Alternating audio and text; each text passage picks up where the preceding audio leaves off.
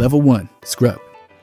Brian Scalabrine is the poster boy for players who somehow become more famous for not playing than actually playing. These guys barely hang on to the league, living off 10-day contracts and short stints that feel more like auditions than careers. They flash in Summer League, get a few headlines, and then vanish once the regular season begins. When they check into games, it's either a blowout or an accident. Coaches don't call plays for them. They call timeouts to get them off the floor.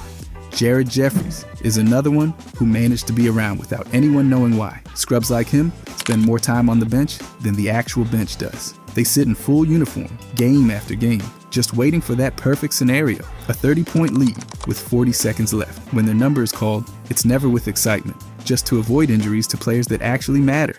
Anthony Bennett had expectations the size of a mountain and still couldn't find a foothold. That's the Scrub story. Drafted high, dropped fast. These players don't bring any one elite skill to the table. They're not lights-out shooters, not lockdown defenders, not even great glue guys. They're just there, filling roster space, floating through practice, never really part of the plan. Sebastian Telfair came in with so much hype, but he ended up stuck in Scrub territory like so many others. These guys usually bounce between the NBA and the G League, and when that doesn't work out, they pack up for an overseas tour. Mid-career detours to random international leagues are common. Anywhere that'll give them minutes, even if the scoreboard's in another language. Yi Janlian had all the physical tools and still couldn't stick.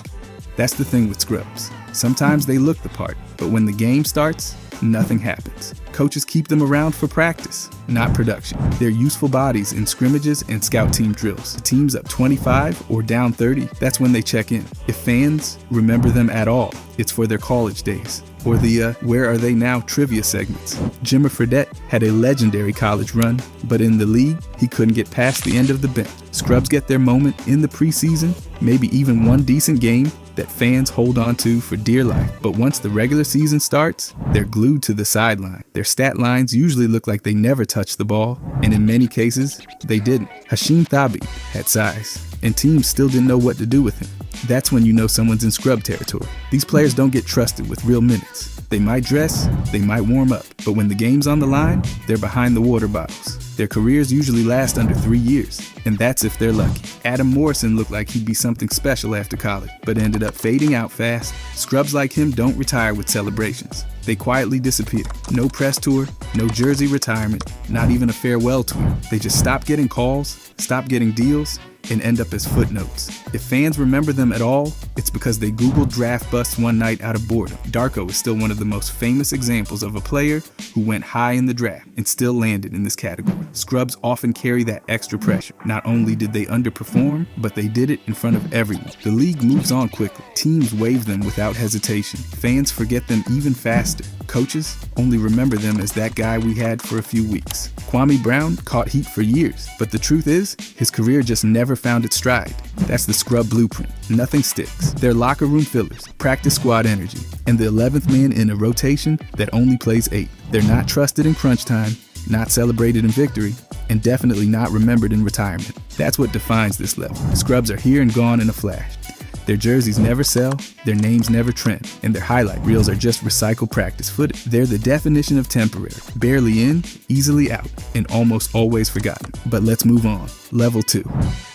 Bench player. These guys aren't carrying a franchise, but they're not getting tossed out of the league either. They hang around because they're dependable, even if nobody's ever running to buy their jersey. You'll spot them getting 10 to 15 minutes a night, doing just enough to hold down the second unit without turning the ball over every other possession. Think about someone like Corey Joseph. He's not flashy, but you always know what you're getting. He won't close games, and nobody's banking on him to hit a game winner. But when the starters need a break, he's the guy coaches trust not to throw everything off the rails. That reliability, that's why teams keep calling. They bring hustle, they bring energy, and most importantly, they bring silence. When it comes to complaining, these players don't go whining it to the media about playing time. They know their role, and they lean into it. Garrett Temple built his entire career on that attitude. He's been the veteran presence on more rosters than most people can count, and that's not by accident. Every once in a while, someone like Jody Meeks will come in and catch fire, suddenly dropping 20 points out of nowhere and then going quiet for the next week. That's the thing with these guys, they're streaky. When they're hot, they look like starters. When they're cold, it's easy to forget they're even on the team. But that randomness, it still adds value. You'll also hear them called locker room guys. They're glue players, the ones who keep things steady behind the scenes. Kendrick Perkins was a master at that. He wasn't lighting it up on the floor in his later years, but everyone respected what he brought to the team dynamic. Coaches value that more than fans realize.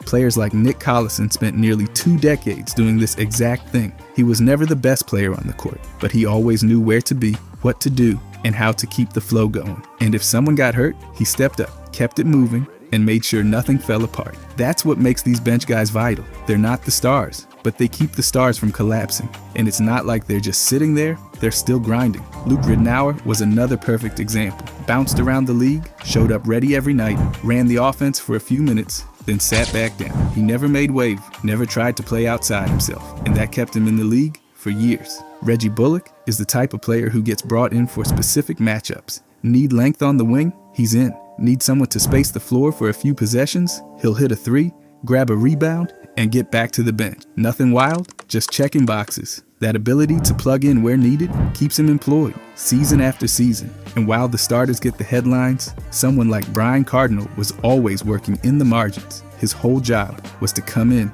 give energy, maybe take a charge, and keep the tempo up for a few possessions. He wasn't trying to take over, just trying to keep things stable until the real firepower came back in. Their contracts usually reflect that role too. Not huge money, but enough to stay on the roster without messing up the team's salary cap. That makes them valuable beyond the court. When teams look at depth, these are the guys they want. Players who won't complain, won't get injured too often, and won't drag down chemistry. And you know what? They're usually healthy. No long layoffs, no nagging injuries that derail their season. That's another reason they last. They take care of their bodies and stay available, which is more than you can say for a lot of higher profile players. When younger guys join the roster, these vets are often the first ones to help them adjust. That kind of mentorship doesn't show up in box scores, but it's part of the reason players like Delly stick around. He knew his role, played it hard, and showed the younger guys how to survive in the league without making headlines. They're not winning playoff series, and nobody's expecting them to. But when you look at how many teams have a steady second unit, you'll find players like Tony Snell keeping the wheels from falling off. They don't get the glory, but they get the minutes that keep everything running. You won't find a single defining moment in their careers, but you will find years of showing up, staying ready, and doing the job. That's the life of a bench player. Serviceable, steady, and quietly essential to every team that wants to stay competitive across 82 games. By the way, if you guys want to subscribe, I'm going to be posting every day. Thanks. Anyways, level 3, starter. Harrison Barnes fits this level perfectly.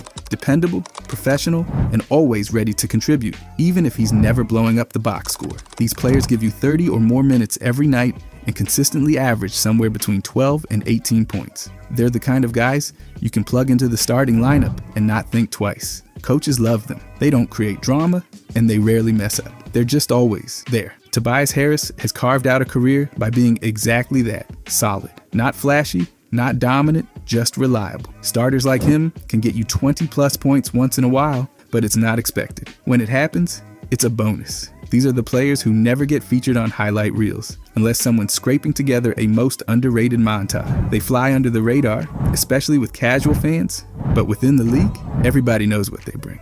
PJ Tucker brings defense, corner threes, and an attitude that doesn't show up on stat sheets. These players usually hang around with the same team for several years, becoming part of the core 5 without being the face of the franchise. They might not be the first name mentioned in pregame intros, but they're definitely one of the first names in the scouting report. Joe Smith was a classic version of this kind of player. Decent scorer, good rebounder, and always starting, but never starring. These guys rarely make all-star appearances, if ever. They're the players who fans have to argue about just to get them into the conversation. He's been solid. It's probably the highest praise they get on national broadcast. But even so, they're important. They play real playoff minutes and are trusted in crucial stretches. Derek Favors brought consistent inside presence and rebounding. That's another part of what defines this level. These guys do the dirty work. The in-between stuff, they're not making commercials or selling shoes, but they're the reason teams stay competitive. You can build around them, but you probably shouldn't. They're great complementary pieces, reliable,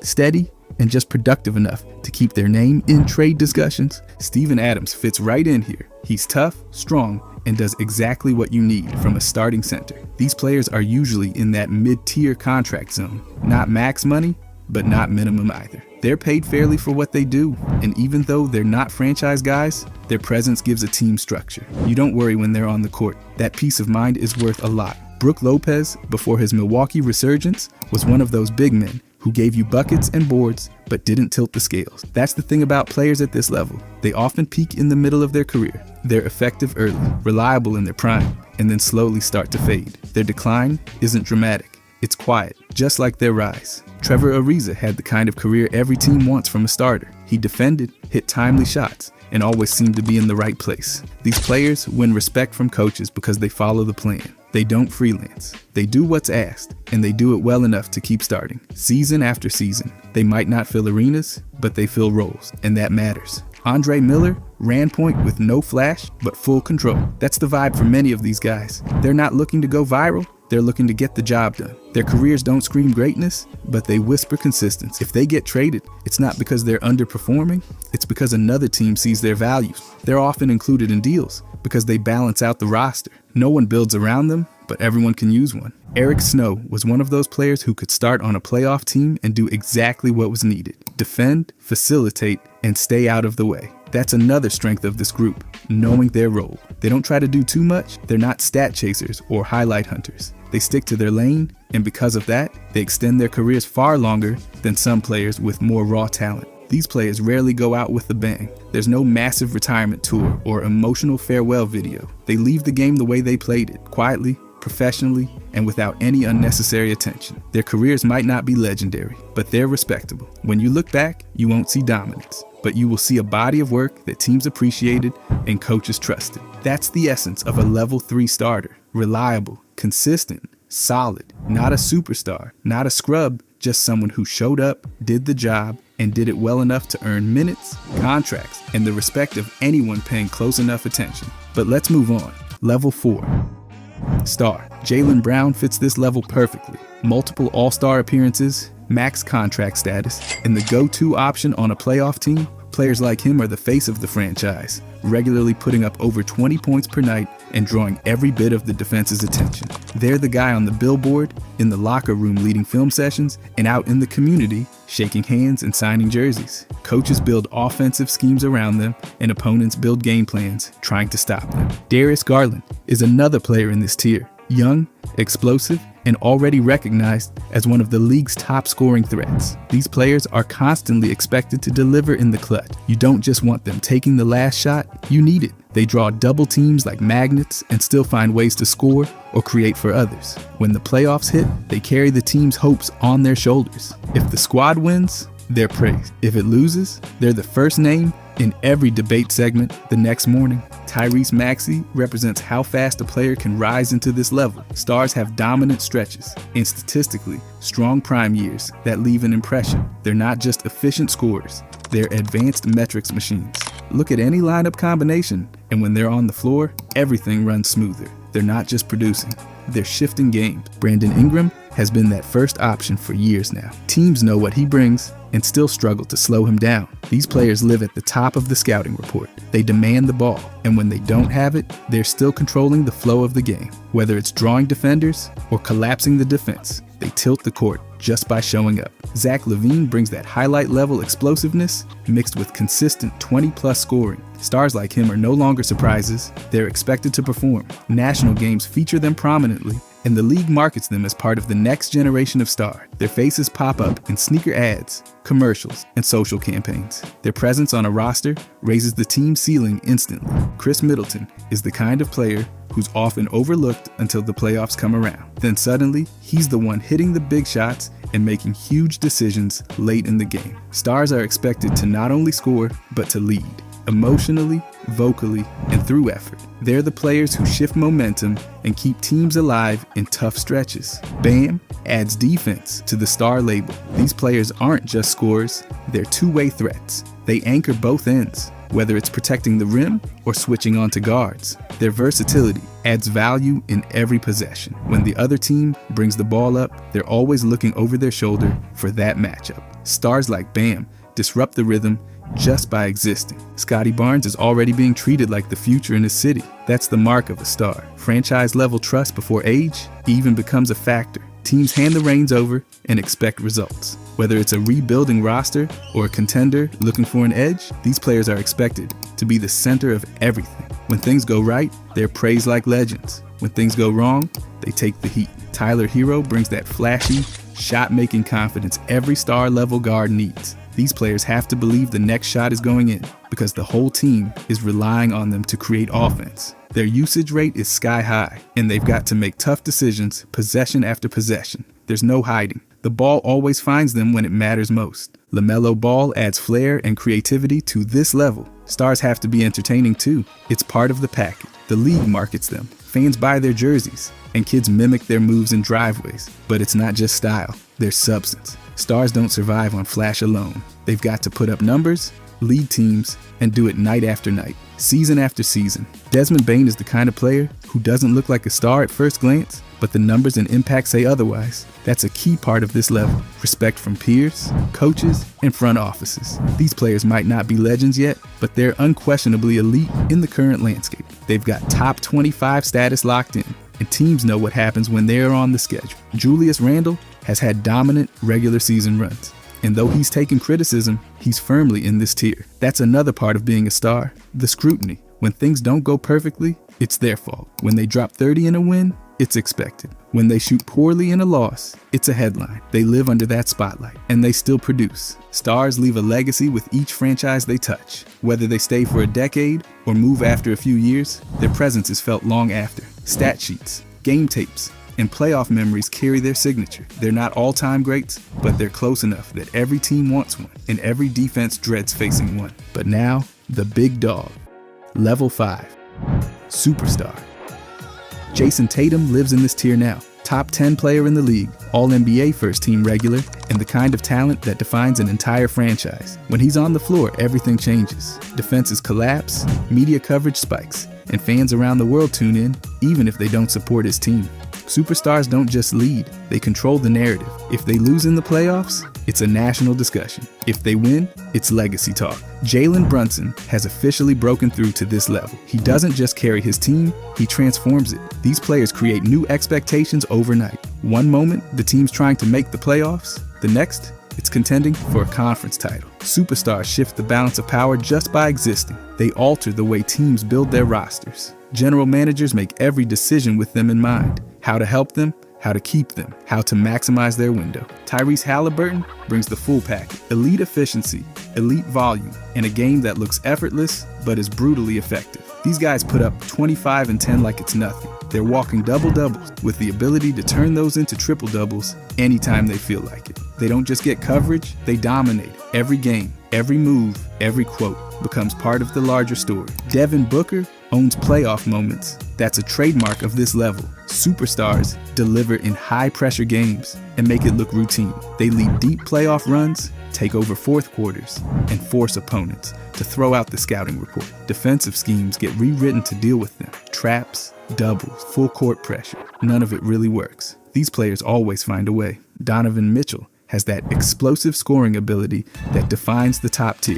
Superstars don't wait for the game to come to them. They attack it. Whether it's a quick 30-point night or a statement 40 piece, they can erupt whenever it's needed. Every team knows who's getting the ball. Stopping it? Different story. These guys pull up from anywhere and finish at the rim like gravity doesn't apply. Cade Cunningham is still young, but the label's already forming. This level demands generational talent, the kind you don't see every year. Teams draft them and immediately adjust their timeline. Suddenly, patience becomes planning. Everything revolves around their development and their ceiling. Once they hit, it's a franchise reset. Superstars are the plan, the system, the culture, all wrapped into one. Wembanyama's already changing the way basketball is played. That's the kind of impact we're talking about. Superstars redefine what's possible. They bring something that forces everyone, fans, coaches, analysts, to reevaluate the expectations. Size, skill, defense, shooting, it doesn't matter what position they play, they transcend it. These players are unicorns with the resumes to prove it. Anthony Edwards brings charisma and chaos. Superstars don't just play, they perform, they entertain, they fill arenas. Their jerseys sell across the globe. They dominate All-Star Weekend because they're built for the spotlight. They're also magnets for criticism. One missed shot, one playoff series loss, and suddenly everyone's asking, is he really that guy? But they take the heat and come back stronger. Kyrie's game is a masterpiece, impossible to replicate and impossible to ignore. These guys make the league more interesting just by being in it. Their style becomes part of basketball culture. Kids copy their move. Other players mold their game around them. When they hit free agency, it's not just a signing, it's a shift in the league's power structure. Teams get gutted, rosters flipped just to make room. Anthony Davis dominates both ends of the court. That's another defining trait. Superstars don't take plays off. They're expected to defend the paint, run the offense, hit big shots, and do it all without blinking. They show up in every advanced metric, lead in efficiency, and make everyone around them better. The team's identity becomes a reflection of who they are. These players live under the microscope. Every game, every possession, every comment is analyzed. They're compared constantly. Who's better? Who's next? Who's fading? The weight they carry is heavier than stats can measure, and yet they produce consistently. They set records, sign global endorsements, and stay at the center of the conversation. Their presence defines an era. You don't just remember the teams, they become known by the superstar that led them. These players don't need introductions, and they don't need hype. They bring both. Whether it's opening night or Game 7, everyone's watching. They don't just play basketball, they change it. But let's get historic. Level 6. Legend. Bill Russell didn't just win, he defined what winning looked like. Legends aren't just remembered, they're studied. Their names aren't part of the conversation, they are the conversation. These players get inducted into the Basketball Hall of Fame, have their numbers retired, and become symbols of entire eras. Their careers are the foundation of the league's history, and their dominance stretches from the first minute they played to the last time they laced up. Kareem finished with career stats that still sit at the top of the record books. Legends don't just have a good run, they leave behind decades worth of numbers, trophies, and memories. They win multiple championships, collect MVPs, finals MVPs, and shape the identity of the franchise itself. When fans think of those teams, they think of that player first. That's legacy. Magic Johnson had the game, the showmanship, and the impact. Legends changed how the game was played. They introduced new styles, new mindsets, and forced the league to evolve around them. Whether it was passing, scoring, defending, or leading, they made the extraordinary feel ordinary. These players set the standard and then raised it every year. Larry Bird wasn't just great, he was unforgettable. Legends have rivalries that become folklore. Every matchup is part of basketball history. These battles were more than just wins and losses. They were chapters in a larger story that shaped the league for generations. Legends made every game feel like an event, every possession like a moment you had to see live. Wilt Chamberlain broke the game with stats that look made up. That's another piece of this level. They weren't just good for their time. They were unbelievable for all time. You hear the numbers, you see the records, and you wonder how it was even possible. And yet, they did it over and over with consistency that looks superhuman in hindsight. Hakeem brought footwork and finesse that's still taught today. Legends inspire generations. Young players study them, copy their moves, and model their approach. They watch the clips, read the books, and try to measure up to careers that feel unreachable. These players didn't just win, they created the blueprint for what greatness looks like. Steph Curry shifted the entire league by changing how basketball is played. Legends have that kind of influence. One player, one skill set, completely rewriting the strategy of every team. That's not hype, that's reality. The league looks different because they existed, and even after they're gone, their impact doesn't fade. It grows. Oscar Robertson was the original stat sheet stuffer. Legends often lead in areas no one was tracking seriously until they came along. Once they start doing it, suddenly it becomes a standard. They redefine what's expected. Triple doubles used to be rare, then he made them routine. That's the power of a legend. They expand the game. Kobe Bryant created iconic moments that'll be replayed forever. That's another part of this level. These players have signature moments burned into the memory of the sport. Game winners, playoff explosions, all-time performances that don't just live on highlight reels, they live in basketball culture. You remember where you were when it happened. Shaq dominated physically like few ever could. Legends are remembered not just for what they did, but how they did it. There's no one quite like them, and there never will be. They're the kind of players who make fans, teammates, and opponents all shake their heads because it didn't seem fair. Their style becomes part of league history. Nikola Jokic already has a place in this group. His vision, passing, and scoring from the center position changed what's possible at his size. Legends are players you can't compare directly to anyone else. They become their own category.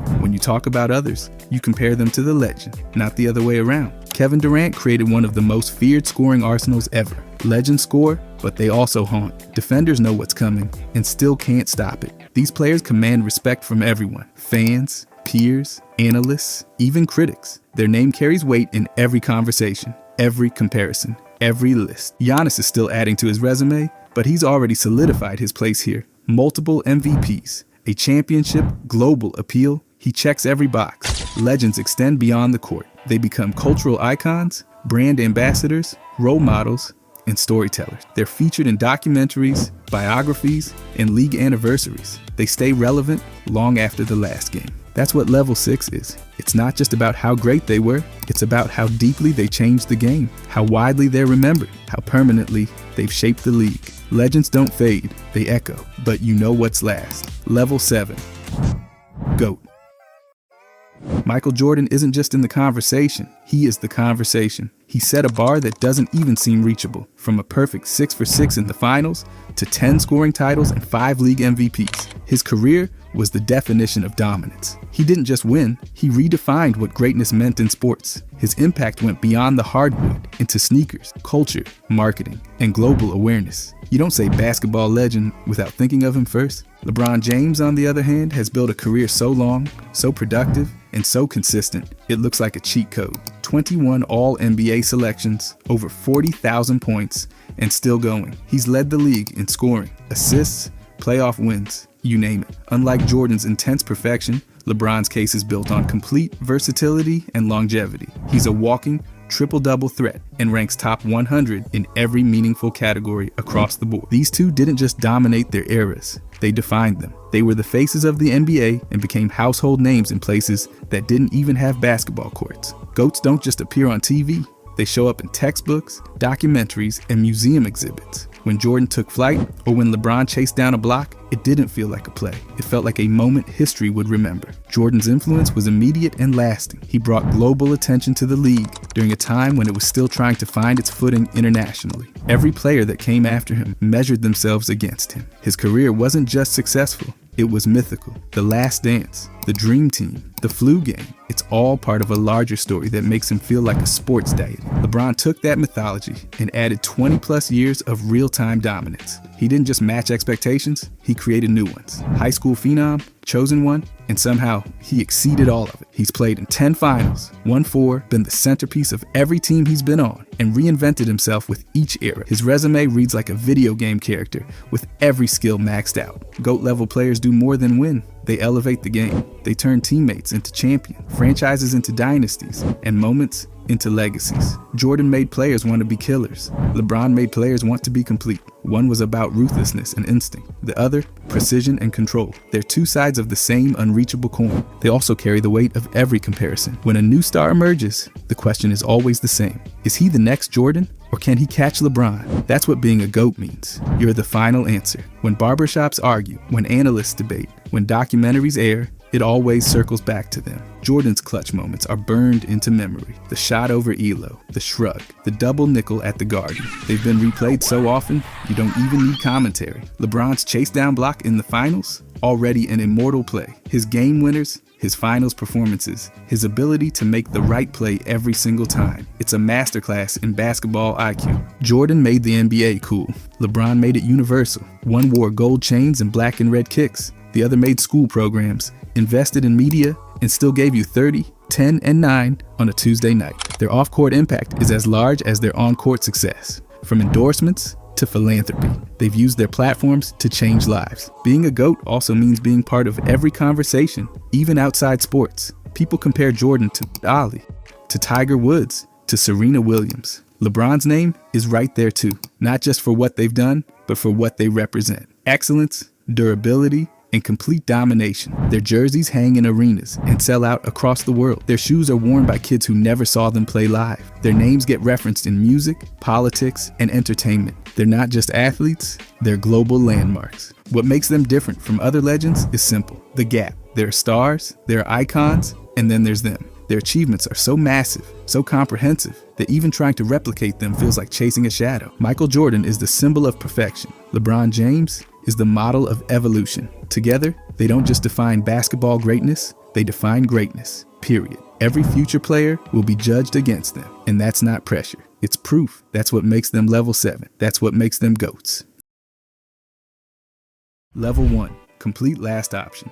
This is the level where players barely see the floor and aren't expected to do much when they do, not because they lack talent entirely, but because their current status is so far down the bench that the popcorn guy has more job security. Bronny James fits that exactly. He's logging just over 11 minutes a night, scoring barely over 2 points, shooting under 30%, and has already spent time in the G League. That's not a knock on his future. It just means right now, he's a complete development project. He was drafted in the second round, has minimal NBA experience, and is still adjusting to pro ball after a quiet college run. Nothing about his role says rotation player.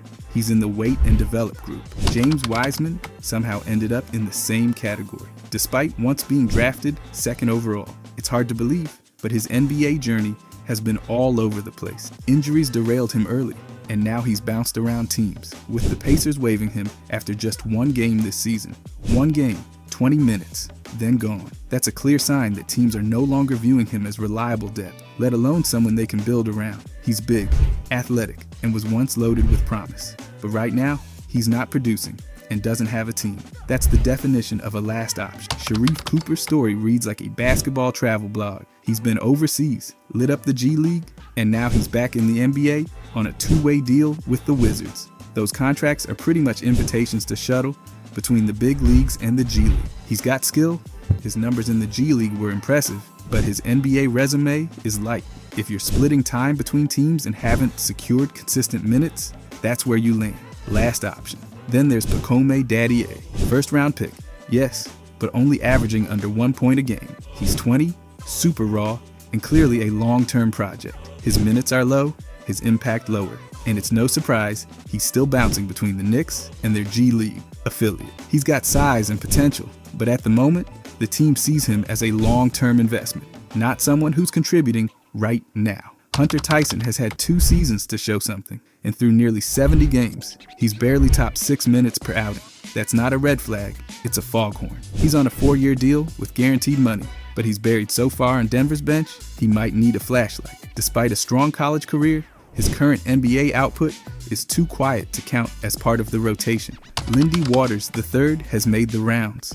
Undrafted, worked his way through the G League, had stints with multiple NBA teams, and now he's in San Antonio. His stats this season, just under 3 points a game, don't change much. He even had a laser eye procedure recently, but not even new vision has pushed him into the rotation. The Spurs don't expect much from him on court. He's another one who's in that trusted veteran who doesn't play much lane. Jacob Toppin's name might be familiar, but his NBA stats sure aren't. Barely playing over 2 minutes per game for Atlanta, he's mostly a G League scorer. And while 24 points per game in the G League is nice, it means little if the big club isn't calling your number. He went undrafted, got signed, waived, signed again. Classic fringe player journey. Anthony Gill is a 33-year-old vet who plays like a team uncle. His output is basically 2 points, 1 rebound, and a solid locker room presence. He's been with the Wizards a while, and while they clearly like having him around, they don't actually put him in games. He's that experienced guy who knows the system, but isn't expected to contribute on court. Trey Jemison, the Knicks signed him to a 2-way deal, and his stats are almost non-existent. 0 points, 2 rebounds, no real involvement. He's bounced between teams and leagues, and even when he gets NBA minutes, they're short and quiet. Right now, he's a body on the roster, a developmental bet who isn't cracking the rotation. These guys aren't out of the league, but they're definitely on the outskirts looking in. That's what Level 1 is all about. By the way, if you guys want to subscribe, I'm going to be posting every day. Thanks. Anyways, Level 2, veteran presence. These are the guys who aren't here to fill up the stat sheet. They're here to steer the ship, or at least keep it from crashing into itself. Kevin Love is a perfect example. Now with the Jazz, he's averaging around 5 points and 4 rebounds a night. But the real reason he's still on a roster is his resume. 18 seasons, a championship ring, and enough locker room stories to start his own podcast. Utah brought him in to guide young players and anchor the locker room, not to lead in scoring. His minutes and usage are modest, and that's the point. He's here to mentor, not to carry the load. DeAndre Jordan's still hanging around, now with the Pelicans. His numbers are fine for a guy who plays in short bursts, about 5 rebounds and 4 points a game, but nobody thinks he's returning to all-star form. His 1-year deal makes it clear. He's there to offer veteran size off the bench and some knowledge to younger bigs. His insane field goal percentage is still hanging around, mostly because he only takes shots directly under the rim. He's basically an emergency rim protector and full-time wise uncle. Jeff Green somehow refuses to age. Now with the Rockets, he's putting up around 2 points per game and barely touches the glass. That's not a knock. At 39, he's not in Houston to chase scoring titles. His contract is small, but his influence is huge. Teammates and coaches see him as a voice of reason, someone who's been there done that, and doesn't need to prove anything anymore. He's been with over 10 teams and has a championship to show for it. He's not padding stats, he's padding the maturity of the locker room.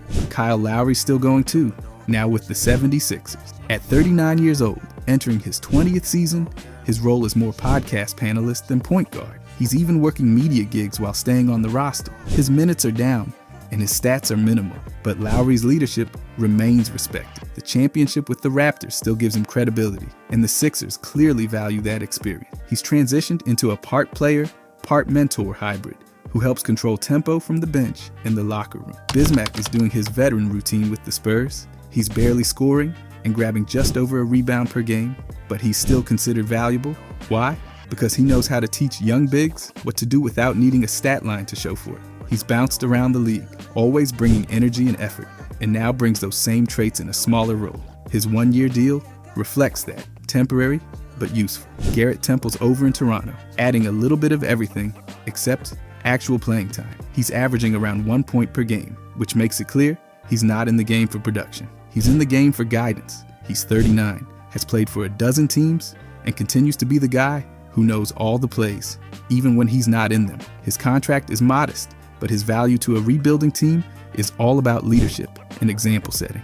Mason Plumlee is still lacing up for the Hornets, but just barely. His output is low, about 1 point and 2 rebounds per game, and his minutes are short. But Charlotte isn't asking him to dominate. They want him to help younger bigs find their footing. He's 35 now, been through a dozen systems, and brings an even-keel presence to a team full of volatility. Joe Ingles is on the Timberwolves, in a role so small you need binoculars to spot it. He's averaging nothing in points, barely on the floor, and is basically there as a backup mentor. At 38, his days of playmaking are mostly behind him, but his IQ and calm approach still matter. Teams love guys like Ingles because they don't panic, and they pass that on to younger players. Eric Gordon rounds out the group. He's back with the Sixers after wrist surgery and putting up a quiet 3 points a night. He's not going to lead the team, but he can still hit shots in a pinch and guide younger guards. His role is small but respected. A pro who knows what he's doing and still gives effort when called on.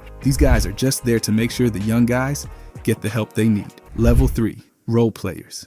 These are the guys who aren't stars and don't need to be. They show up, do their job, and check out without trying to take over the spotlight. Jordan Clarkson is a classic bench scorer. He's putting up over 10 points a game for the Knicks, hitting nearly half his shots, and gives the second unit some juice. That's his lane. He's not asked to run the offense or carry the team, just get buckets, which he still does at 33 years old. He plays reliable minutes and knows exactly why he's out there. Lonzo Ball's back on the court for the Cavaliers, and while he's not dominating, he's making plays. He's averaging around 5 points, 4 rebounds, and 5 assists per game. His shooting is rough, but his passing and defense still hold value. He's the kind of guy who keeps the offense moving and guards the perimeter without trying to lead in scoring. He's clearly not the franchise centerpiece, but he logs real minutes doing the stuff that keeps games from unraveling. Gary Payton II is still doing Gary Payton things. With the Warriors, he's averaging just under 3 points and 3 boards, but his role isn't about stats. He defends, he hustles, he guards multiple spots, and he does it with energy. His minutes may not be heavy, but they're consistent. When he's in, you know exactly what you're getting. No flash, just defensive grit and rotation discipline. Larry Nance Jr. is still around in Cleveland, playing the bench big role. He's putting up just under 4 points and 3 rebounds per game. And while those aren't exciting numbers, he still fills minutes and does his job. He's not a volume scorer, but his experience and versatility make him a steady part of the front court rotation. He's been in the league long enough to know how to contribute without doing too much. Clint Capella is now back in Houston, and even though his numbers have dropped, he still brings what you'd expect. Defense and rebounding. He's averaging about 3 points and 4 boards with limited minutes, but he's still a physical presence when on the floor. He's no longer a starter, but he fits the backup big mold perfectly. He protects the rim, cleans the glass, and doesn't try to do more than he needs to. Jonathan Isaac is still defending people in Orlando. His stats are low, around 3 points and 3 rebounds, but his minutes show he's not just a deep bench guy. He brings defense, length, and the kind of switch ability that coaches love. Injuries have held him back, but when he plays, he has a clear defensive role. He's not going to take over a game, but he changes possessions with his presence. Dwight Powell remains a rotation big for Dallas. He's averaging 2 points and 2 boards, which won't impress anyone, but that's not why he's there. He brings physicality, sets screens, and gives effort every time he's on the floor. He's been with Dallas for years and fits into their front court as a utility big who can step in when needed and not mess things up. Precious is putting up nearly 7 points and 5 rebounds per game for Sacramento. That's solid production for a rotation forward. He brings athleticism, energy, and rebounding off the bench. He's not a shooter, but he finishes at the rim and stays active. He's clearly part of the nightly plan and fits the role player identity perfectly. Gives effort, makes plays, doesn't overextend. John Conchar plays for Memphis, and if you blink, you might miss him, but he's there doing the dirty work. Around 2 points, 3 rebounds, and an assist per game, playing about 12 minutes a night. He's not flashy, but he plays defense, moves the ball, and fills in where needed. He's a coach's favorite type. No complaints, no bad shots, just glue guy activity every time he checks in.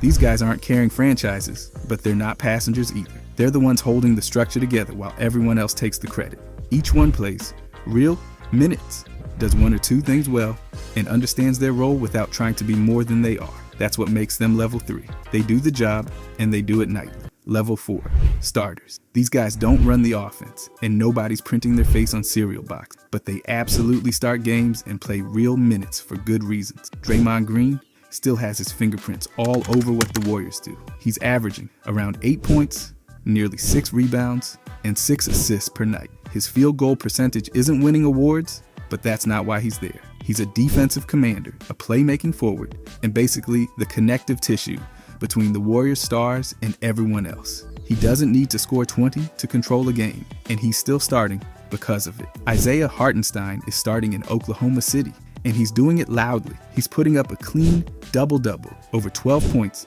and almost 11 boards, while shooting nearly 68% from the field. That's absurd efficiency. Add in more than 3 assists per game, and it's clear why he's locked into that starting center role. He's not the go-to scorer, but he owns his lane, rebounding, finishing, setting screens, and finding cutters. He's not flashy, but the production is undeniable. Christian Brown in Denver has climbed into a full-time starter role, and his numbers back it up. He's giving the Nuggets over 11 points per game, grabbing about 4 rebounds, dishing out 3 assists, and hitting nearly half his shots. He's not there to lead the team, but he helps the stars breathe. He defends, plays with energy, and contributes across the board. Denver just gave him a massive extension, which is all the proof you need that he's viewed as a legit part of their starting core, not a placeholder. Lou Dort is still doing Dort things in Oklahoma City. His shooting isn't setting the world on fire, but he still gives the Ovi Thunder about 8 points, 4 boards, and serious defensive pressure every single night. He guards the other team's best player, and he doesn't complain about touches. He fits the mold perfectly. A guy who starts, gives consistent effort, and plays a specific role really well. He's not breaking defenses down off the dribble, but he's locking down wings and diving for loose balls. Mitchell Robinson is patrolling the paint for the Knicks again, and even though he's only scoring about 4 points per game, he's pulling down more than 8 rebounds and shooting an absurd 65%. That's his job. He's not stretching the floor or launching jumpers. He rebounds, protects the rim, and finishes lobs. That's all the Knicks need from him. He starts because he does those things better than anyone else on that roster. Herb Jones in New Orleans is the kind of player coaches dream about. He's putting up nearly 10 points, close to 4 rebounds, and more than 2 assists. He's not an offensive focal point, but he guards just about anyone and makes life easier for the scorers around him. He's a defensive specialist who can hit open shots and move the ball without trying to do too much. The Pelicans lean on him for stability and matchup versatility, and that's why he starts every night. Daniel Gafford is holding down the front court for Dallas. He's close to 10 points and over 6 rebounds a game while shooting nearly 63% from the field. He doesn't take tough shots, and that's exactly why he's effective. He knows his role: rim runner, lob catcher, screen setter. He does all the gritty things you want from a starting big without needing his name called in the offense. He's not a backup anymore, and his stats prove it. Chris Dunn is doing a quiet job in Los Angeles with the Clippers. He's giving them about 7 points, nearly 3 assists, and solid defense in his starting role. He's not going to carry the offense, but he can control tempo, make smart passes, and defend guards on the perimeter. He's earned the starting spot because he understands how to fit into a team full of scorers without forcing anything. He keeps things steady, and that makes him valuable. Jalen Wells is the youngest of the group, but he's making a serious impact as a starter for Memphis. He's putting up almost 10 points a game with some rebounds and assists them mixed in. His shooting is inconsistent, but his effort is not. At just 22, he's getting real starter minutes, and he's responding with production. He's clearly not a star, but he's doing enough to keep his spot. He provides a mix of youth, athleticism, and growing offensive confidence. Every one of these players fits the starter mold. They play real minutes, they're trusted with assignments, and they contribute consistently. They're not the number 1 or 2 guys on their teams, but they don't need to be. They defend, rebound, move the ball, and stay within their role. That's what makes them level 4.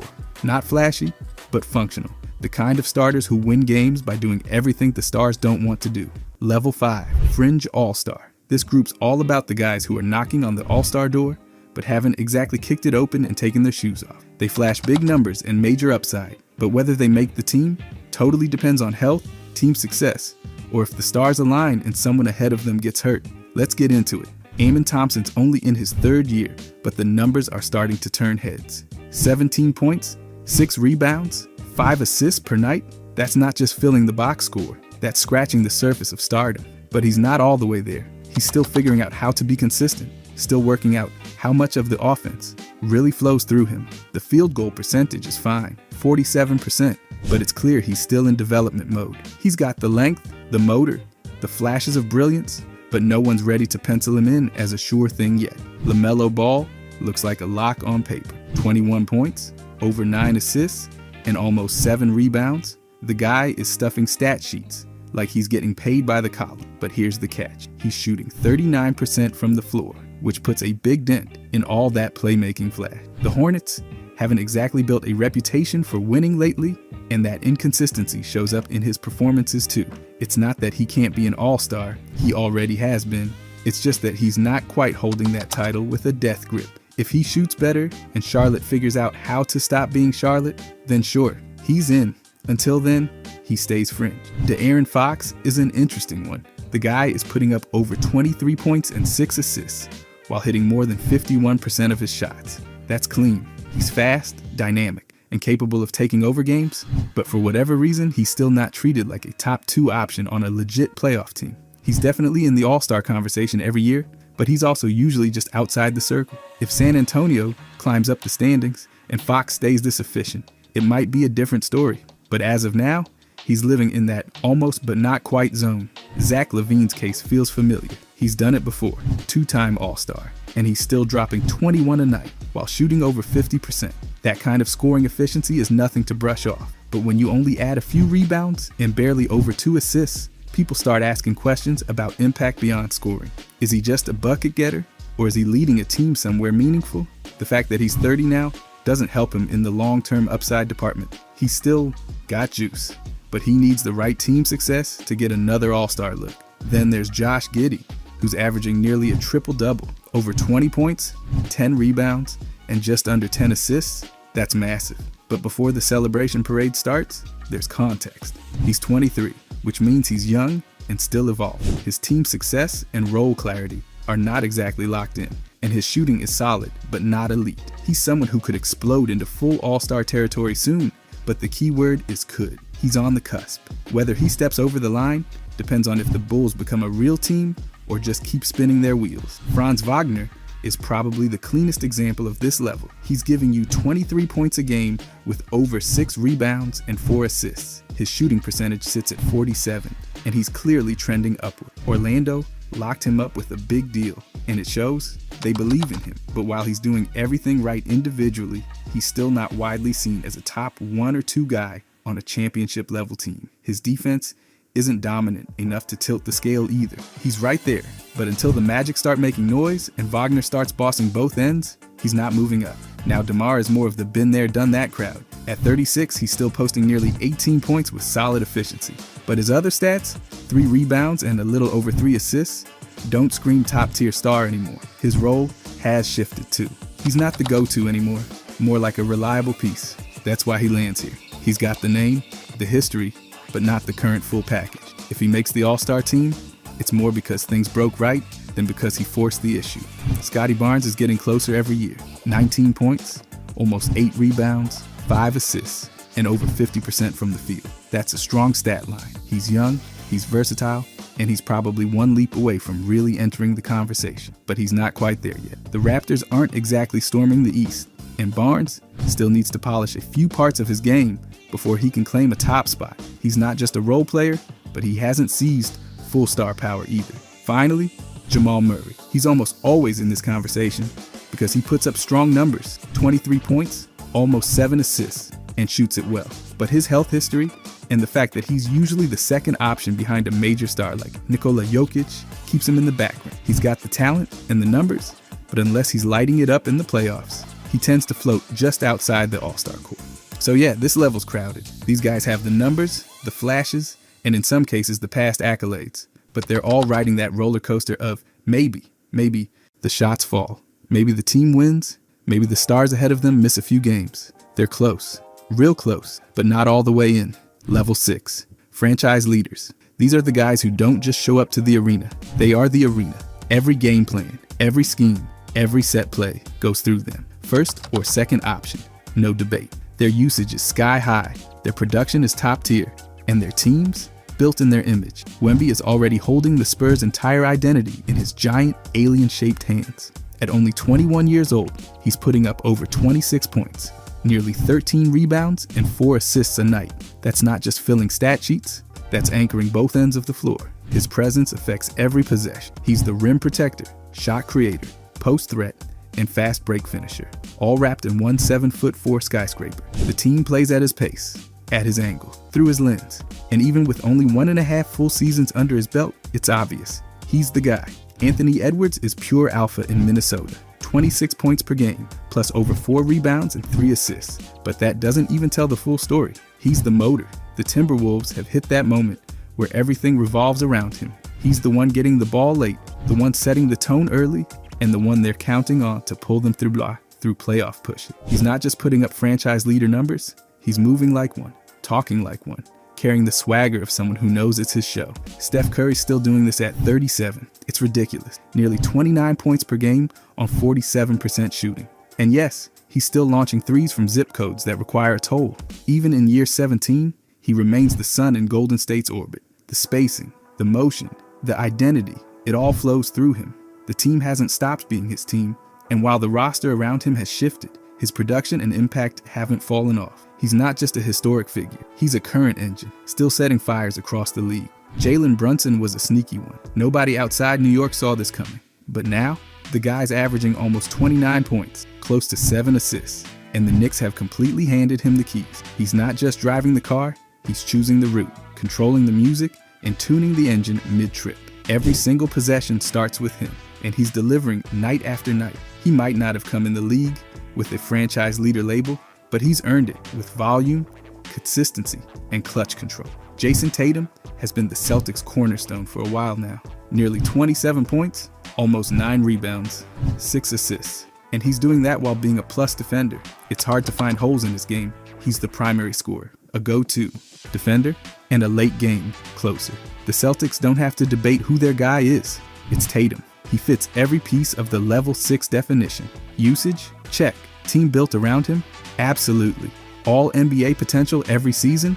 Lock it in. Kevin Durant's situation in Houston might have looked strange at first glance, but his game hasn't dropped off. Almost 25 points per game, still scoring at nearly 50% from the field. And the offense bends around him like gravity. Even this late in his career, he's not just helping, he's dictating. The Rockets didn't bring him in to mentor, they brought him to lead. And he's still that guy. They space the floor for him, they run sets for him, and when they need a bucket, he's still option one. Tyrese Halliburton's injury this season doesn't erase the fact that Indiana was built entirely around his skill set. His nearly 10 assists per game last year showed how much the Pacers relied on him to orchestrate the offense. He dictated the tempo, set up teammates, and knocked down shots with efficiency. He may not be on the court this year, but make no mistake, the franchise sees him as the blueprint. His usage rate, assist percentage, and control of the game all scream franchise leader. Devin Booker, he's been that guy in Phoenix for years. Now he's putting up 27 points and over 7 assists while shooting at a high clip. You don't just fall into those numbers. They come from being the engine of the team. Booker's the first option, the closer, the stabilizer, and the one every defense schemes against. The Suns have made every major roster move with him in mind. It's not a debate. His production, consistency, and central role place him firmly in this tier. LeBron James is somehow still producing at a high level while drawing up offensive plays in his head mid-game. Sure, he's scoring less this season, but his 10 assists show how much the Lakers rely on him as a playmaker. The offense still runs through him, and his influence stretches way beyond the box score. He's setting up teammates, reading the defense 2 moves ahead, and directing traffic like a floor general with the cheat codes. The Lakers franchise isn't just influenced by LeBron, it's shaped by him. Even at 40, his impact defines the team's identity. Donovan Mitchell is playing like he's got something to prove every single night. Over 30 points per game, 5 rebounds, 5 assists, all on over 51% shooting. That's elite production, but it's not just volume, it's how he's doing it. Cleveland's entire offensive structure is designed around him. Whether it's pick and rolls, isolations, or off-ball screens, it all revolves around Mitchell's scoring gravity. He's the guy defenses key in on, and he's still torching them. His impact puts him among the top guards in the league, and there's zero doubt he's the Cavaliers' franchise centerpiece. This level's reserved for players who carry teams, not just with numbers, but with presence. They don't need hype. Their play does all the talking. Game in, game out. They lead. Sometimes it's with scoring, sometimes it's with passing, sometimes it's just by being the one everyone else looks to when things get tight. So whether it's a young star like Wemby, redefining what a big man can do, or a veteran like LeBron, continuing to run the offense like time's just a myth, these are the 10 who sit at the core of their teams. They are the foundation, the focus, the franchise. Level 7, best in the world. This is the top shelf, the penthouse, the exclusive club with no cover charge because nobody here waits in line. These are the 4 players right now who aren't just franchise leaders, they are the league's measuring stick. Every game they play tilts the floor. Every number they put up resets expectations. Nikola Jokic might be the most unique player basketball has ever seen. This season, he's averaging over 30 points, 13 rebounds, and 10 assists, while shooting more than 62% from the field. That's not good for a center. That's good for anyone who has ever picked up a basketball. He plays like a point guard in a power forward's body with center responsibility. He leads Denver in scoring, orchestrates their offense like a symphony conductor, and rebounds like the glass owes him money. There's no part of the game he doesn't touch, and no defender who can really figure him out. His efficiency is laughably elite.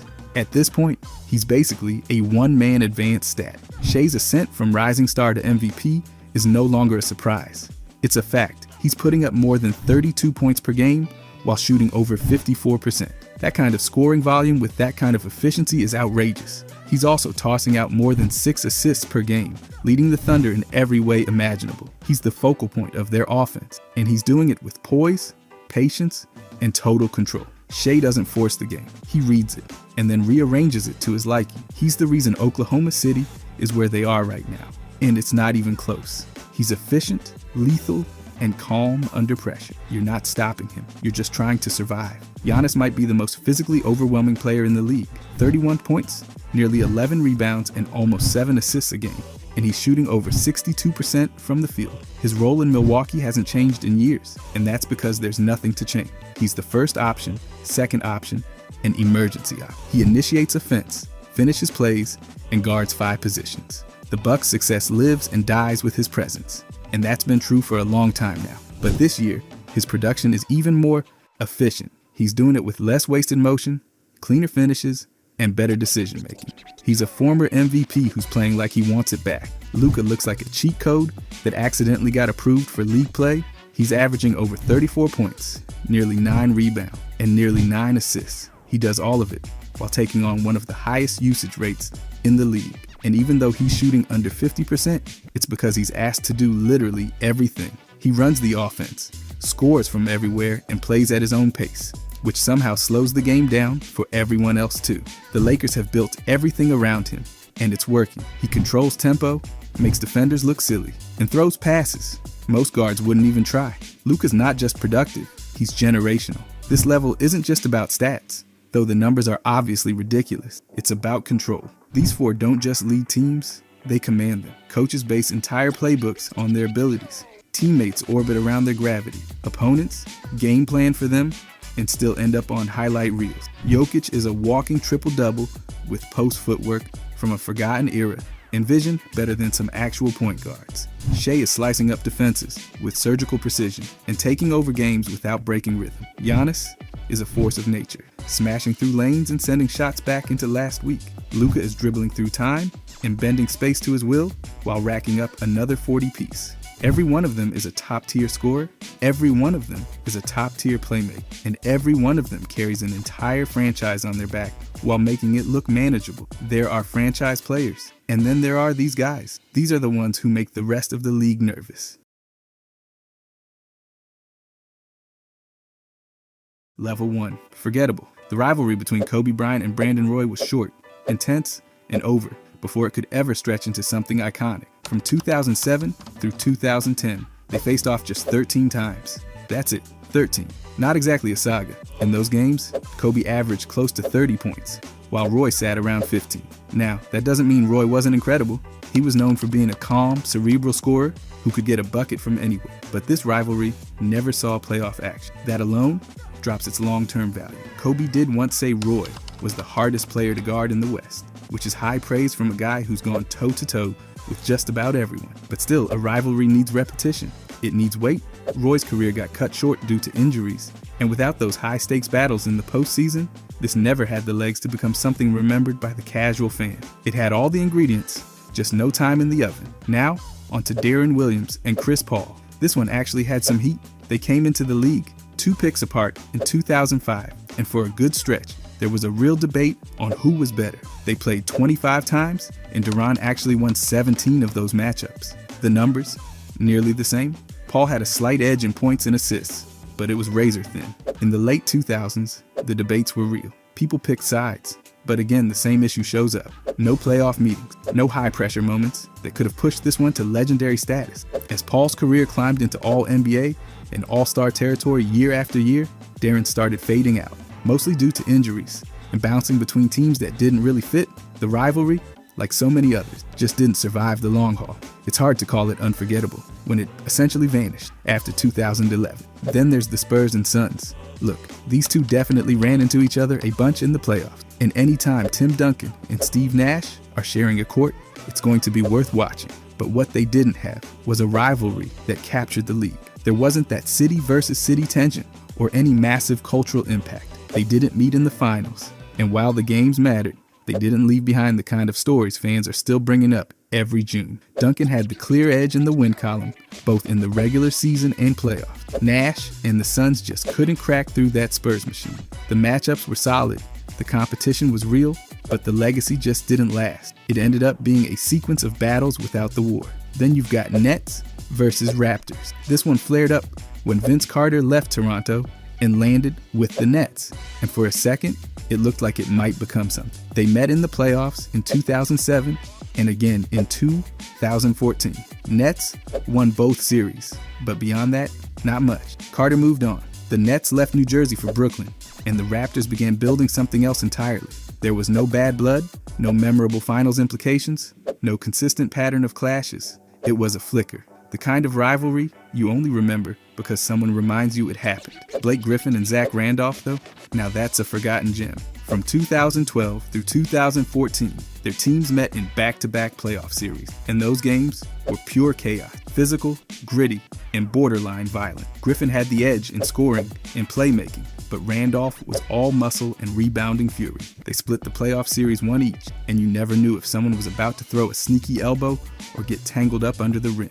It wasn't about finesse, it was about bruises. Despite all that intensity, it never turned into a superstar rival. There wasn't a flashy narrative, no media storm, just two guys grinding it out in games that were way more personal than public. That's why people forget it. And finally, the Jazz and Rockets. Back in the 1990s, they actually had some serious playoff tension. Stockton, Malone, Hakeem, Drexler, those were real names battling in real series. But once those guys retired or moved on, the whole thing collapsed. There was no carryover, no renewal, just a quick series of clashes locked in a specific era. They met in the playoffs several times, but the matchups didn't include final showdowns and didn't spark the kind of cultural storylines that give rivalries weight across generations. It peaked in the 90s and completely vanished after. So even though those games were legit, it just didn't last. Each of these had potential, big names, playoff tension, heated moments, but without longevity, without those consistent matchups, and stories that live in highlight, reels, and halftime debates,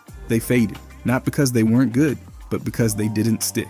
That's what makes them forgettable. Not bad, just unfinished. Level 2, location-based. The Knicks and Nets rivalry exists because both teams call New York home. That's the entire backbone. They've shared the Atlantic Division for decades and played over 200 regular season games, with the Knicks slightly ahead in total wins. But playoff meetings, just 3. Not exactly heated. And while the media loves calling it the Battle of the Boroughs, there's no real history of finals implications or legendary clash. It's a city turf thing, not a rivalry built on basketball milestones. Then you've got the Lakers and Clippers. Yes, they've shared the same building for years. And yes, the Clippers have made things competitive lately. But let's not pretend this is a rivalry based on anything deeper than zip code. The Lakers have more titles than the Clippers have conference finals appearances. Their head-to-head isn't close either. Lakers dominate the all-time series. No playoff battles, no major legacies clashing, just 2 teams sharing a city and fighting for attention. The Mavericks and Rockets are another classic example. Both teams are in Texas, and their matchups get framed as an in-state grudge, but they've only met in the playoffs 3 times, and the all-time record is about even. That's not nothing, but it's not what pushes a rivalry into legendary status. It's mainly about geography. The I-45 rivalry gets brought up a lot, but outside of state bragging rights, it's not stacked with iconic moments or championship weight. The Kings and Warriors? That one took decades just to get a playoff series. They're separated by less than 90 miles in Northern California, and that's always been the reason people label it a rivalry. They've met hundreds of times in the regular season, but until 2023, they'd never crossed paths in the playoff. Even now, there's no long-term feud or decade-spanning battle. It's proximity-driven hype more than anything else. Heat and Magic is basically Florida's contribution to location-based rivalries. 2 teams in the same state, occasionally decent at the same time, but very little actual heat.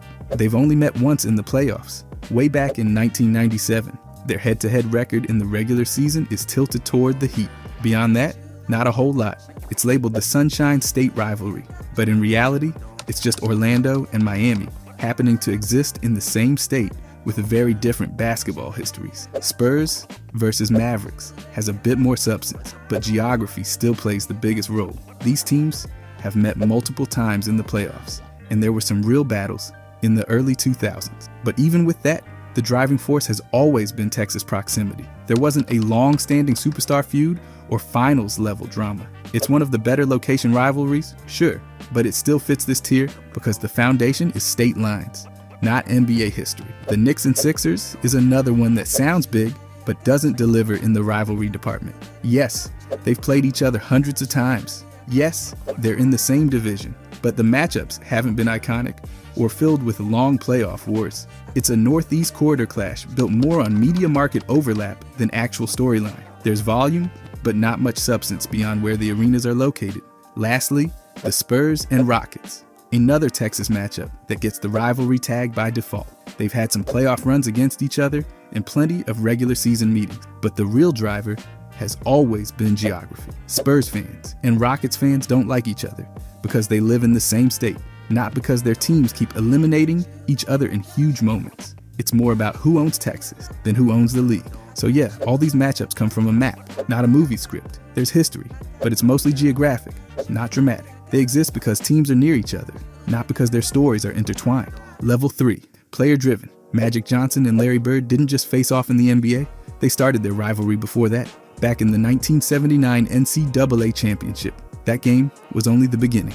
When they entered the league, Magic with the Lakers and Bird with the Celtics, they immediately became the faces of 2 franchises that defined the 80s. Their head-to-head matchups totaled 37 games, and Magic's teams won 22 of those. They met in the finals 3 times, with Magic coming out on top twice. This rivalry was less about cities and more about how 2 completely different styles clashed. Magic ran the floor like a conductor with a basketball, and Bird brought this methodical, tough, high IQ game that gave defenders nightmares. They pushed each other, and while the Lakers and Celtics already had their history, it was Magic and Bird that brought it roaring back to life with personal edge. Shaq and Kobe Bryant had a rivalry inside the same jersey. From 1996 to 2004, they built a dynasty, but their relationship was packed with tension. 3 straight titles, 3 finals MVPs for Shaq, and constant reports of clashes behind the scenes. After Shaq was traded, the rivalry evolved, Kobe chasing his own legacy, trying to prove he didn't need the big man. Eventually he did. Kobe won 2 more rings without him. This wasn't about team rivalries, This was two superstars in the same spotlight, battling to be the one standing in it. Paul Pierce and LeBron James saw a lot of each other in the late 2000s and early 2010s. They weren't friendly rivals. There was trash talk, a real edge to every meeting. In total, they faced off 69 times, with LeBron barely leading in wins. In the playoffs, LeBron had the edge again, 17-13. Pierce was already established with the Celtics, and LeBron was the rising star trying to get through Boston to reach the top. Every series felt personal, and while the teams mattered, the spotlight always circled back to LeBron versus Pierce. Giannis and James Harden might not have the decades-long story of the old-school matchups, but their rivalries got something else: conflict. From MVP debates to shade thrown through the media, it always felt like these two just didn't mesh. They faced each other 28 times, and it's been perfectly split, 14 wins apiece. Giannis plays with relentless physicality and versatility, while Harden's all craft and scoring finesse. There was a time not long ago when fans and analysts were constantly comparing them. Who was more valuable? Who was more impactful? Who could carry a team deeper? And that constant comparison fueled their head-to-heads. Karl Malone and Dennis Rodman locked horns in some of the most physical games of the 90s. Malone brought the power and the mid-range scoring, and Rodman was the pest who lived to disrupt him. They played 45 times, and it was a full-on clash of roles. In the finals, Malone scored, Rodman rebounded, and neither backed down. Their games were filled with battles on the glass, hard fouls, and a whole lot of chest bumps. This wasn't about team banter. It was about two guys trying to dominate the same space on the floor. LeBron James and Kevin Durant are different from the other rivalries because their timeline's still active. They've gone at it over 40 times, including some massive finals matchups. LeBron has more wins, but Durant's got finals victories that came while matched up against him. This one isn't just about stats. It's about careers that have been defined in comparison to one another.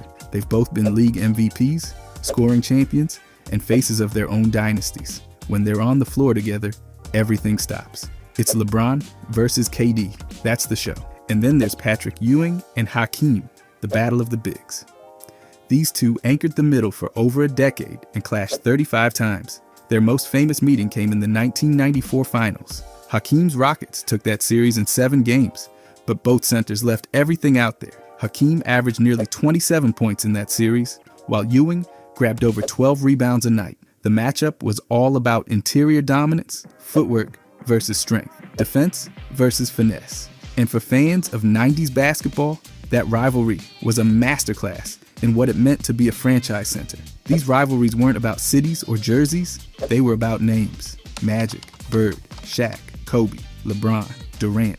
Their battles shaped careers, legacies, and in some cases, the direction of the entire league. Level 4, one-sided. The LeBron-era Cavaliers absolutely owned the Raptors. From 2016 through 2018, Toronto ran into Cleveland in the playoffs 3 straight years and lost every single time. It wasn't just defeats, it was dominance. In 10 playoff games across those last 2 matchups, Cleveland won all 10.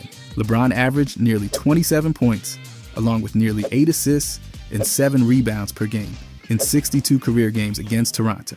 Even when the Raptors had their best regular season in franchise history, they couldn't get through Cleveland. It got so lopsided that fans started calling Toronto LeBronto. The Raptors had great players and strong records, but whenever they saw LeBron in May, the story was already written. No matter the year or roster tweaks, it ended with Cleveland walking away and Toronto left, wondering how to stop one guy. Then there's Rocket versus Warriors. Houston built entire rosters designed to take Golden State down, switch heavy defenses, floor spacing, isolations galore, and it never worked. Sure, in the regular season, they could hang with the Warriors. They even held the edge in some years, but in the playoffs, 0 series wins. Golden State went 5-0 against them. The 2018 Western Conference Finals was the closest they came, taking it to 7 games, even leading by double digits in Game 7. But then they missed 27 straight three-pointers, and Golden State punched their finals ticket again. Harden was brilliant. Chris Paul was injured. None of it mattered. The Warriors always found a way to win. Houston's obsession with beating that team turned into a long, painful string of almost. Michael Jordan versus Wilkins had style, highlights, and elite scoring, but not a fair fight. Jordan averaged over 31 points in their 48 head-to-head games, and his Bulls won 30 of those. Wilkins was a phenomenal scorer, but Jordan wasn't just putting up numbers. He was racking up wins. They never met in the playoffs during Wilkins' best years, but even in the regular season, Jordan's dominance was clear. While Wilkins wowed crowds with dunks and athleticism, Jordan was doing all that and taking the double. Their battles made for great shows, but there was never a doubt about who was leaving with the upper hand. Tim Duncan's Spurs versus the grit and grind Grizzlies is a textbook one-sided rivalry. They faced off 4 times in the playoffs during Duncan's career. San Antonio won 3 of those series. In 2013, the Grizzlies made it to the Western Conference Finals for the first time in franchise history, and the Spurs swept them. It wasn't just that San Antonio had more talent. They had the experience, the composure, and the firepower Memphis couldn't match. Even when Memphis pulled off the 8-1 upset in 2011, beating the Spurs in the first round, it never flipped the rivalry. That series was the exception, not the rule. Over the full stretch of Duncan's career, San Antonio handled Memphis again and again. They always had the answer. The Jordan Bulls versus the Ewing Knicks felt like war, physical, dramatic, intense. But the Bulls kept winning. New York was constantly stuck playing runner-up in the Eastern Conference. In the 90s, the Knicks had their shot nearly every year, and nearly every year the Bulls were the wall they couldn't climb. They met 6 times in the playoffs during the Jordan era. Chicago won 5 of those series. In 1993, it was supposed to be New York's year. They had home court. They were up 2 games to none. Then Jordan took the next 4, and it was over. Even in the years Jordan was gone, the Knicks still couldn't get past the Bulls in the standing. The battles were fierce, but the results were lopsided. Jordan always closed the door. And finally, Kings versus Lakers. In the early 2000s, the Kings had one of the most exciting teams in basketball. They had ball movement, depth, star power, and an actual chance, but it didn't matter. The Lakers won every playoff series. In 2000, they beat Sacramento in 5. In 2001, they swept them. In 2002, they went to 7 games, and that's where the pain settled in for Kings fans. That Game 6 became one of the most controversial in league history. 18 more free throws for the Lakers in the fourth quarter alone. Sacramento had the talent to win a title, but Los Angeles always stood in the way. Kobe and Shaq were just too much. The Kings got close, but close didn't count. Each of these rivalries had potential. There were stars, intensity, high stakes, but they all share the same script. One side writing the ending every single time. Level 5, era defined. Cavaliers versus Warriors wasn't just a rivalry, it was the rivalry of the 2010s. They met in 4 straight NBA finals, something no other pair of teams has ever done. In 2015, Golden State came out on top, winning in 6 games against a shorthanded Cleveland team. The very next year, Cleveland made history, becoming the first team ever to come back from down 3-1 in the finals. LeBron's chase down block, Kyrie's dagger 3, it all happened in that series. But after that, Golden State shifted the balance of power again. In 2017 and 2018, with Kevin Durant now on the roster, the Warriors beat the Cavaliers in 5 and then swept them in 4. The matchups became the NBA's most watched drama, showcasing 2 completely different play styles: the 3-point heavy, movement-based Warriors, and the LeBron-led, physical and cerebral Cavaliers. This wasn't just 2 teams playing basketball, it was the league's identity in that decade. Every postseason seemed like a path leading back to this clash. These finals defined how people remember the era.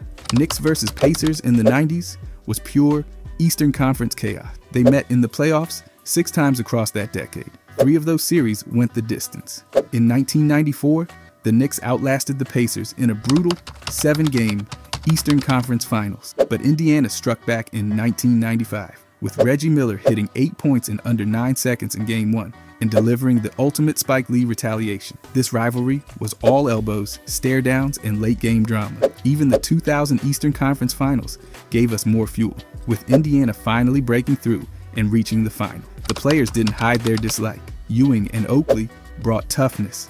Miller and Rick Smits brought sharpshooting and post play, and it all played out in the trenches. If you wanted to explain what the 90s looked like in the East, you point to this rivalry. It was intense, memorable, and stretched out long enough to evolve from personal to iconic. Dirk versus Wade became one of the NBA's most compelling 2-part stories. The first act was in 2006.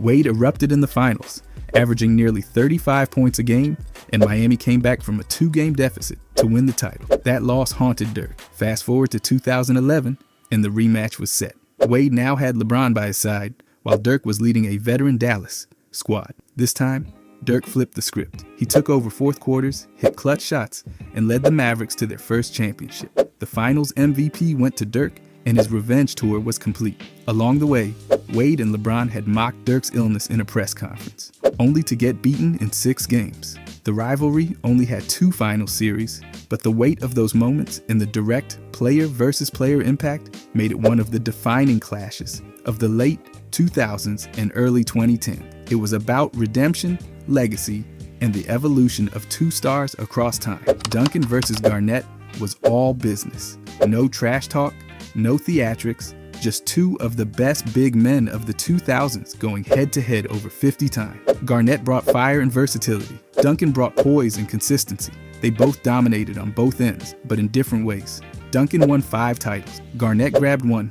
Duncan had the edge in team success and playoff dominance, but the games were always battle. When Garnett was in Minnesota, the rivalry was quiet. Great play on bad teams facing off against greatness. But once he joined Boston, the tone changed. They met an intense playoff series, including a 7-game war in 2008. That year, Garnett's Celtics went on to win it all, but Duncan and the Spurs remained a benchmark of consistency.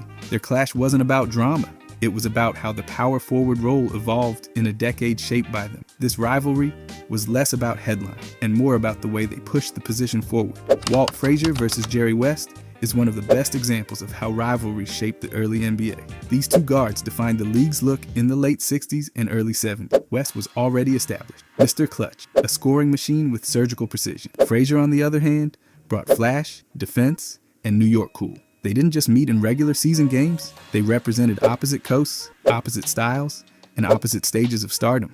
West averaged close to 29 points per game in their meetings. Frazier, never quite as statistically dominant, still held his own and led the Knicks to 2 championships. In 1970, Frazier had a legendary Game 7, 36 points, 19 assists, helping seal a title and outplaying West in the most important game of their head-to-head story. This wasn't just a rivalry of numbers. It was about rising national exposure, growing popularity, and the NBA expanding its audience. When people talk about what pro basketball looked like before the Magic and Bird era, Frazier and West is the rivalry that comes up.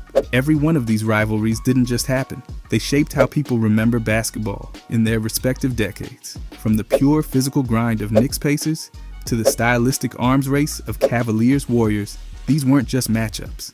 They were cultural snapshots. These were the clashes that told the story of where the league had been and where it was going. Level 6. Bad blood. Pistons versus Pacers is the rivalry nobody forgets. Not because of a playoff classic or a final showdown, but because of the night everything exploded. November 19th, 2004. With 45 seconds left in a regular season game, a hard foul by Ron Artest turned into a shove by Ben Wallace, which then became an all-out brawl that spilled into the stand. Artest jumped into the crowd after being hit by a drink. Steven Jackson followed. Fans were throwing punches. Players were swinging back. It ended with 9 players suspended for a total of 146 games and several fans facing criminal charges. The league overhauled its security and alcohol policies. It went from game to chaos in second, and the incident, later called Malice at the Palace, marked the lowest point of NBA player-fan relations. But even before that night, these teams already had tension. Both were physical, both were Central Division rivals, and both wanted to be the dominant force in the East. After that game, it was clear. This wasn't just a rivalry, it was personal. Russell Westbrook versus Kevin Durant was once a partnership. They shared the floor in Oklahoma City, made a finals run, and looked like the West's future. But everything changed on July 4th, 2016, when Durant signed with the team that beat them, the Warriors. Westbrook didn't take it lightly. Their first game against each other after the split was filled with stare-downs and silence. They didn't talk, didn't acknowledge each other, and played like they had something to prove. Durant joined a juggernaut, while Westbrook played angry and alone. Westbrook posted cryptic social media shots, like the cupcake post aimed at Durant. Durant clapped back in interviews, and their head-to-head matchups turned into must-watch TV. Even their teammates added fuel, with subtle jabs and clear sides. The bad blood came from more than basketball. It was about loyalty, abandonment, and respect. The chemistry they once had turned into visible friction every time they stepped on the court. Dwight Howard and Shaq never shared a team, but their feud might have been more intense than most player rivalries. The issue started with a nickname. Howard embraced the Superman identity, same as Shaq once did, and that didn't sit well with O'Neal. From there, Shaq publicly criticized Dwight repeatedly. He questioned his skill, downplayed his dominance, and made it clear he didn't see Howard as his successor. Howard, on his part, kept trying to stay respectful, but eventually responded, saying Shaq seemed insecure. The tension wasn't about one moment. It was about legacy. Shaq saw someone being compared to him and didn't like it. Howard saw a legend tearing him down when he should have been lifting him up. They went back and forth in interviews, never letting the issue rest. It wasn't just two centers in different eras. It was two careers clashing in public view. Westbrook versus Patrick Beverley has always been fueled by contact, physical, literal, and unrelenting. It all started in 2013. Westbrook was calling a timeout in a playoff game when Beverley lunged in for a steal and hit Westbrook's knee, causing a torn meniscus. That single play changed the Thunder's playoff run and Westbrook's relationship with Beverley. After that, every meeting came with tension. In 2014, Beverley tried the same move again, earning a technical foul. The confrontations kept happening. They jawed during games, shoved, barked at refs, and carried visible resentment. At one point, Westbrook said Beverley tricks y'all, claiming he wasn't a great defender, just aggressive. Beverley fired back, calling him a stat chaser. The feud became more than hard fouls. It became a war of perception, pride, and who controlled the narrative around their reputation. Larry Bird and Isaiah Thomas had a rivalry wrapped inside two larger team feuds, Celtics versus Pistons and East Coast versus Midwest, but their issues were personal too.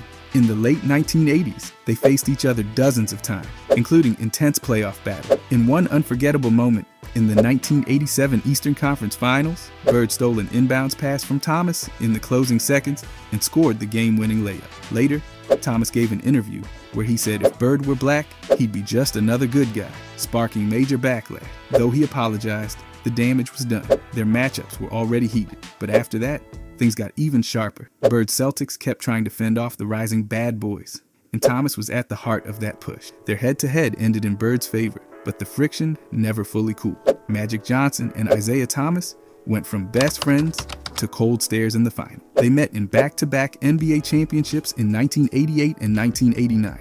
Magic won one, Isaiah won the other, but their personal fallout came off the court. Magic later said that Thomas had spread rumors questioning his sexuality after Magic's HIV diagnosis. Isaiah denied it, but the rift was deep. Their friendship dissolved, and when the Dream Team roster came out for the 1992 Olympics, Thomas was left off. Many believed Magic and other stars played a role in that exclusion. The feud lingered for years. They went from sharing kisses before games to avoiding each other altogether. It wasn't until 2017 that they publicly reconciled in an emotional TV interview. But for over 2 decades, what had been a model friendship turned into one of the most personal, layered rivalries in NBA history.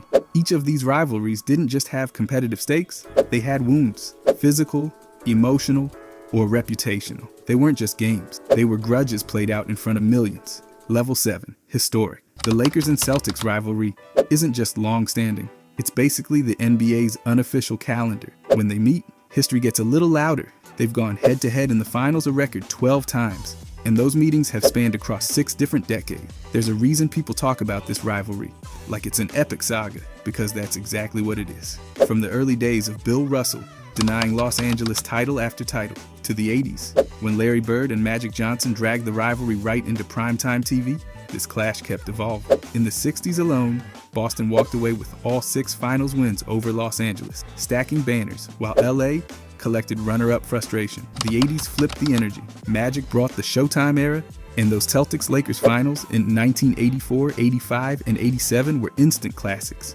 That back and forth wasn't just competitive, it felt personal. It helped define the decade, and they weren't done. The two franchises met again in 2008, and then again in 2010. That stretch gave us Kevin Garnett, Paul Pierce, and Kobe Bryant, adding their names to the long scroll of legends tied to this war. The Celtics took 2008, the Lakers bounced back and claimed 2010.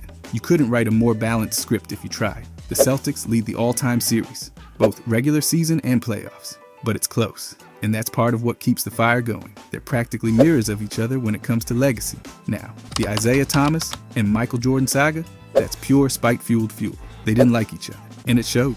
In 65 matchups, Thomas walked away with the slight edge, 36 wins to 29.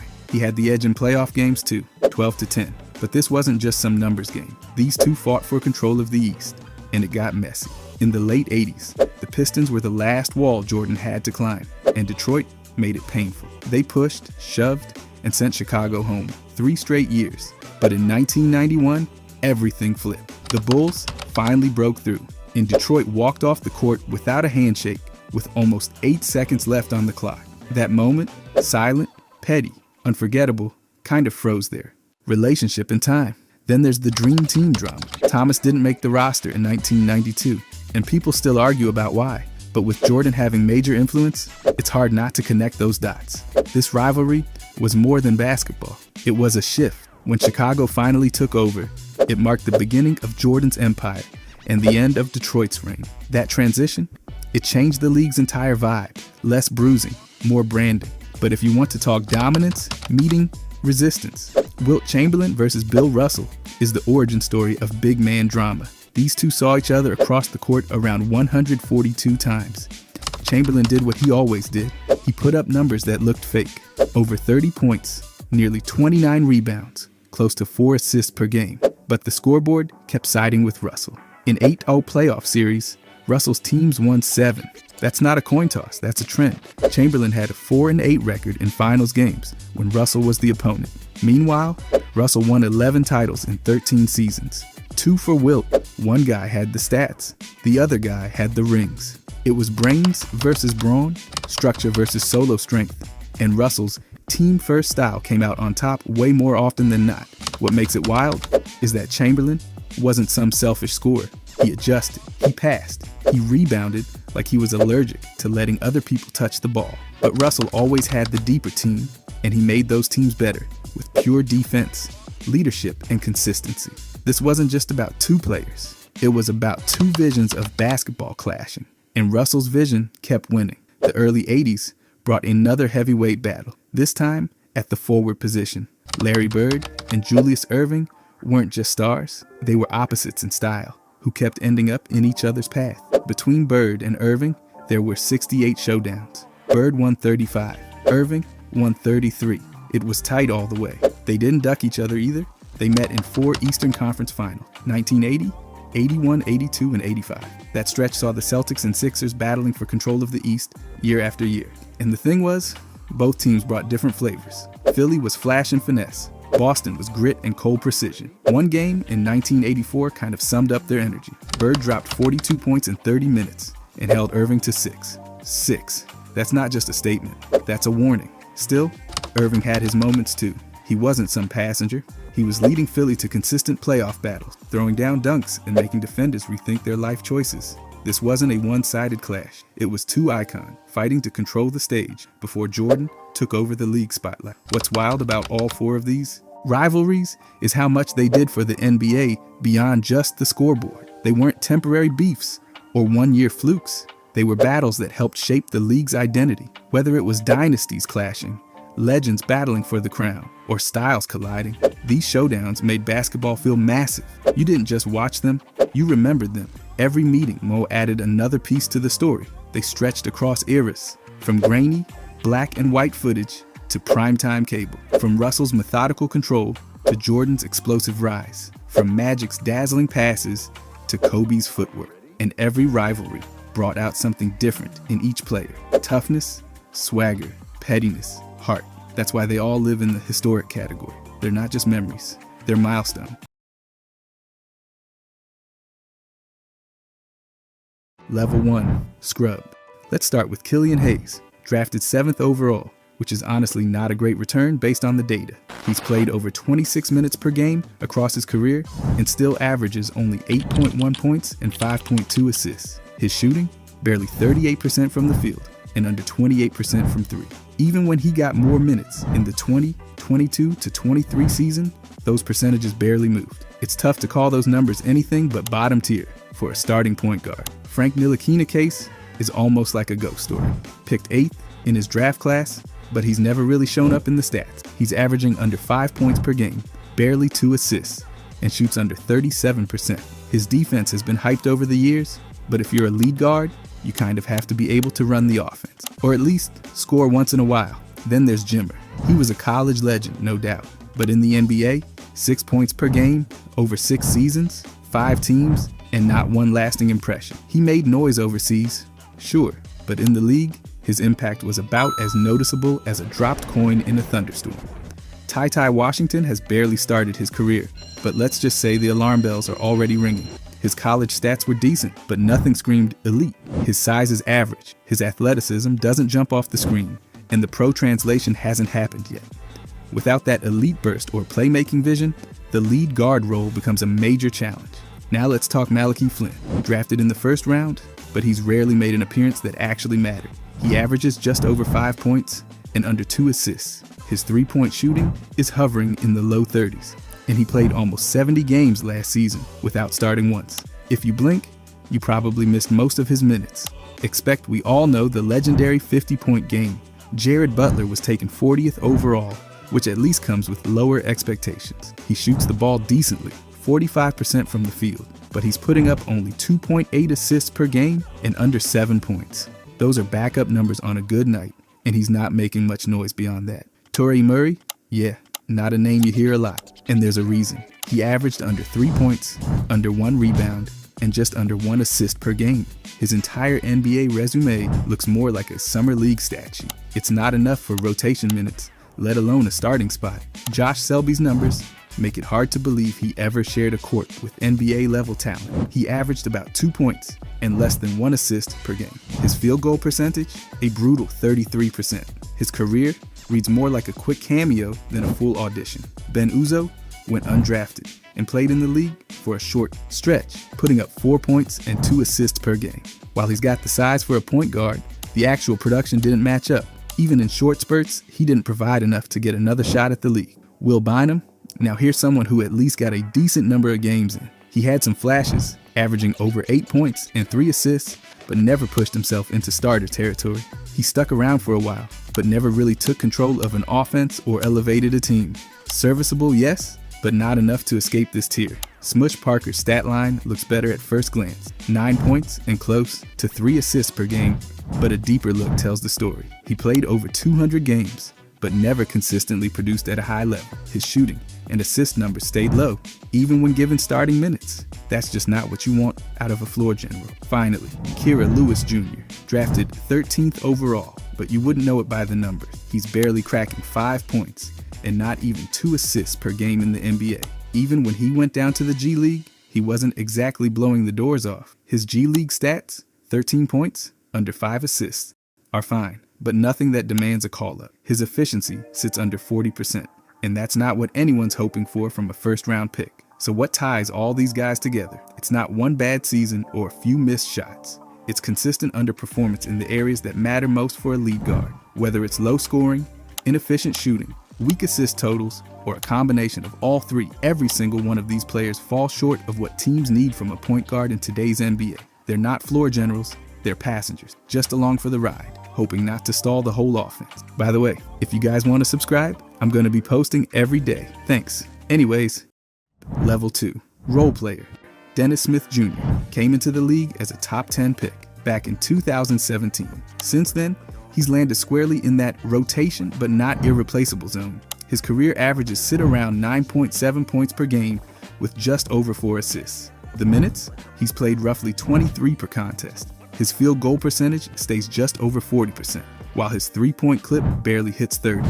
That mix of volume and efficiency fits right into the mold of a backup or temporary starter who can hold things down but isn't carrying your offense. Cam Payne's career began quietly, and it stayed that way for a long time. In his early years, he played fewer than 15 minutes a game and averaged under 5 points. He's never been a high usage guy, and his scoring and assist numbers reflect that. At just over 6 feet tall and under 190 pounds, his physical profile doesn't scream dominant lead guard either. Bounced around teams as a bench scorer, and that's the story. Productive in short stretches, but not central to any team's plans.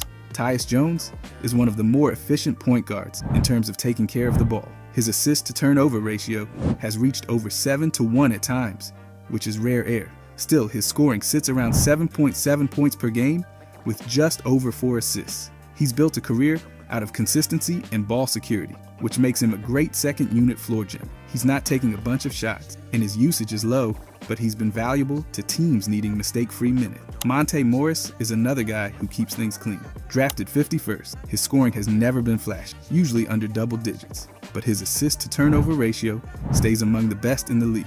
He's made a name for himself as a guy you can trust not to throw the ball away, and that's earned him years in solid rotation. He doesn't take over games, but you'll rarely see him lose one either. That's textbook role player material right there. DeLon Wright has been on a number of teams and has filled in all over the backcourt.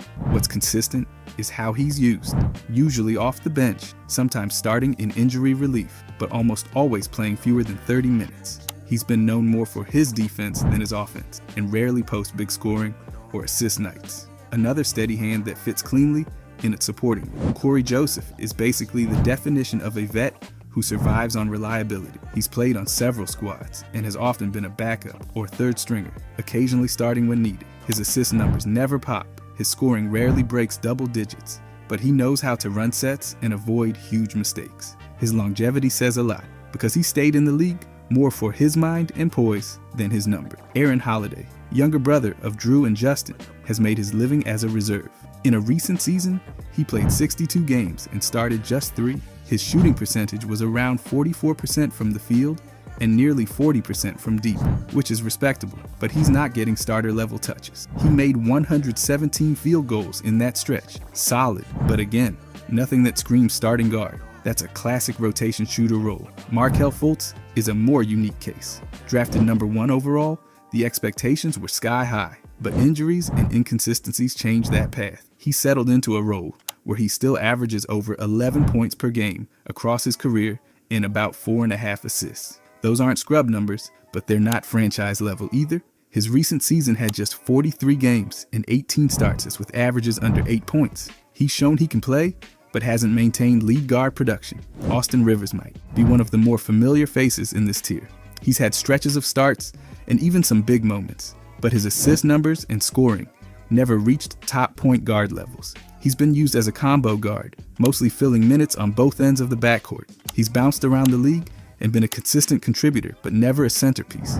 Ramon Sessions played over a decade in the league, but almost always as a bench guard or spot starter. His scoring would occasionally spike, but not enough to ever hand him the keys. He moved around a lot, another sign of teams valuing his ability to play without leaning on him too heavily.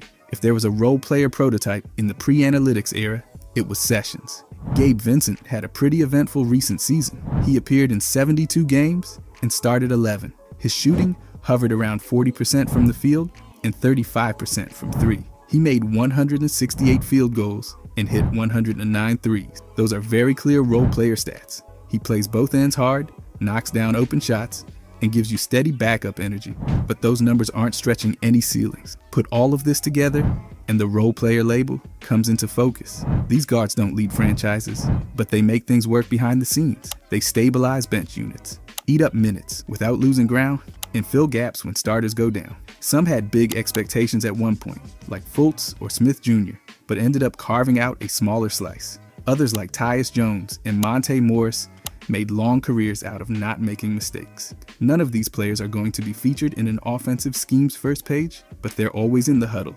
ready when called. Level 3, starter. They're not stars, but they're definitely not bench warmers either. They eat up real minutes, hold starting roles, and deliver solid production without lighting the building on fire. These are the guys who've earned trust, stuck around, and contribute at a level that keeps teams competitive without being the center of the spotlight. Dennis Schroeder fits this group like a glove. He's been doing this for over 800 games now, scoring close to 14 points per game and tossing out nearly 5 assists a night. Back in that 2017 season with Atlanta, he looked completely in command, pushing close to 20 points and over 6 assists while starting almost every game. That's not someone you bring off the bench. He's the kind of guy coaches lean on when they need stability. Then there's Ricky Rubio, who might not be a bucket getter, but he's dished out over 7 assists per game across almost 700 games. His shooting, not ideal, floating under 40% from the field, but passing and vision, he's always been sharp. Drafted top 5. Back in 2009, he came into the league with playmaking instincts that never went away. That passing ability kept him starting, even when the jumper wouldn't cooperate. Raymond Felton had almost 1,000 regular season games under his belt. That's not an accident. He gave teams over 11 points and 5 assists a game, while racking up over 5,000 total assists. His longevity shows exactly why he belonged in this tier. He wasn't flashy, but he was consistent.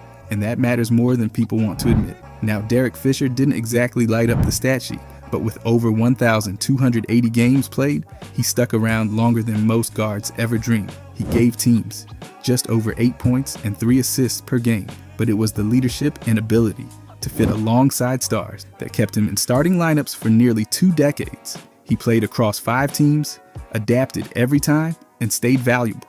Mario Chalmers gave you close to 9 points and almost 4 assists in over 600 games. Not a superstar by any stretch, but definitely a starter in his prime. He held down point, guard duties next to much bigger names, and did his job. That's what this level's all about. Solid numbers, good control, low maintenance. Terry Rozier's still adding to his career, but with over 600 games and a scoring average right around 14 points, he's clearly not just filler. His assist numbers are more modest, around 3.5 per game, and his playmaking isn't elite, but his scoring punch and ability to handle starting roles for multiple teams keep him right in this conversation. In his most recent season, even with the numbers dipping to around 10 points and under 3 assists, he still found himself starting consistently. Spencer Dinwiddie's another strong fit. He's had over 600 games, averaging 13 points and 5 assists. He's played for several teams, often sliding right into the starting line without any adjustment issue. That kind of adaptability says a lot.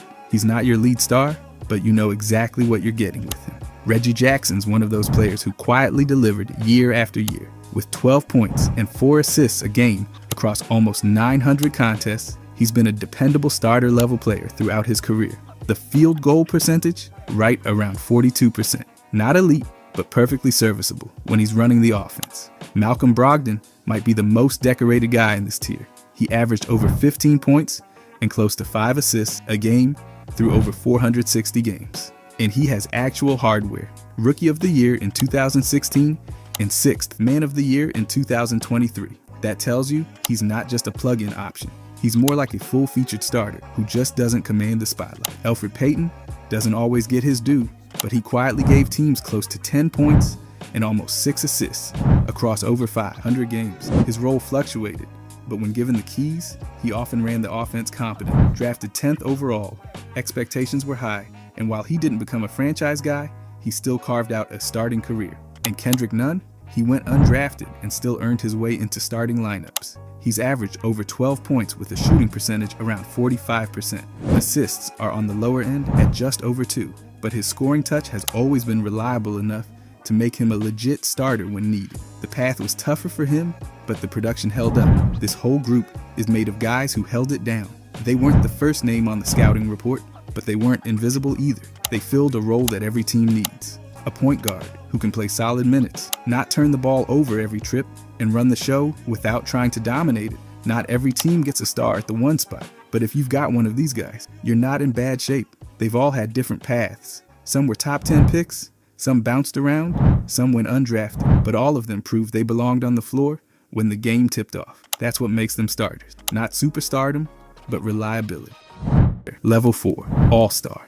These point guards didn't just show up to play, they showed up to be recognized. Every single one of them earned a spot on an all-star roster or played at a level that put them in serious consideration. That means consistent production, big roles, and the kind of numbers that get attention across the league. They weren't just placeholders, they were centerpieces, even if only for a moment. Jeff Teague had one of those moments in 2015. He averaged over 16 points and nearly 7 assists that year while leading a top-seeded team. Over his career, he put up 12 points and almost 6 assists per game across more than 800 games. One all-star nod gets him in the door, and his role as a lead guard on a 50-win team seals it. He might not have lit up the scoreboard for a decade, but he hit the marks and earned that spot. D'Angelo Russell got his all-star selection in 2019, and that year he fully deserved it. Across over 600 games, he's averaged about 17 points and 5.5 assists. That scoring punch, paired with his playmaking, helped him secure his spot among the league's best, even if only once. It's been a roller coaster at times, but his talent's always been legit enough to belong here. Mike Conley finally broke through with an all-star nod in 2021. He'd been quietly productive for years before that, with averages around 15 points and 6 assists. He's one of those guys who never demanded attention, but played the game with precision and control. That lone selection might have taken a while, but it recognized years of quality point guard play. Darius Garland's already earned 2 All-Star selections, and he's still early in his career. That tells you everything. He's dishing out assists, hitting from deep, and becoming a lead creator. His passing and scoring have already put him into the league's upper tier at the position. He's not just young and talented, he's already producing at the All-Star level. LaMelo Ball's in the same boat. He earned All-Star recognition early in his career by putting up flashy numbers and doing it efficiently. He's got great size for a point guard, creates for others, and scores in bunch. There's still a lot of room to grow, but what he's done already justifies the spot on this list. Goran Dragic carved out a long career and finally made an All-Star team in 2018.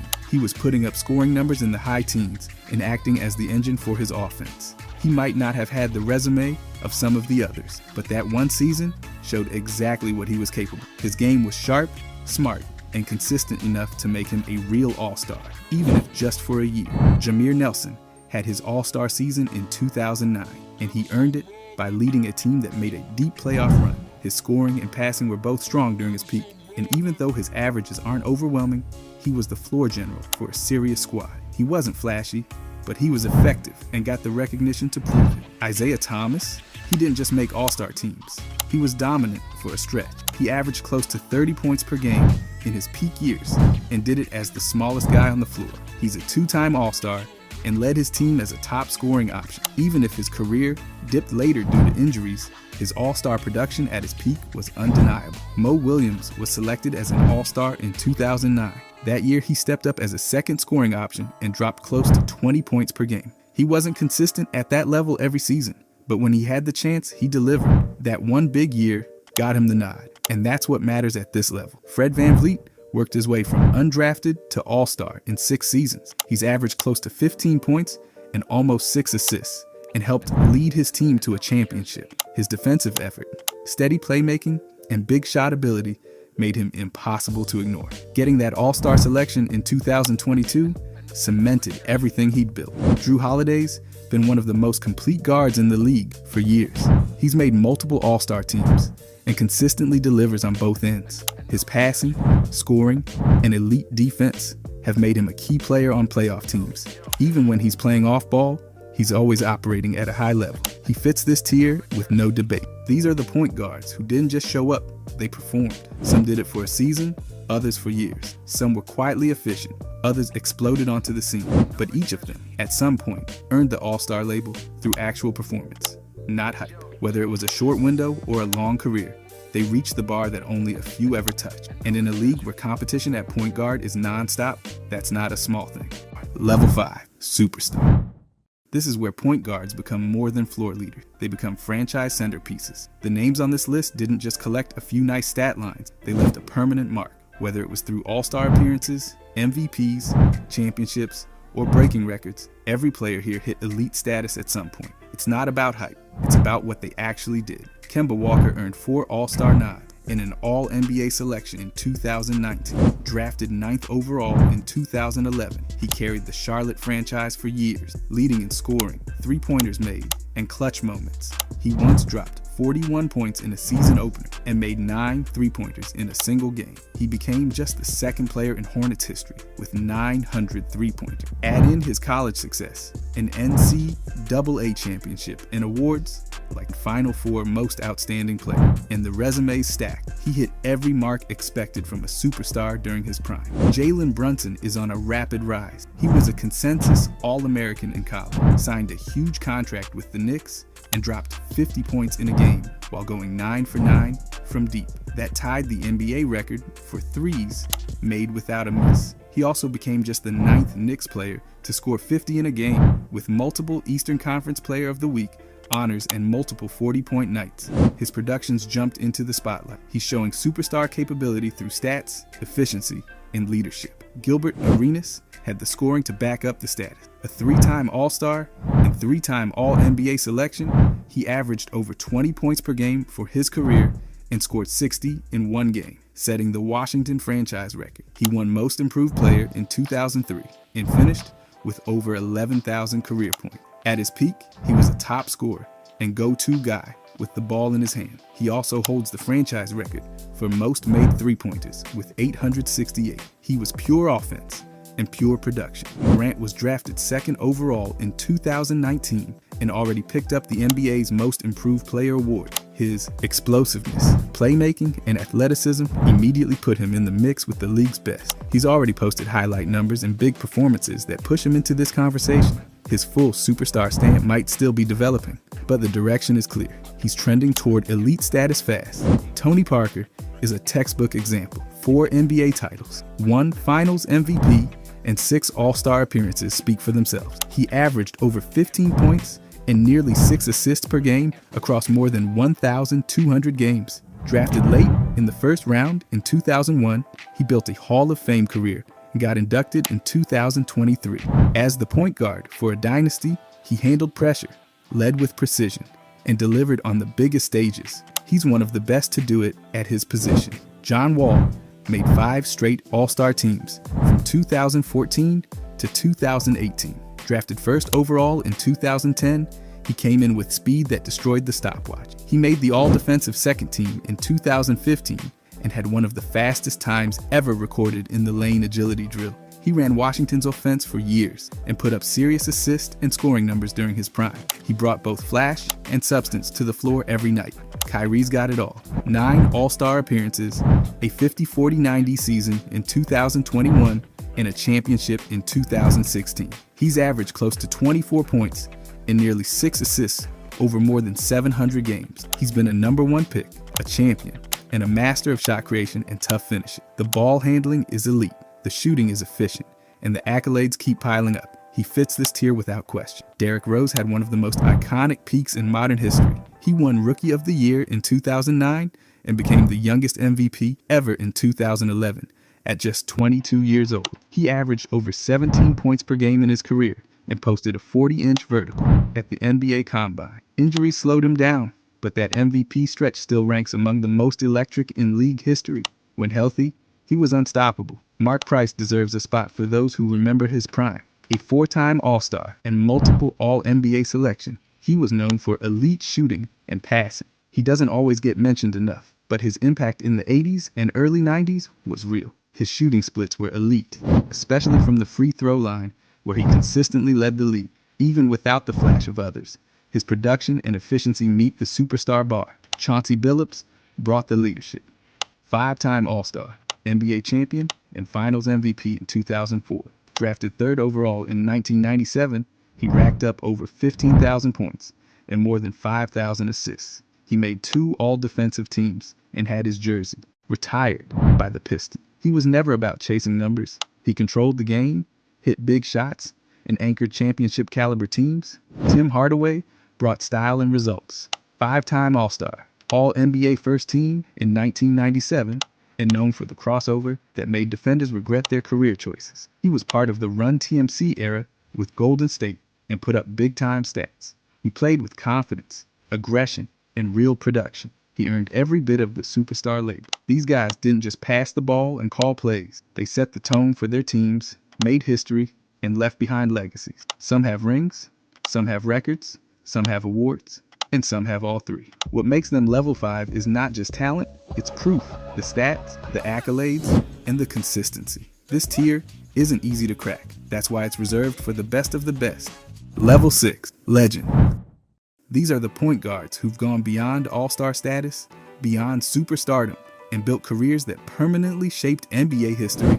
The names listed here are supported by long-term production, top-tier accolades, and historic marks in multiple categories. They didn't just play the game, they changed it. Oscar Robertson was drafted 1st overall in 1960 as a territorial pick by the Cincinnati Royals. His career regular season averages include 25.7 points, 7.5 rebounds, and 9.5 assists over 1,040 games. His career totals include 26,710 points, 7,804 rebounds, and 9,887 assists. He won the NBA championship in 1971 with the Milwaukee Bucks and was named the league's most valuable player in 1964. He led the league in assists 6 times and had 6 seasons averaging 30 or more points per game. Most notably, in the 1961-62 season, he became the first player to average a triple-double over a full season with averages of 30.8 points, 12.5 rebounds, and 11.4 assists. John Stockton spent his entire career with the Utah Jazz from 1984 through 2003. He remains the NBA's all-time leader in assists and steals with 15,806 assists and 3,265 steals. His career averages are 13.1 points and 10.5 assists per game. He was selected to 10 All-Star games and is the only player in NBA history to lead the league in both assists and steals in the same season. Steve Nash played 18 seasons in the NBA. His career averages include 14.3 points, 8.5 assists, and 3 rebounds per game. He won back-to-back Most Valuable Player awards in 2005 and 2006. Nash led the NBA in assists 5 times and retired with career shooting percentages of 49% from the field, 42.8% from 3, and 90.4% from the free throw line. Chris Paul ranks second all-time in career assists in NBA history as of the most recent data. His career averages are approximately 17.9 points and 9.5 assists per game. He has been named to 11 All-NBA teams and 9 All-Defensive teams. Paul is the first player in league history to record at least 20,000 career points and 10,000 assists. Isaiah Thomas totaled 18,822 points, 9,061 assists, and 1,861 steals over his NBA career. He averaged 9.3 assists per game. He won 2 NBA championships with the Detroit Pistons in 1989 and 1990 and was named NBA Finals Most Valuable Player in 1990. He was selected to 12 NBA All-Star games. Gary Payton finished his career with 21,813 points, 8,966 assists, and 5,269 rebounds. He won an NBA championship in 2006 and was named the NBA Defensive Player of the Year in 1996, becoming the first point guard to win that award. Payton made 9 All-Star appearances, 9 All-NBA teams, and 9 All-Defensive First Teams, tying the record for most selections to that defensive squad. Jason Kidd ranks among the highest in NBA history in both career assists and steals. His ability to maintain high-level performance and production over a long period earned him recognition as one of the top point guards in league history. He consistently controlled pace, created opportunities for teammates, and posted elite defensive numbers throughout his career. His impact was both statistical and team-based over multiple seasons. Russell Westbrook holds the record for the most career triple-doubles in NBA history, surpassing Oscar Robertson's previous mark. He recorded multiple seasons averaging a triple-double, a feat that had previously only been achieved once in league history. Westbrook's production across scoring, rebounding, and assists contributed to multiple All-Star selections and MVP consideration, particularly during his tenure with the Oklahoma City Thunder. Luka is still an active player, and while his career is not yet complete, his current production places him on a path towards legendary status. As of now, he has posted multiple seasons averaging over 25 points, 8 rebounds, and 8 assists per game. He has been selected to several All-Star games and named to multiple All-NBA teams early in his career. His trajectory projects into historic territory based on the pace and impact of his current seasons. Shai is also still active. While his resume is still being built, recent seasons show significant jumps in both scoring and efficiency. He has posted averages above 30 points per game while maintaining strong assist and rebound numbers. Plus, he's got an MVP and Finals MVP in the same season. These players qualify as legends based on a combination of career totals, leadership roles, and historical rankings. Oscar Robertson set the foundation with triple-doubles and league-wide dominance. John Stockton's assist and steal records remain untouched. Steve Nash's shooting efficiency and playmaking helped redefine the position. Chris Paul and Thomas posted two-way impact at the highest levels. Gary Payton added elite defense and versatility. Jason Kidd led through intelligence and longevity. Russell Westbrook redefined what modern statistical dominance looks like. Luka and Shai are still writing their stories, but the early chapters are already filled with records and recognition. Each player in this group has demonstrated elite production across scoring, assists, and often defense, while also earning awards, All-NBA honors, or setting league records. This level isn't based on opinions or potential. It's defined by career output and historic achievements, exactly as measured by the numbers. Level 7. GOATs. Steph Curry and Magic Johnson. These two aren't just all-time great point guards. They're the highest tier of what a point guard can be.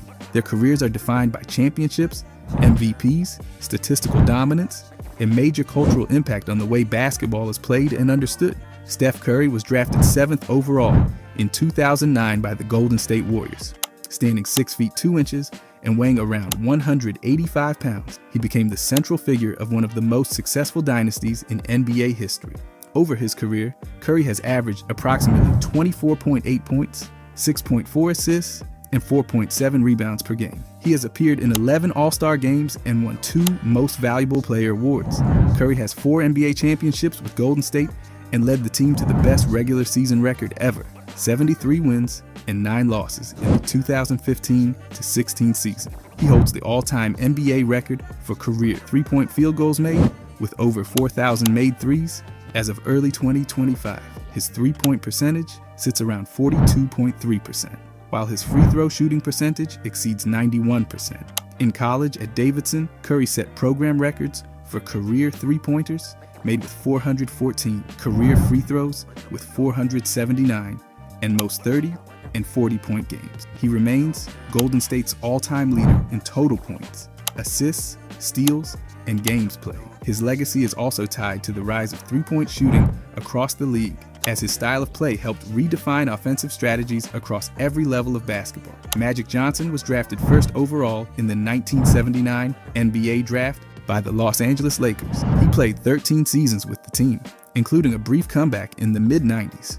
Across his career, Johnson averaged 19.5 points, 11.2 assists, and 7.2 rebounds per game. His regular season totals include 17,707 points, 6,559 rebounds, and 10,141 assists. Johnson won 5 NBA championships with the Lakers and was named NBA Finals Most Valuable Player 3 times. He earned 3 regular season Most Valuable Player awards and appeared in 11 NBA All-Star games. He was inducted into the Naismith Memorial Basketball Hall of Fame in 2002. His field goal percentage across his career was approximately 52%. Johnson still ranks among the greatest passers in league history, holding the highest career assists per game average. At 6 feet 9 inches tall, he redefined the physical expectations for a point guard, creating new possibilities for the position with his combination of size, vision, and versatility. Both players have left a permanent impact on basketball. Curry holds all-time records and changed the way the game is played through shooting. Johnson led one of the most dominant franchises of all time with unmatched vision and control. They meet every statistical and career benchmark required for greatest of all time status. Level 1. Scrub. Johnny Davis came in with top 10 expectation, but after more than 100 games, his production's been stuck in neutral, under 4 points a game, under 30% from deep, and barely over 10 minutes per night. It's been 3 seasons, and he still hasn't cracked the rotation. The tools that made him a college standout haven't translated to NBA spacing, and that's been the story so far. Jerome Robinson was another lottery pick who couldn't get it going. He had a smooth jumper in the G League, but it never clicked at the next level. In over 100 games, he averaged 4 points, shot 36% from the field, and hovered near 30% from 3. Teams gave him looks, but his physical tools didn't match what modern guards need, and his impact never caught up. R.J. Hampton had more leeway, bouncing around a bit with a better scoring average than some others in this group, but still didn't break through. His 6 to 7 points per game across 3 seasons haven't been enough to lock down a real role. Whether it was shot selection, defensive concerns, or lack of playmaking, he stayed in that tweener spot, a guard who didn't give enough at either end. Kobe Buffkin is a little newer to the list, but he's here for now. First round pick, big potential, but his first year didn't show much. Less than 6 points a game, under 30 games played, and nothing to convince coaches to give him more. He's still got time, but that rookie season didn't scream future starter. Aaron Harrison had a cup of coffee in the league before heading overseas. Second round pick or not, he didn't stick. He never really built out a shooting profile, never locked in on defense, and didn't bring anything unique to separate himself from a deep bench crowd. Terrence Ferguson had some hops and came in with hype, but his game never developed. Shooting was inconsistent, his physicality didn't hold up, and he struggled with fit. The Thunder tried giving him real minutes, but he never proved he could do more than stand in the corner and hope for an open three. RJ Hunter falls into that same bucket. Another first-round guy, but he never got traction. Between physical limitations and inconsistent shot making, he couldn't make himself a valuable piece. Once he lost his spot in Boston, he bounced around, but never found a team that saw him as a real piece of the puzzle. Alexei Shved was a more interesting case. He actually scored more than most of this group, but his efficiency tanked the whole effort. Under 37% from the field, barely cracking 30 from deep, and a shaky fit all around. He had some flashes, but most of his success came overseas. In the NBA, his style didn't translate. Chris Clemens could shoot it in theory, but at 5'9", he just didn't have the size to guard wings or consistently score on them either. He had a few quick bursts, but was never trusted with real minutes. His height worked against him in every rotation conversation, and he couldn't overcome it with shooting alone. Zaire Smith's story's a lot sadder. Drafted mid-first round, then hit by a major injury that totally threw off his development. Timing, conditioning, confidence, all reset. When he did come back, the game had already moved on. Teams didn't see the upside anymore, and he didn't get another real shot. Malachi Richardson had one of the steeper drop-offs. Drafted in the early 20s, but never averaged more than 3 points. His shooting never stabilized, and teams moved on quickly. The shooting guard position's unforgiving. If you can't space the floor or defend consistently, there's not much left for you to do. Jordan Adams dealt with a similar fate, another first-rounder who got hurt early and couldn't recover. With limited minutes and production, he faded from relevance fast. When a guy can't stay healthy, coaches stop building around them. And without consistency, he never had the chance to evolve into a reliable two-guard. So yeah, the scrub level isn't just about bad numbers. It's about unrealized potential, missed development windows, and the gap between college dominance or overseas hype and NBA reality. Some were victims of injuries, others just didn't have the right tools for the league. But for every player here, the result's the same. No real impact at the shooting guard spot, no lasting presence in a team's core, and no significant minutes when it mattered. This tier is packed with names that once got fans excited, but over time, just couldn't hang. Level 2. Role player. Seth Curry is probably the poster child for this tier. He's not the guy running the show, but his shooting is a serious asset. Over 500 regular season games, he's averaged right around 10 points with one of the best three-point percentages in the league, over 43%. His role has stayed consistent across multiple teams. When he's on the floor, spacing improves, defenders have to chase him, and offenses move easier. He doesn't offer much in size or defense, but he's kept a job because he does what he does incredibly well: shoot. Alec Burks fits perfectly here too. He's played for 8 different teams over more than a decade, which pretty much defines a journeyman. But that's not a knock. His 10 points a game on average, solid rebounding for his size, and consistent effort keep him in rotation. He's not flashy, but he can get hot, give solid bench minutes, and even start when needed. His 3-point shootings come a long way too, which makes him even more useful in today's game. Lonnie Walker is still carving out his identity, but right now, he's right at home in this tier. He scores in bunches when given minutes, averages about 10 points per game, and has shown flashes of more, just not consistently. He's athletic, has some shot-making ability, and if he locks in defensively, he could keep pushing upward. But until he grabs a starting role full-time, his best fit still is a second-unit energy guy. Ben McLemore was once drafted to be much more, but over time, his scoring settled into that 9 to 10 point range, and his role became more specialized. He had 1 or 2 early seasons with more minutes and volume, but as his teams changed, so did his spot in the hierarchy.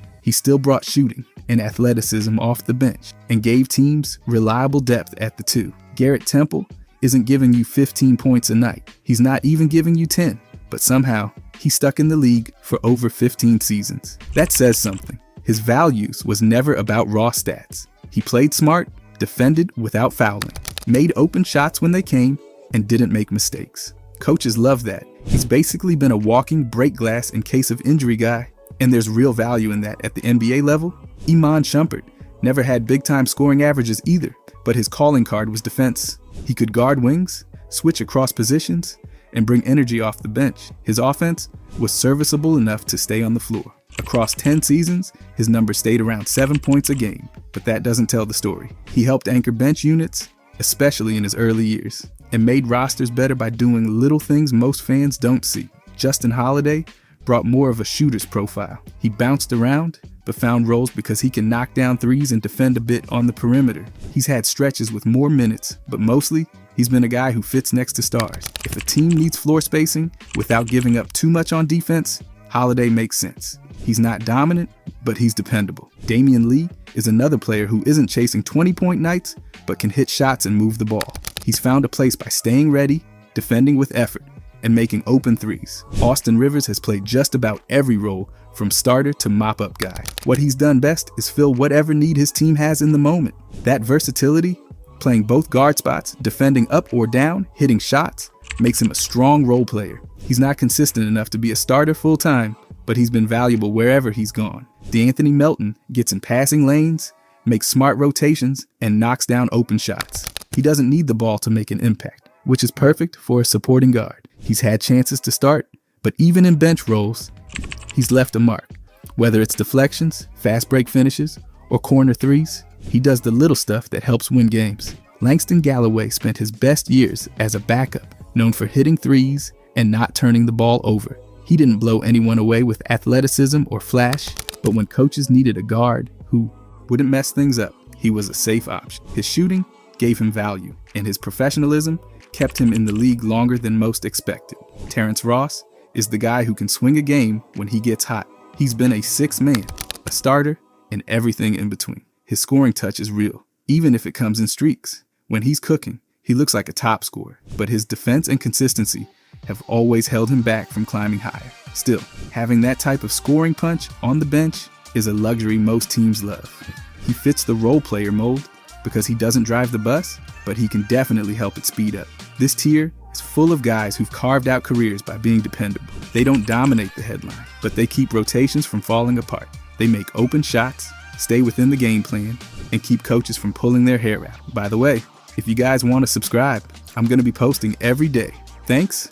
Anyways, level 3, starter. Josh Hart is the perfect example of this type of player. On a Knicks team, powered by Jalen Brunson and Karl Anthony Towns, Hart does just about everything else. He started all 77 games last season and averaged almost 14 points, close to 10 rebounds, and nearly 6 assists. Hart is a glue guy in the starting lineup and brings energy every night without needing the spotlight. Danny Green built a long career by doing his job on some of the league's best teams. He's one of the few players to win titles with 3 different franchises: San Antonio, Toronto, and Los Angeles. He started most of those playoff runs because he could hit open threes and defend wings. With career averages of almost 9 points and over 1,500 made three-pointers, his value was never about being flashy. Kevin Huerter started his career in Atlanta next to Trae Young, then took on a similar role with Sacramento and later Chicago. He's a consistent shooter, averaging just under 12 points per game, with career percentages around 44 from the field and 38 from 3. He doesn't command the offense, but he helps it flow by spacing the floor and making quick decisions. He's played over 350 games as a starter, which shows teams trust him to do his job without needing to dominate the ball. Quentin Grimes has stepped into a starting role and made the most of it. With Philadelphia, he's played around stars like Joel Embiid and Tyrese Maxey. Last season, he averaged almost 15 points per game while shooting close to 40% from deep. He rebounds, defends, and brings solid off-ball movement. Kentavious Caldwell-Pope has been doing this for years. He's played with LeBron James, Nikola Jokic, and now helps anchor the backcourt in Memphis. His averages of around 11 points and solid three-point shooting have made him a reliable starter. His 2 championships came from playing next to stars, while knowing his role. Eric Gordon has transitioned from being a lead scorer to a more supportive role, but he's still a starter in many lineups. With teams like Houston, Phoenix, and others, he's played next to superstars and provided shooting, experience, and floor spacing. His career three-point percentage is solid, and his ability to hit shots off the catch makes him valuable, even without high usage. He isn't a top option, but he stays ready and contributes within the system. Josh Richardson is another guard who has been trusted to start on multiple teams. He's played next to top-tier players like Jimmy Butler and held his own as a defender and shooter. His best seasons came when he could space the floor, guard multiple positions, and keep the offense moving without needing the ball. Gary Harris found his niche in Denver, playing alongside Jamal Murray and Nikola Jokic. He had one season scoring over 15 points per game, but his real value came from defense and shooting. Injuries limited his later production, but he still starts games, and gives quality minutes. His understanding of spacing and ability to hit threes makes him a solid fit next to star players who need room to operate. Thabo Sefolosha was never a scorer, but his defense made him a regular starter on good teams. Playing with Kevin Durant and Russell Westbrook, his job was to lock down perimeter scorers and stay out of the way offensively. He averaged under 6 points per game, but that didn't matter. Wesley Matthews has made a career out of spacing the floor and defending. He's made nearly 2,000 threes in almost 1,000 games. He's played with stars like Dirk Nowitzki, Damian Lillard, and Giannis. He doesn't create much off the dribble, but he moves well without the ball and hits open looks. Grayson Allen is the kind of player who slots in perfectly next to Star. With the Suns, and previously with the Bucks, he started plenty of games and hit over 40% from deep. He spaces the floor, moves without the ball, and gives just enough effort on defense to hold his own. He's not a volume scorer, but he gives his stars breathing room. Colin Sexton might be the highest scorer on this list. He averaged over 24 points during his peak in Cleveland, but he still fits here because he's never been the face of a true contender. In Utah, and now Charlotte, he plays a big role, but he's not the franchise guy. He starts, scores efficiently, and pushes the pace, but he supports other stars rather than leading the show. This group may not fill highlight reels, but they fill the starting lineups that keep teams running. Level 4, All-Star. Zach LaVine came into the league after being drafted 13th overall by Minnesota in 2014. He's 6 feet 5 inches tall, weighs about 200 pounds, and played just one season at UCLA before going pro. In over 650 games, he's averaged about 20 points, 8 points, 4.1 rebounds, and 4 assists. With 2 All-Star appearances and nearly 47% shooting from the field, LaVine's built a strong resume as a scorer without crossing into long-term dominance. Brandon Roy was taken 6th overall in the 2006 draft, also by Minnesota, but he made his name in Portland. He stood 6 feet 6 inches and weighed 215 pounds. In just 326 games, he averaged 18.8 points, 4.3 rebounds, and 4.7 assists. Roy made the All-Star team 3 times, but his career got cut short by injuries. In 2008, he scored 52 points in a single game while shooting efficiently and recording 0 turnovers. Even with that peak, his career didn't have the length to put him in legendary territory. Bradley Beal was drafted 3rd overall in 2012 by Washington. He's a 3-time All-Star and had a season where he averaged 31.3 points, finishing 2nd in the league in scoring. He became 2nd all-time in total points for the Washington franchise, passing 15,000. While the numbers are impressive, Beal still fits better in the All-Star tier than among legends. Latrell Sprewell was selected 24th overall by Golden State in 1992. He stood 6 feet 5 inches and weighed 195 pounds. Across 913 games, he averaged 18.3 points, 4.1 rebounds, and 4 assists. He made the All-Star team 4 times and posted solid numbers, but his shooting percentage stayed around 42.5%. A consistent presence, but not one that ever reached legendary accolades, Kyle Korver may be the most specialized player on this list. He made one All-Star team and became famous for leading the league in three-point percentage in 2009, shooting 53.6% from beyond the arc. While he mostly played as a small forward, his role as a shooting guard in several seasons qualifies him here. Korver's long career and elite shooting make him memorable, but one All-Star nod keeps him grounded at this level. Eddie Jones went 10th overall in 1994, drafted by the Lakers. He's a 3-time All-Star with career totals that include over 14,150 points, averaging about 14.8 per game. Known for playing both ends of the court, Jones filled the two-way role well. Still, without deep playoff runs or iconic peaks, he remains in the All-Star range. Rip Hamilton carved out his place during the early 2000s. He made the All-Star game 3 times, from 2003 to 2005. He built his game on off-ball motion and mid-range accuracy. As a lead scorer on a title-winning team, he played a key part, but his All-Star count and stats line him up squarely in this 4th level. Allen Houston entered the league as the 11th overall pick in 1993, drafted by Detroit. He played 839 regular season games and averaged 17.3 points, 2.9 rebounds, and 2.4 assists. A 2-time All-Star, Houston had a smooth scoring touch and played a big role in New York's playoff runs, but injuries and a quieter second half of his career held him back from legendary status. Percy Hawkins made one All-Star team in 1993. His career scoring average was 14.7 points per game, and he totaled over 14,500 points. His game leaned toward shooting and efficiency. With only one All-Star appearance and no massive scoring seasons, he fits cleanly into this group. World B. Free played 886 games and averaged 20.3 points, 2.7 rebounds, and 3.7 assists. Despite that scoring punch, he made only one All-Star team. That scoring average is impressive, but the limited accolades and team success keep him out of the top tiers. Tyler Hero was drafted 13th overall in 2019 by Miami. He won Sixth Man of the Year in 2022 and became an All-Star in 2025. He's still early in his career, but as of now, one All-Star selection puts him in this tier, with time left to move up. Jeff Hornacek played for 14 seasons and appeared in 1,077 games. He averaged 14.5 points, 4.9 assists, and 3.4 rebounds. He made the All-Star team once and was best known as a reliable secondary scorer and strong shooter. Hornacek played his role well, but with just one All-Star nod, he's more of a top-tier role player than a legend. This level brings together players who clearly had All-Star level talent, but didn't stay at the top long enough or perform at a historic level to reach legendary status, although some of these guys still have time to move up the ranks. Level 5, Superstar. Devin Booker was taken 13th overall in 2015 by the Phoenix Suns. He's made 4 All-Star teams and was named to the All-NBA First Team in 2022, then added another All-NBA honor in 2024 with a third-team selection.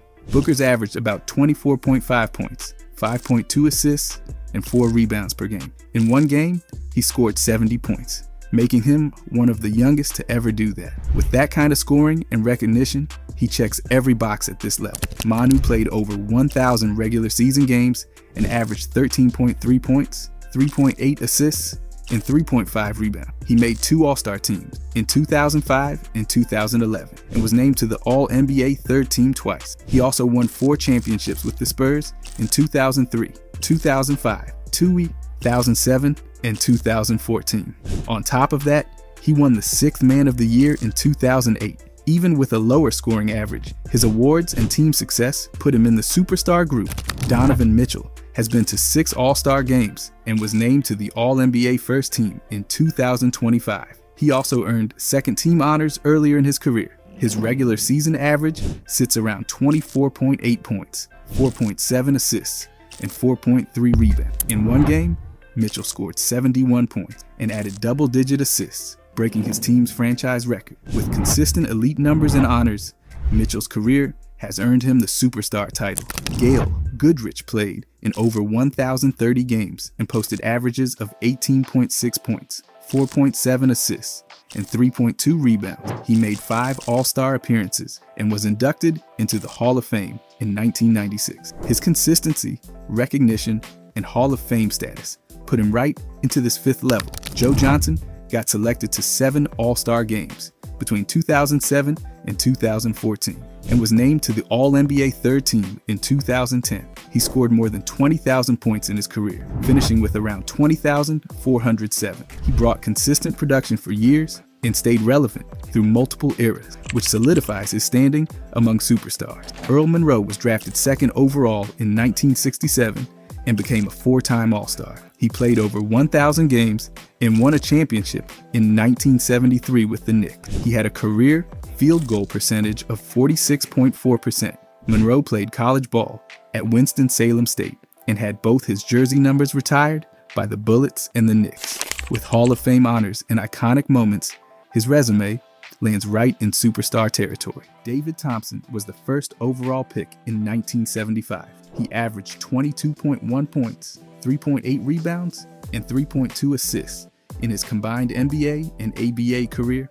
He scored at least 20 points per game in 6 straight seasons. He was inducted into the Hall of Fame in 1996 and had an elite college career at North Carolina State. His high-level play across multiple leagues and sustained scoring run earned him a clear place at this level. Joe Dumars spent 14 seasons with the Detroit Pistons. He was a 6-time All-Star, a 3-time All-NBA selection, and made the All-Defensive Team 5 times. Dumars won championships in 1989 and 1990, and he was named Finals MVP in 1989 after averaging 27.3 points per game in that series. With career averages of 16.1 points and major accolades, Dumars fits right into this fifth tier.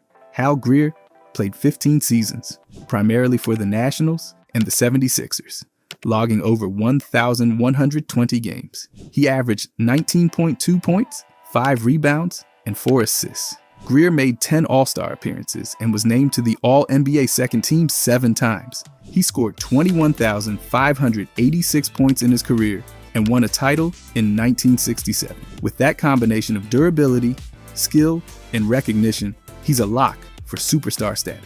Bill Sharman played for the Celtics and was an 8-time All-Star. He made the All-NBA first team 4 times and the second team 3 times. Sharman won 4 championships as a player and averaged 17.8 points with 3 assists per game. He was inducted into the Hall of Fame twice, once as a player in 1976 and again as a coach in 2004. Only a few people in basketball history can say that. That legacy cements him right at this level. These 10 players combined accolades, All-Star appearances, titles, and records to climb past the All-Star label into the superstar category. Their careers didn't just shine, they stayed bright across years, eras, and teams, all while collecting the honors that prove it. Level 6, legend. At this level, we're not just talking about talented players, we're talking about shooting guards who carved out their own chapters in NBA history. These are the ones who dominated with elite skill, did it for a long time, and changed the way the game looks from the 2 spot. James Harden's career is like a stat sheet that's been doing cardio. He leads all shooting guards in assists with over 6,000. That alone tells you he didn't just chuck up shots, he ran the whole show. And the wild part, he did it while averaging nearly 30 points a game at his peak. When a guy is in the same company as LeBron James and Michael Jordan for combining scoring, passing, and rebounding at high levels, he's not just padding stats, he's bending the rules of what a shooting guard is supposed to be. And even deep into his career, he's still putting up numbers like the calculators jammed. D. Wade wasn't just flashy dunks in big games. He had a complete toolkit. The guy led the league in scoring one year and ended up with over 23,000 career points. And that finals performance in 2006, you won't hear about it here, but let's just say he got that trophy for a reason. 13 All-Star nods and 3 championships speak loud enough. And defensively, he's got more blocks than any player under 6'5". He wasn't just a scorer. He was a relentless two-way force who knew how to close games on both ends. Jerry West basically built the blueprint for the modern shooting guard. He dropped over 25,000 points before the three-point line even existed, 14 All-Star appearances, a scoring title, and even led the league in assists at one point. His nickname was Mr. Clutch for a reason, and the man literally inspired the league's logo. His game wasn't just ahead of his time, it shaped what followed. If you're making a level called legend, you can't do it without him. George Gervin didn't just score, he glided. He's one of the smoothest offensive players ever, and he made it look easy. 4 scoring titles, 9 All-Star games. That finger roll is still showing up in highlight montages decades later. He averaged more than 25 points per game across over a decade of dominance. The Iceman didn't need theatrics to dominate, he just kept getting buckets, like it was a formality. Clyde Drexler brought a different flavor to the table. Bigger frame, more athleticism, and the versatility to match. He had seasons averaging over 20 points, 6 boards, and 5 assists. That's guard production with small forward tools. He made his name with Portland and cemented it with Houston. A Hall of Famer with a 15-year career, he could slash, pass, and rebound. He was the Swiss Army knife of the shooting guard world, just with way more dunks. Reggie Miller was the guy you didn't want to see with the ball in the fourth quarter. Over 25,000 points in his career and more than 2,500 threes before most players even realized you could win games from behind the arc. He lived beyond the line and did it for nearly 2 decades. He wasn't just a shooter, he was a problem, and he didn't shy away from the big moments ever.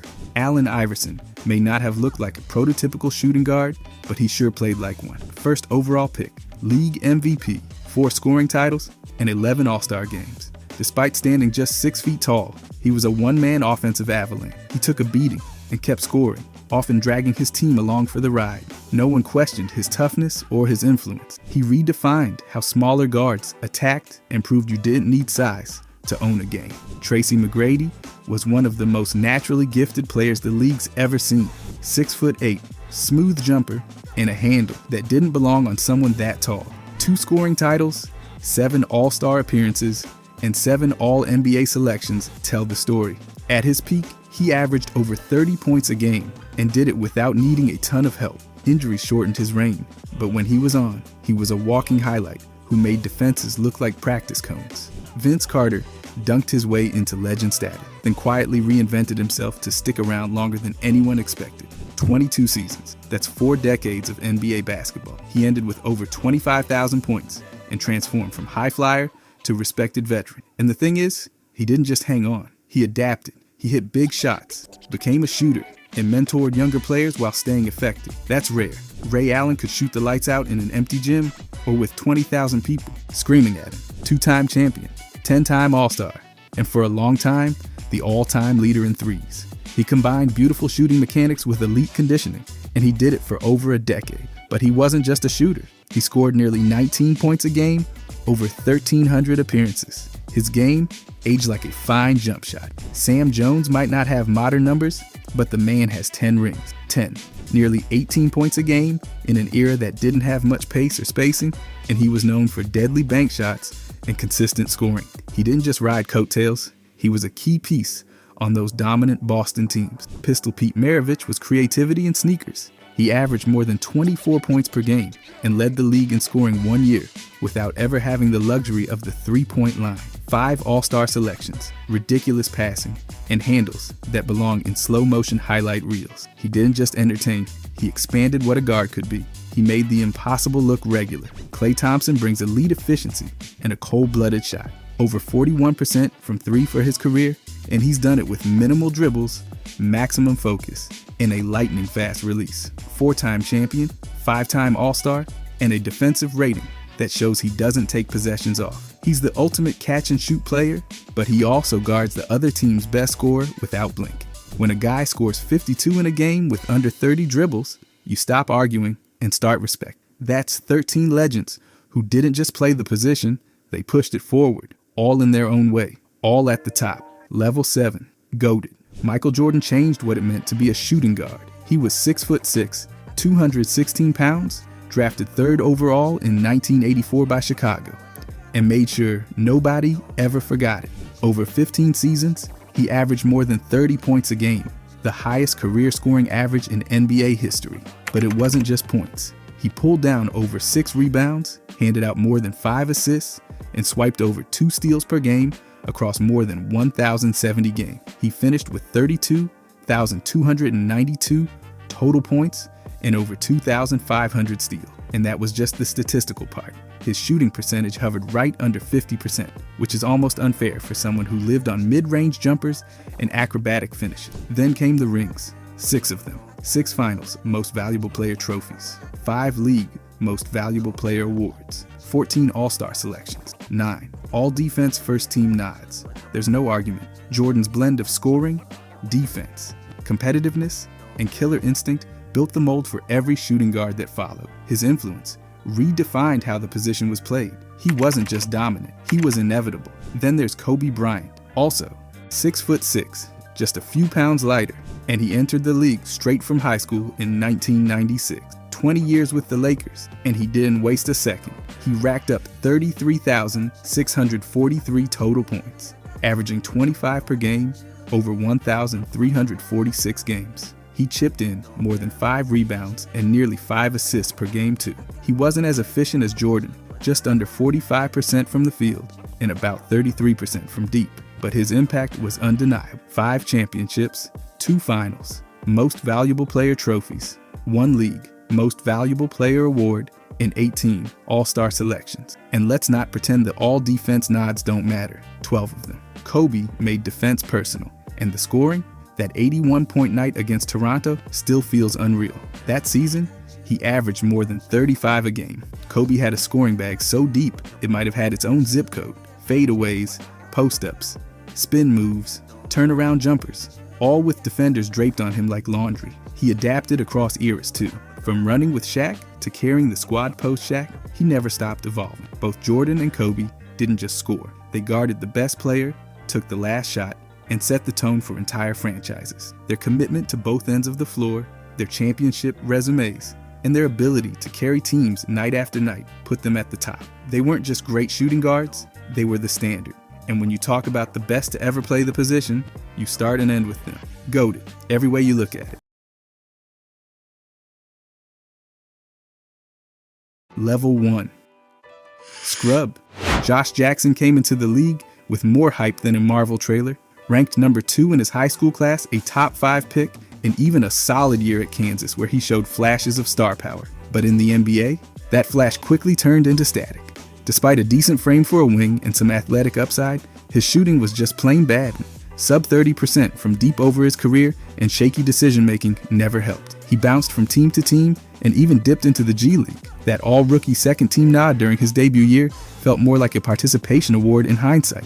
And when you throw in off-court legal issues and inconsistent development, it's no mystery why his career fizzled out. Stanley Johnson was another high draft pick with a college resume that screamed potential. He was a 4-time state champion in high school and even won the Julius Erving Award at Arizona. Detroit saw him as their future small forward.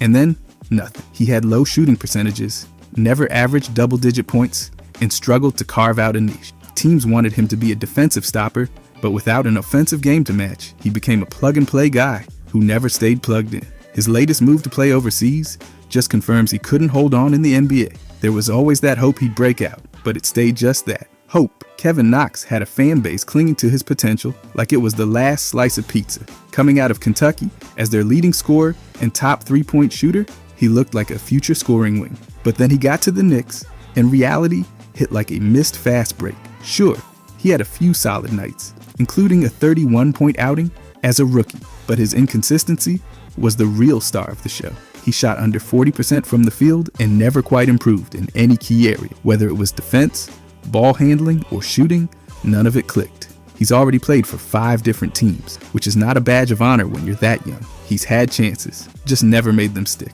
Adam Morrison might be one of the more infamous names on this list. Taken 3rd overall in his draft, with a college career that was loaded with big-time scoring and national buzz, expectations were through the roof. Unfortunately, his NBA game never matched the hype. He had low efficiency, limited athleticism, and couldn't defend his own shadow. Then came the injuries, which only made things worse. He bounced around a bit, won some rings sitting on the bench, but those came more from luck than skill. With barely 160 games under his belt and numbers that looked more like backup minutes than top pick impact, he's a clear example of how college dominance doesn't always translate. Sam Decker had size, hustle, and even decent shooting percentages, but none of it ever led to a consistent NBA role. Drafted in the 1st round, he spent more time moving from roster to roster than actually making an impact. Back issues early in his career derailed his development, and even when healthy, he struggled to stand out. He spent time in the G League, had short stints with different teams, and eventually shifted overseas. Mario Hezonja is the poster child for European hype that didn't survive the NBA grind. Drafted 5th overall, he was billed as a flashy scorer with playmaking potential, but his game was more smoke than fire. He never averaged even 7 points per game for a season, and he lacked the consistency to stay on the floor. Defensively, he didn't bring much either. He had the tools, but couldn't put them together. Over 5 seasons, he barely moved the needle. Troy Williams went undrafted, which already made the climb harder. But even with short flashes of promise, he couldn't break through.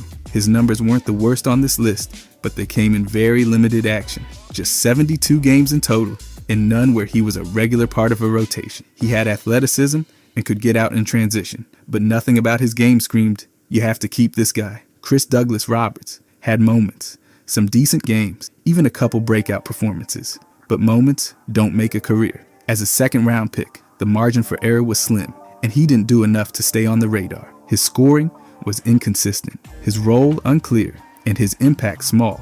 He had a hybrid guard-forward frame, but didn't bring elite skill at either. And with limited minutes and frequent moves, his NBA story never got off the ground. He did have a 31-point game once, but so did a lot of players who didn't stick. That kind of sums it up. Demetrius Nichols might be the least known name here, and the numbers show why. Barely played in the league, barely scored when he did, and shot under 30% from the field. It wasn't just that he didn't get minutes. He didn't do anything with the ones he got. He got a look from a few teams, but couldn't hold on. His real career happened overseas, which was the best path after the NBA clearly wasn't going to work. By the way, If you guys want to subscribe, I'm going to be posting every day. Thanks. Anyways, Level 2. Role player.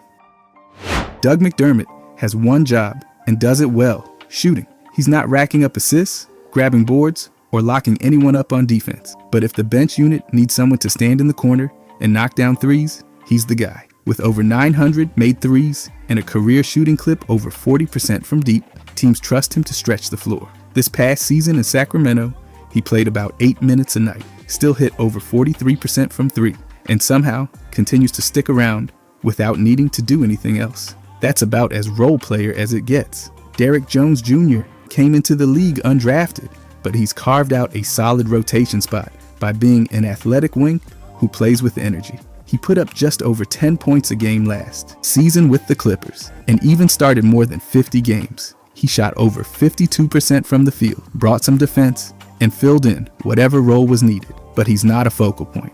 His production is steady, but not game-changing. And while the minutes are there, the ceiling isn't moving much. Gigi Jackson's still figuring things out. He's young, got potential, but for now, the numbers keep him firmly in this tier. He played under 30 games this past season, started just 3, and shot below 38% overall. His three-point percentage hovered around 33 on under 100 attempts, so it's not like teams are running plays for him. At this stage, he's in the early development bucket, used in small spurts, not asked to do too much, and clearly operating as a backup. Justice Winslow came in with higher expectations, but those days are long gone. His current averages, just over 8 points, 5 rebounds, and under 3 assists, fit right into the role player lane. He's been around for nearly a decade now, offering versatility off the bench. Coaches know he can guard multiple spots, push the ball a little, and fit in when needed.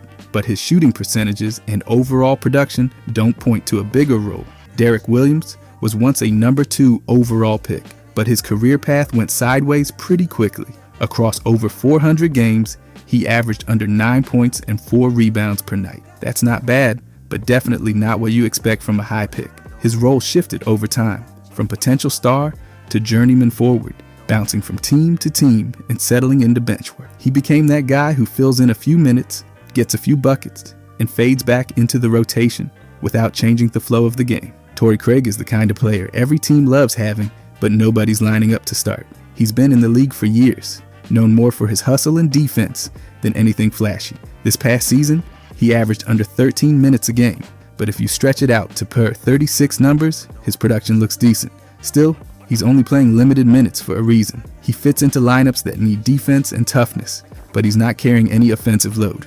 Classic backup wing duties. Reggie Bullock has bounced around a lot, but always as the same version of himself. Reliable shooter, decent defender, not much else. He gives you around 7 points a night, hits a few threes, and that's the full package. He's played over 500 games and stuck in the league because teams value spacing, but he's not creating shots, not attacking the rim, and not taking over games. His role has been locked in for years. Come off the bench, hit open shots, and keep the floor balanced. Al-Farouq Aminu has always been known more for his rebounding and defense than any scoring. Over a career spanning more than 700 games, he's hovered around 7 points and 6 rebounds per game. That's useful off the bench, especially for a team needing size and energy at the forward spot.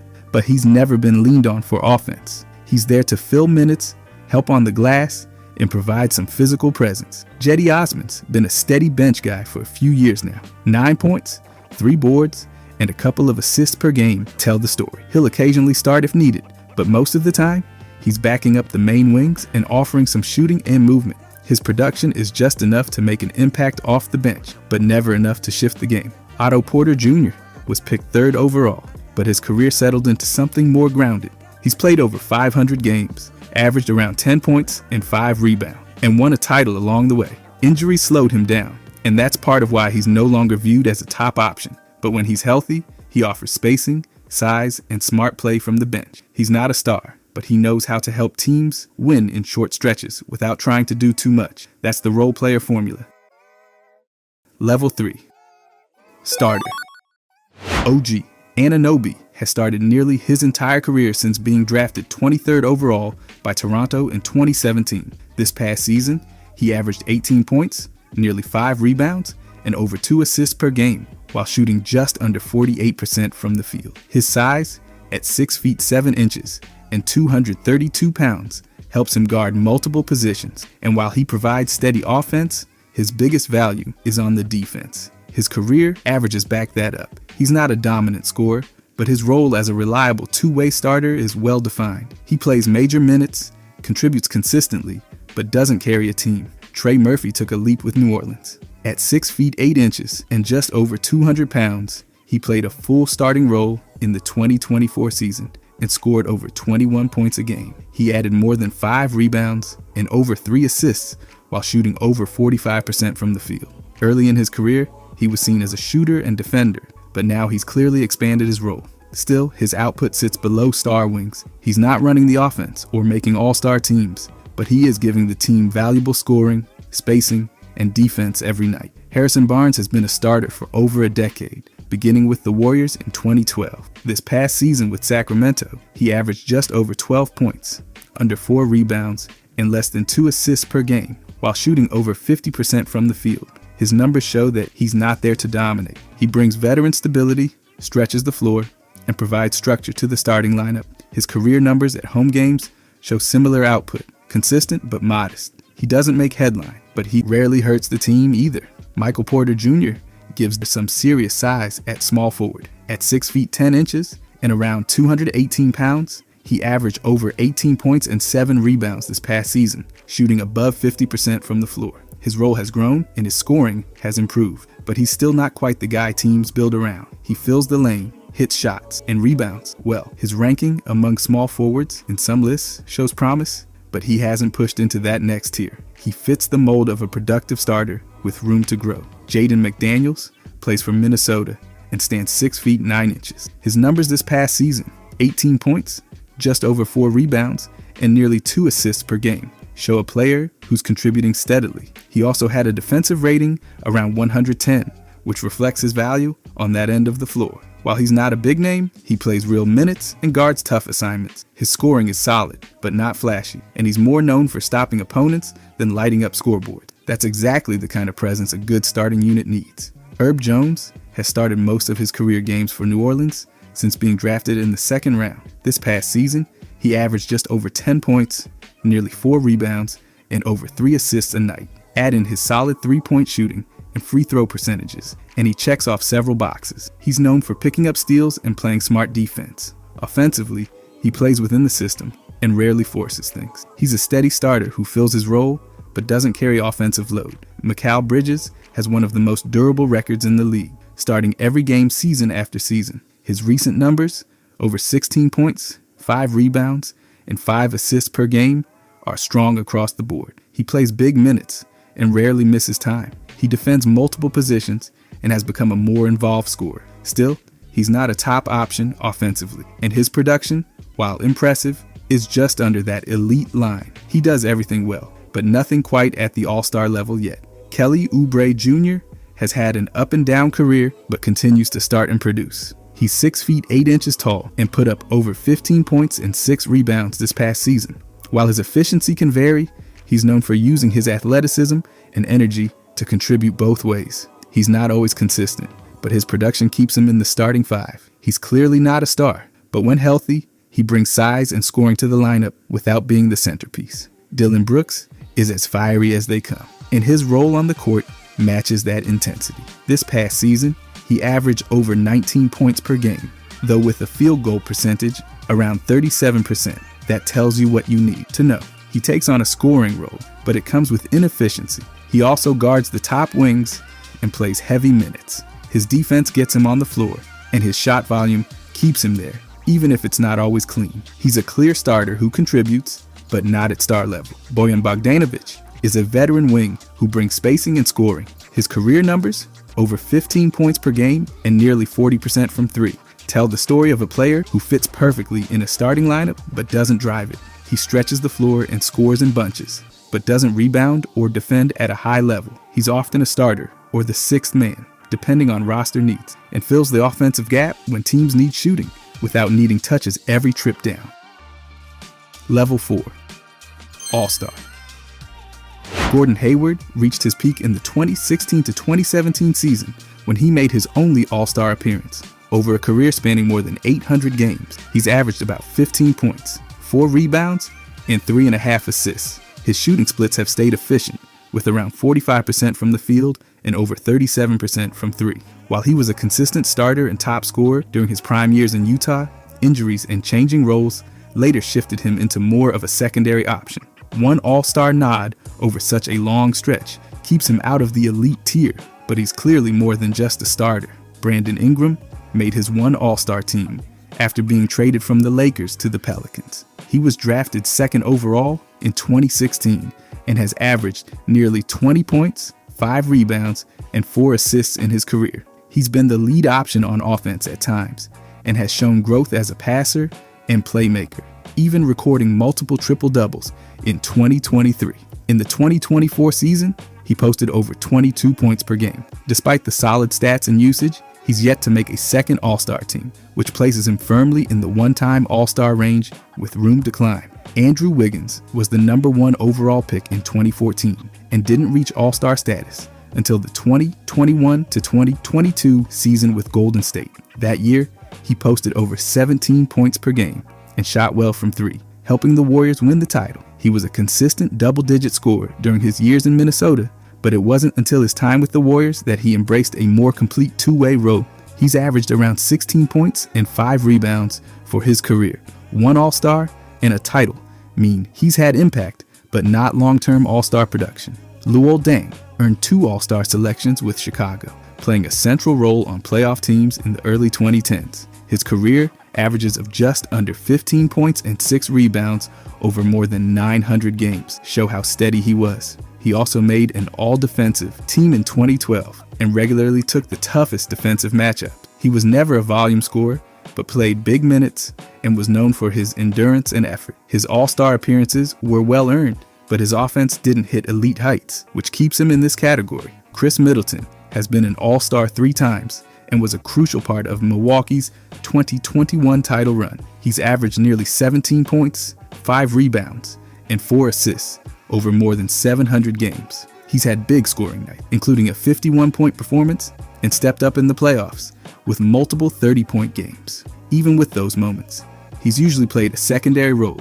not a franchise-carrying one. His consistency in 3 All-Star selections put him above the one-time group, but not quite at the superstar level. Iggy was an All-Star in 2012 and later became a Finals MVP during the Warriors' first title run in 2015. Early in his career, he was a top option in Philadelphia, averaging solid all-around numbers. As he transitioned into a veteran role, he became known for defense and leadership more than scoring. He's won 4 titles and made multiple all-defensive teams, but with only 1 All-Star appearance, he fits here, a high-impact player without multiple elite individual seasons. Rashard Lewis made 2 All-Star teams and was known for his shooting at the forward spot. He averaged around 15 points and 5 rebounds over a career that spanned more than 1,000 games. He was a key part of Orlando's finals team and later won a title with Miami in 2013. His strength was spacing the floor and scoring in rhythm, not being a primary star. His production and multiple All-Star nods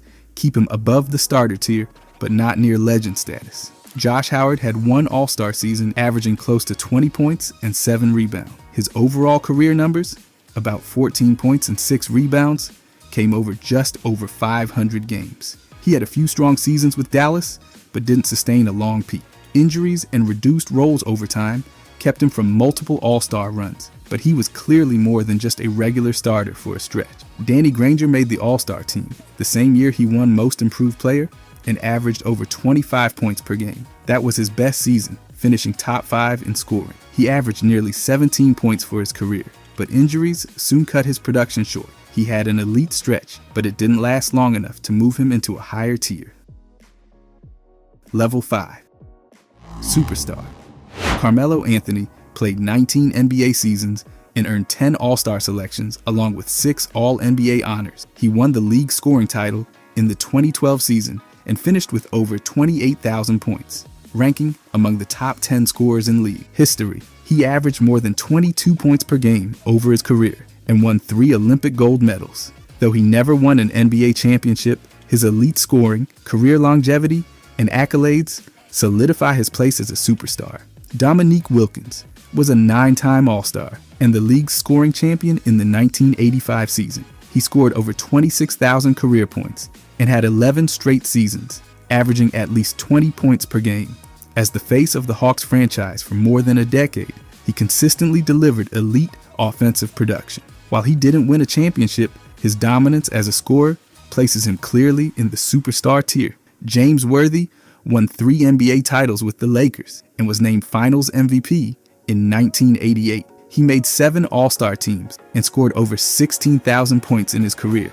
Worthy was a vital part of the Lakers' championship runs and played a leading role in key playoff moments. He wasn't the franchise's #1 option, but his consistent All-Star level play and postseason success keep him in the superstar bracket. Paul George is a 9-time All-Star and 6-time All-NBA selection with multiple All-Defensive Team honors. He's averaged over 20 points and 6 rebounds across more than 900 games. Known for his two-way play, he's been a go-to option for both Indiana and the Clippers. While he hasn't reached the finals or won a title, his sustained, high-level performance, versatility, and league-wide respect confirm his superstar status. Paul Pierce made 10 All-Star teams and was named Finals MVP after leading the Celtics to the title in 2008. He scored over 26,000 points and averaged nearly 20 per game across 19 seasons. As Boston's franchise player for more than a decade, he carried the team through multiple eras and consistently produced in both regular season and playoffs. His scoring, clutch performances, and championship run place him firmly in the superstar category. Jimmy Butler has made 6 All-Star teams and 5 All-NBA squads. He's also been named to 5 All-Defensive teams and led deep playoff runs with Miami, including 2 NBA Finals appearances. Butler's career averages, over 18 points, 5 rebounds, and 4 assists, don't fully capture his playoff impact. He's known for stepping up in the postseason and being the emotional leader of his team. Though he hasn't won a title, his elite two-way game and postseason reputation make him a clear superstar. Paul Arizin was a 10-time All-Star and a 2-time scoring champion in the 50s. He averaged nearly 23 points and over 8 rebounds per game during his career and won an NBA title with the Philadelphia Warriors. Selected to multiple NBA anniversary teams, he was one of the top scorers of his generation. His dominance during his era and long list of accolades firmly established his superstar status. Alex English was an 8-time All-Star and scored over 25,000 points in his career. He led the league in scoring in the early 80s and averaged over 21 points per game across nearly 1,200 games. As the leading scorer in Nuggets history, he maintained consistent offensive production for more than a decade. His smooth scoring style and sustained excellence make him a clear fit in this tier. Bernard King made 4 All-Star teams and won the scoring title in 1985, averaging almost 33 points per game. He had multiple seasons averaging over 28 points and totaled more than 19,000 points for his career. Injuries cut short his peak, but during his best seasons, he was one of the league's most unstoppable scorers. His high-level production and Hall of Fame career confirm his superstar classification. Jason Tatum has already made 6 All-Star teams and 5 All-NBA teams, including 4 first-team selections. He led Boston to the 2024 championship and set the All-Star game scoring record with 55 points. His averages, over 23 points, 7 rebounds, and nearly 4 assists, have risen every year. In 2025, he posted nearly 27 points per game. With consistent All-NBA recognition and team success, Tatum already belongs in the superstar tier, with potential to reach even higher. Level 6. Legends.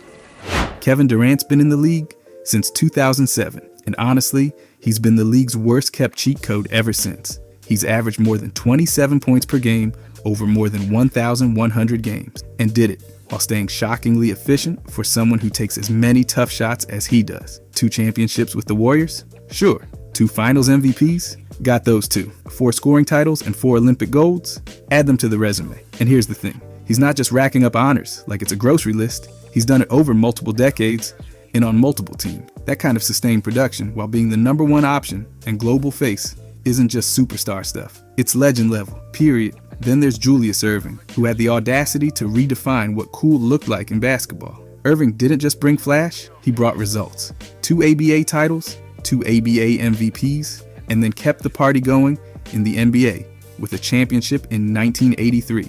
and an MVP in 1981. But forget the trophies for a second. His actual style of play changed how small forwards played the game. He made above the rim play not just exciting, but expected. His dunks weren't just posters, they were blueprints for the future. He did all this while being the best player on almost every team he was on. There's no "he was carried" conversation here.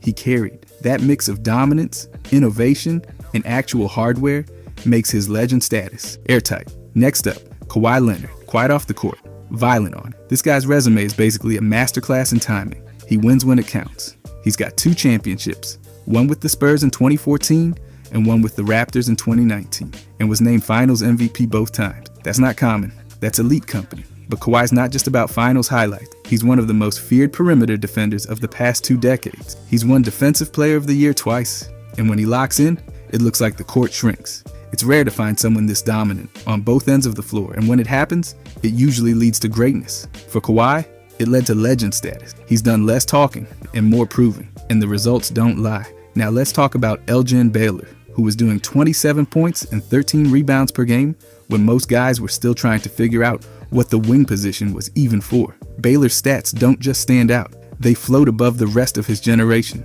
This is the guy who dropped 71 points in a game back in 1960. He also put up 61 in a finals game, which is still a record. He was named to the All-NBA First Team 10 times and made 11 All-Star appearances. And yeah, the championship didn't come during his playing years, but Baylor's individual dominance and innovation still set the standard. He brought athleticism and dynamic play to a position that desperately needed it. Without Baylor, the entire shape of the small forward role looks different. He was years ahead of his time, and legends usually are. Then you've got Scottie Pippen, the most dangerous number 2 in league history. 6 championships with the Bulls, 7 All-Star appearances, and more defense than most full teams. He made the NBA All-Defensive First Team 8 times. 8! He could guard anyone, from point guards to power forwards, and made life miserable for everyone in between. But it's not just the hardware, it's how he elevated one of the most iconic dynasties. His numbers might not scream volume scorer, but his impact was total. 6 rings, a finals level wingman, and a defensive engine. That's legend material. Let's move to John Havlicek. 13 All-Star selections, 8 titles. Never lost in the finals. Never.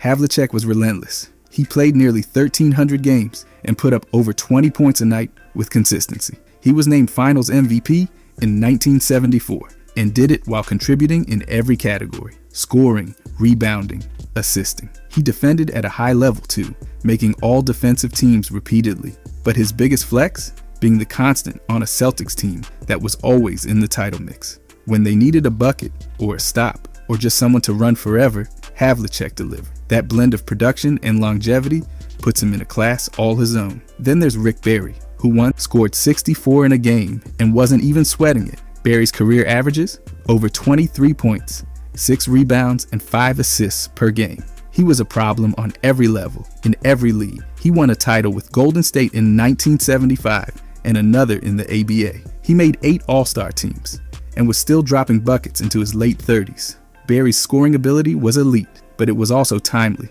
He was never just piling on stats. He was doing it when it mattered. That ability to perform in big moments while consistently producing made him more than just a scorer. It made him a legend. These guys didn't just win, they rewrote the playbook. They brought unique skill sets, elevated their teams, and defined eras. Whether it was Durant's silky dominance, Irving's aerial artistry, Kawhi's two-way excellence, Baylor's scoring brilliance, Pippen's all-around engine, Havlicek's consistency, or Barry's fearless offense, they each left the game different than they found it. Level 7. GOATed.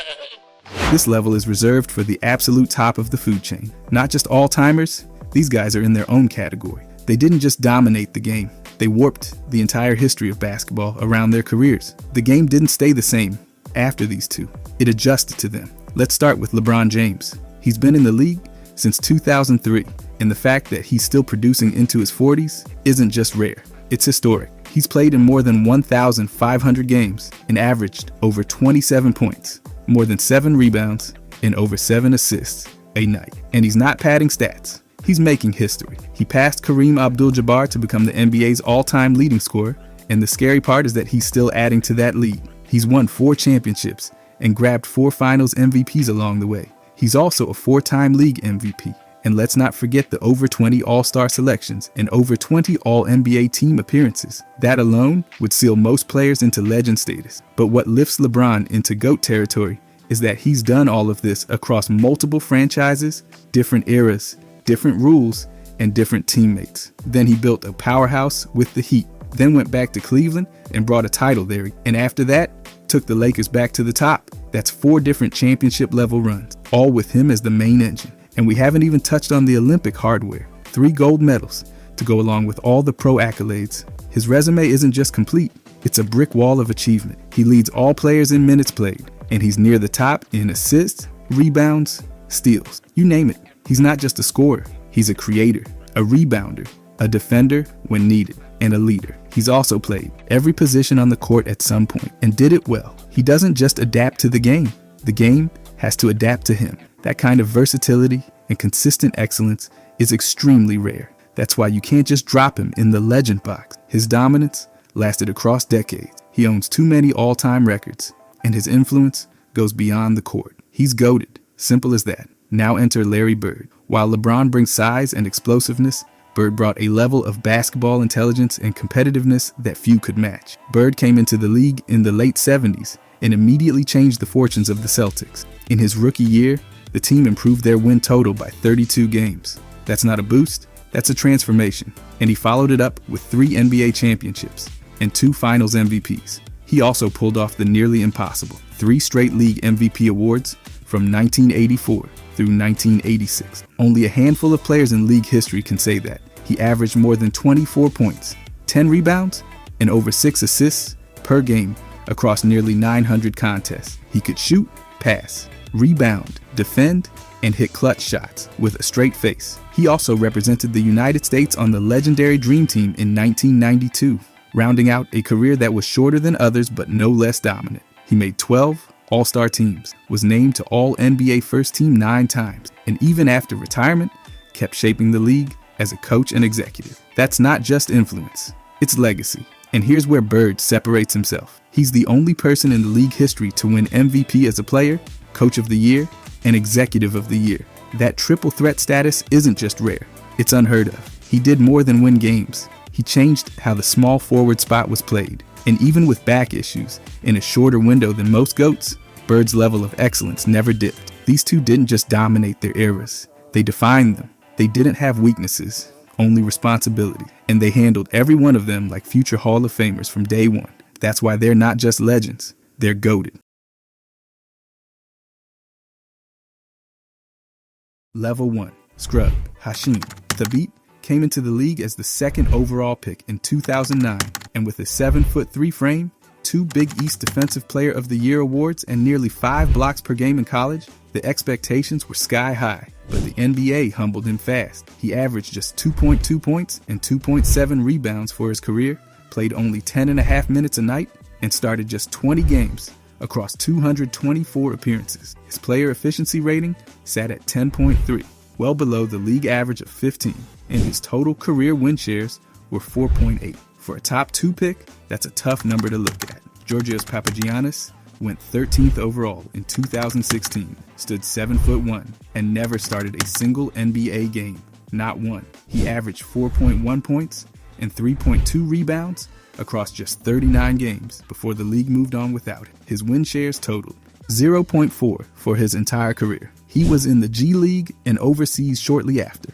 which tells you everything about how teams valued him as a rotation piece. Diamond Stone is honestly one of the quietest NBA careers ever. 7 games, 3.4 minutes a night, 1.4 points per game, a field goal percentage of 23.1. His PER was negative 1.2, and his total win shares were negative 0.1. He was a 5-star recruit who played 1 college season and then basically never played in the NBA at all. The G League and international leagues became his path almost immediately. Tony Bradley went 28th overall and spent years being waived, signed, and bounced around. His best scoring stretch was 8.7 points per game in a small sample with Oklahoma City, but his career averages hovered around 4 points and 2 rebounds. He never cracked double-digit scoring for a full season, rarely played meaningful minutes, and His G League numbers of 16.8 points and 12.2 rebounds somehow never translated to the NBA level at all. Norvel Pellick played only 40 total NBA games, averaged 2.1 points and 2.4 rebounds, and shot 0% from three his entire career. He was undrafted, bounced across 3 seasons and multiple rosters, and his PER landed at 10.9. He had moments of rim protection that showed promise, but the foul trouble, the lack of offense, and the inability to hold a rotation spot kept him from ever becoming more than a name on the end of a bench. Justin Patton went 16th overall, which made him a lottery pick, and then injuries wiped out almost everything. Multiple foot surgeries cost him nearly his entire rookie season, and he never recovered enough to carve out a real role. His NBA sample size was less than 10 games early on. His skill set was still raw when healthy, and the combination of unavailability and underdeveloped offense sent him toward overseas and G League roots before his career ever got started. Michael Olowokandi was the number 1 overall pick in 1998, taken ahead of Paul Pierce and Dirk Nowitzki. In his career, averaged 8.3 points, 6.8 rebounds, and 0.7 assists. For a franchise center taken first overall, those numbers sting. His field goal percentage was 43.5%, which is low for a big man who should be operating close to the basket. He never made an all-star team, never led a team in a meaningful category, and his turnover rate was high relative to how little he created. The gap between where he was picked and what he produced is one of the biggest in draft history. Level 2, role player, Chris Anderson played 15 years in the league, appeared in 695 games, and never once made an all-star team. He came in undrafted, which already tells you where the ceiling was set. His career averages were 5.4 points, 5 rebounds, and 0.5 assists per game, but he shot 53% from the field and averaged over 1 block a night because almost every shot he took was at the rim. That's the role player formula right there. He wasn't creating anything, he wasn't carrying any offensive load, but he was useful, efficient within his lane, and won a championship with Miami in 2013. JaVale McGee is one of those guys who had every physical tool you could want in a center and still couldn't push past the role player ceiling. 7.6 points, 5 rebounds, and 0.4 assists per game for his career. He shot 57.8% from the field, which sounds great until you realize almost every attempt was a lob or a dunk. There was no playmaking, no shooting range, and no offensive creation whatsoever. He needed his guards to do all the work before he could contribute. He's won multiple championships, but always as a piece of the puzzle, never the reason the puzzle came together. Will Perdue played 13 NBA seasons and spent most of them winning. He was part of the Chicago Bulls championship teams and later won with the San Antonio Spurs, but his individual numbers were as quiet as they come. Roughly 5 points and around 5 rebounds per game across his entire career. He was a 7-footer who brought interior defense, took up space, and didn't need shots to be effective. He never had a perimeter game, never created offense, and was never a primary or even secondary option. He was there to fill a role, and he filled it for over a decade. Bismack Biyombo averaged 5.1 points, 5.9 rebounds, and 0.7 assists per game for his career. His usage rate sat between 9 and 12% in most seasons, which means teams weren't asking much from him offensively. Nearly all of his scoring came from putbacks and lobs. He had negative real plus, minus in multiple seasons, and his on and off court impact was consistently negative in several stretches. His value was tied almost entirely to rebounding and interior defense, and even then, foul trouble limited how long he could stay on the floor. That's a role player who knows exactly what he is. Nerlens Noel went 6th overall in his draft and averaged 7.1 points, 6.1 rebounds, and 1.1 assists per game. He shot around 54% from the field, but every shot came from close range. There was no shooting range, no post game, and no shot creation at all. His best seasons came off the bench as a defensive specialist in Oklahoma City and New York, where teams used him specifically to protect the rim and disrupt offenses. He never became the franchise piece his draft position suggested, but he carved out a real multi-year role as a defensive contributor. Jackson Hayes is one of the most efficient scorers in the league on a per-attempt basis, shooting between 62 and 72% from the field, but that number is almost entirely the result of dunks and lobs, not skill creation. His career averages sit around 7.5 points, 4 rebounds, and 0.7 assists per game. He went 8th overall and transitioned into a backup center role with inconsistent minutes. He can't shoot from the perimeter, can't create in the half court, and needs guards to set everything up before he can contribute. High efficiency, low responsibility. Tristan Thompson went 4th overall in his draft and settled into one of the most consistent role player careers of his generation. 8.3 points, 7.8 rebounds, and 1.0 assists per game across his entire career. He's never shot from three, never run an offense, and almost all of his scoring came from offensive rebounds and short-range finishes. His biggest contribution to winning was the Cleveland championship run, where he operated as a rebounding and screening big without being asked to do anything beyond that. 4th overall pick, long career, real impact, but strictly within his defined lane. By the way, if you guys want to subscribe, I'm going to be posting every day. Thanks.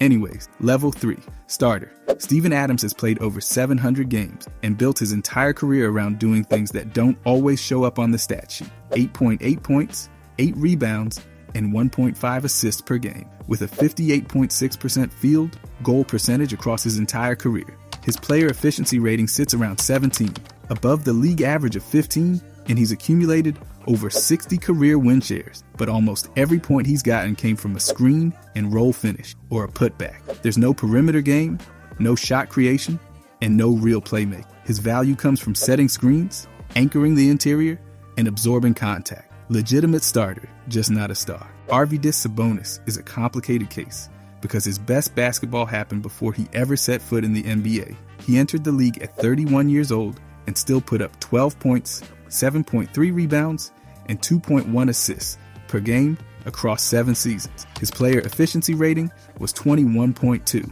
and he finished with 47.3 career win shares. He even shot 32.8% from 3, which was rare for a center in that era. But reduced athleticism and age meant the NBA never saw his true peak. What it did see was a skilled, efficient starting center who was above average, not a franchise cornerstone. Andrew Bogut went 1st overall in the 2005 draft, and the numbers he produced tell you exactly what kind of player he was. 9.6 points, 8.7 rebounds, 2.2 assists, and 53.5% shooting, 1.5 blocks per game, genuine interior defense, and a real role on a Golden State Warriors championship team. He never averaged more than 15 points in a season, never developed a perimeter game, and his value lived almost entirely on defense, screening, and high post passing. Injuries shortened what could have been even more impactful, but starter level production across over a decade is nothing to dismiss.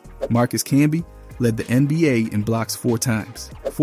He won Defensive Player of the Year in 2007 and was a legitimate defensive anchor for Denver's playoff team, playing over 30 minutes per game in multiple seasons. 9.5 points, 9.8 rebounds, and 2.4 blocks per game for his career. But his field goal percentage sat around 46%, low for a center, and he was never a primary offensive option anywhere he played. Scoring never exceeded 13 points in a single season. The defense kept him in starting lineups for years. The offense kept him out of all-star conversations entirely. Mitchell Robinson shoots between 65 and 70% from the field, which sounds incredible until you realize nearly every single attempt is a dunk or a lob. 7 points, 8 rebounds, and 2 blocks per game in a typical season. His offensive rebounding volume ranks among the league leaders, and his rim protection is genuine, but there's 0 perimeter shooting, under 1 assist per game, and no ability to create offense for himself or anyone else. Injuries have also cost him real availability across multiple seasons, which has prevented him from ever fully locking in as a consistent starter. Ivica Zubac doesn't do anything flashy, but he just keeps showing up and producing. 10 points, 10 rebounds, and shooting in the 64 to 65% range from the field every single season. He sets screens, finishes pick and rolls, stays healthy, and does his job without needing much offensive responsibility handed to him. His assist numbers sit around 1.5 per game, and his defensive metrics are solid for a starting center. The one thing that limits his late game usage is his inconsistent free throw shooting, but as a reliable, durable starting center, he fits the role cleanly. Jakob Poeltl brings something most starting centers in this tier don't, and that's real passing ability. 2 assists per game, which is legitimately high for a center, combined with 12 points, 10 rebounds, and above 65% shooting from the field. He functions as a short role playmaker who keeps offensive possessions connected, and his rebounding rates rank among the highest relative to his peers. But there's no shooting range. Free throw percentage sits around 50 to 55%, and he's not a volume scorer in any system. Well-rounded across the board, just without the scoring upside to push into a higher tier. Level 4, All-Star. Wemby didn't ease into the league. He walked in and immediately posted 20, 4.3 points, 11 rebounds, 3.7 assists, and 3.8 blocks per game, which led the entire NBA. He recorded 30 games with 10 or more blocks and put together multiple 5x5 level stat lines in his first season. He's 7'4" and can handle the ball, shoot from the perimeter, and create mismatches that centers simply aren't supposed to be able to create. He's already an all-star, already a defensive anchor, and already a primary scoring option. There's no development arc to wait on here. He arrived. Karl Anthony Towns is one of the most efficient high-volume scorers the center position has ever seen.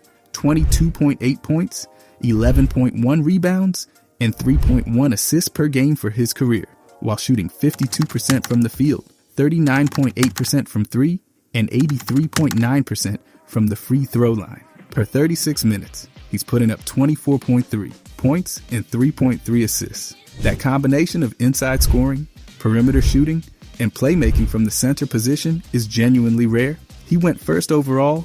He's been the primary offensive option for most of his career, and the numbers back up every bit of that usage. DeMarcus Cousins was one of the most dominant offensive centers of his generation when healthy. 19.6 points, 10.2 rebounds, and 3 assists per game for his career, and per 36 minutes, that jumps to 20, 3.6 points, 12.3 rebounds, and 3.7 assists. He could score in the post, face up, shoot from 3 at 33%, and draw fouls at an elite rate on high-volume attempts. His PER reached the 23 range in peak seasons, well above the league average of 15.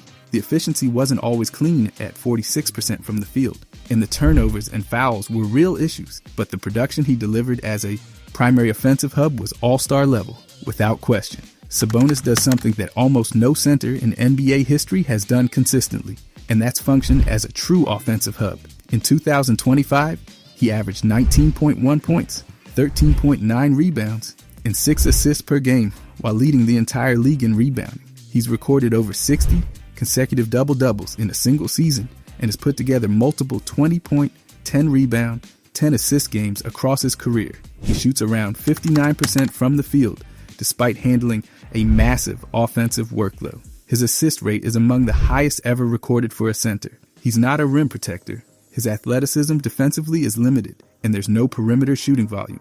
But as an offensive engine and rebounding force, he's a legitimate all-star centerpiece. Rudy Gobert's entire value lives on one side of the floor, and he's maximized it better than almost anyone at his position in modern NBA history. He's averaged around 2.1 blocks per game for his career, won Defensive Player of the Year multiple times, and has anchored top-ranked defenses across multiple teams. His rebounding sits at 11.7 per game, and he shoots above 65% from the field because every shot he takes is a dunk, a lob, or a putback. There's no shot creation, no perimeter game, and his offense is completely dependent on his guards. But his defensive impact on team rating during his prime years places him among the most impactful big men of his era. Bam brings something most centers on this list don't, and that's genuine two-way versatility. He typically puts up 21 points, 10 rebounds, and 5 assists per game. And he can guard centers, forwards, and guards on switches without the defense breaking down. He averages around 1.1 steals per game, which is elite for his position. His mid-range game has developed into a real scoring tool, so he's not solely reliant on finishing at the rim. He's not a three-point shooter, and he's not a high-volume isolation scorer, but his overall two-way impact is as complete as any center in this tier. Al Horford has accumulated over 14,000 points, 8,900 rebounds, and 3,600 assists across his career.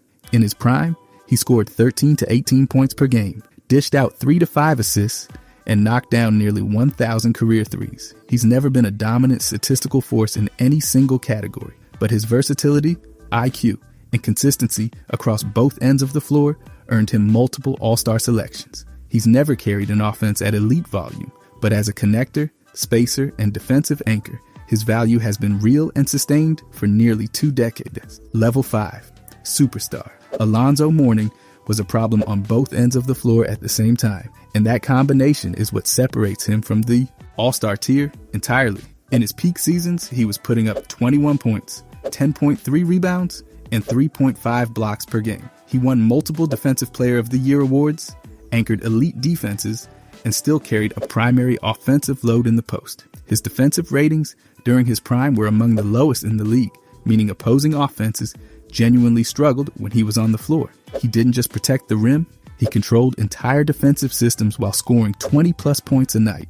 That's a true two-way superstar. Yao Ming stood 7'6" and somehow never relied on his size as a crutch. He averaged 19 points, 9.2 rebounds, and 1.9 blocks per game across his career, and he did it efficiently while functioning as the primary offensive option for Houston. He made 8 All-Star teams, earned multiple All-NBA selections, and posted double-digit win share seasons that confirmed his team-level impact wasn't just individual stat accumulation. He drew fouls, finished with touch, and was genuinely unguardable for most centers of his era. The only thing that kept him from pushing into an even higher conversation was the injuries that cut his career to just 8 seasons. What he showed in that window was elite.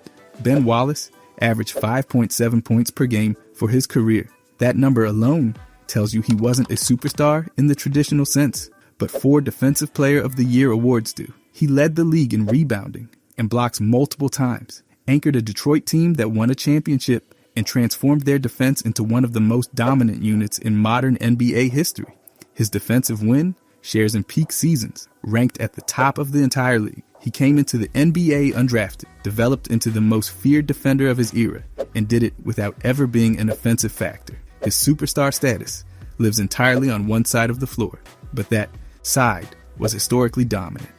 Wes Unseld won MVP and Rookie of the Year in the same season in 1969, which has only been done once in NBA history. He averaged 14 rebounds per game for his career, and in multiple seasons, that number climbed into the 15 to 18 range. He also averaged 3.9 assists, which was exceptional for a center in his era, because his value wasn't just rebounding, it was outlet passing and transition initiation. He was a possession creator before that concept had a name. His scoring sat around 10.8 points per game, so he was never a volume scorer, but a finals MVP and a league MVP confirmed that his impact went far beyond what the box score captured. Nate Thurmond averaged 15 points and 15 rebounds per game for his career while playing 37 minutes a night. He was one of the premier defenders of his generation, known for taking on the toughest assignments at a time when the center position included some of the most dominant players in league history. He recorded one of the first officially recognized quadruple doubles in NBA history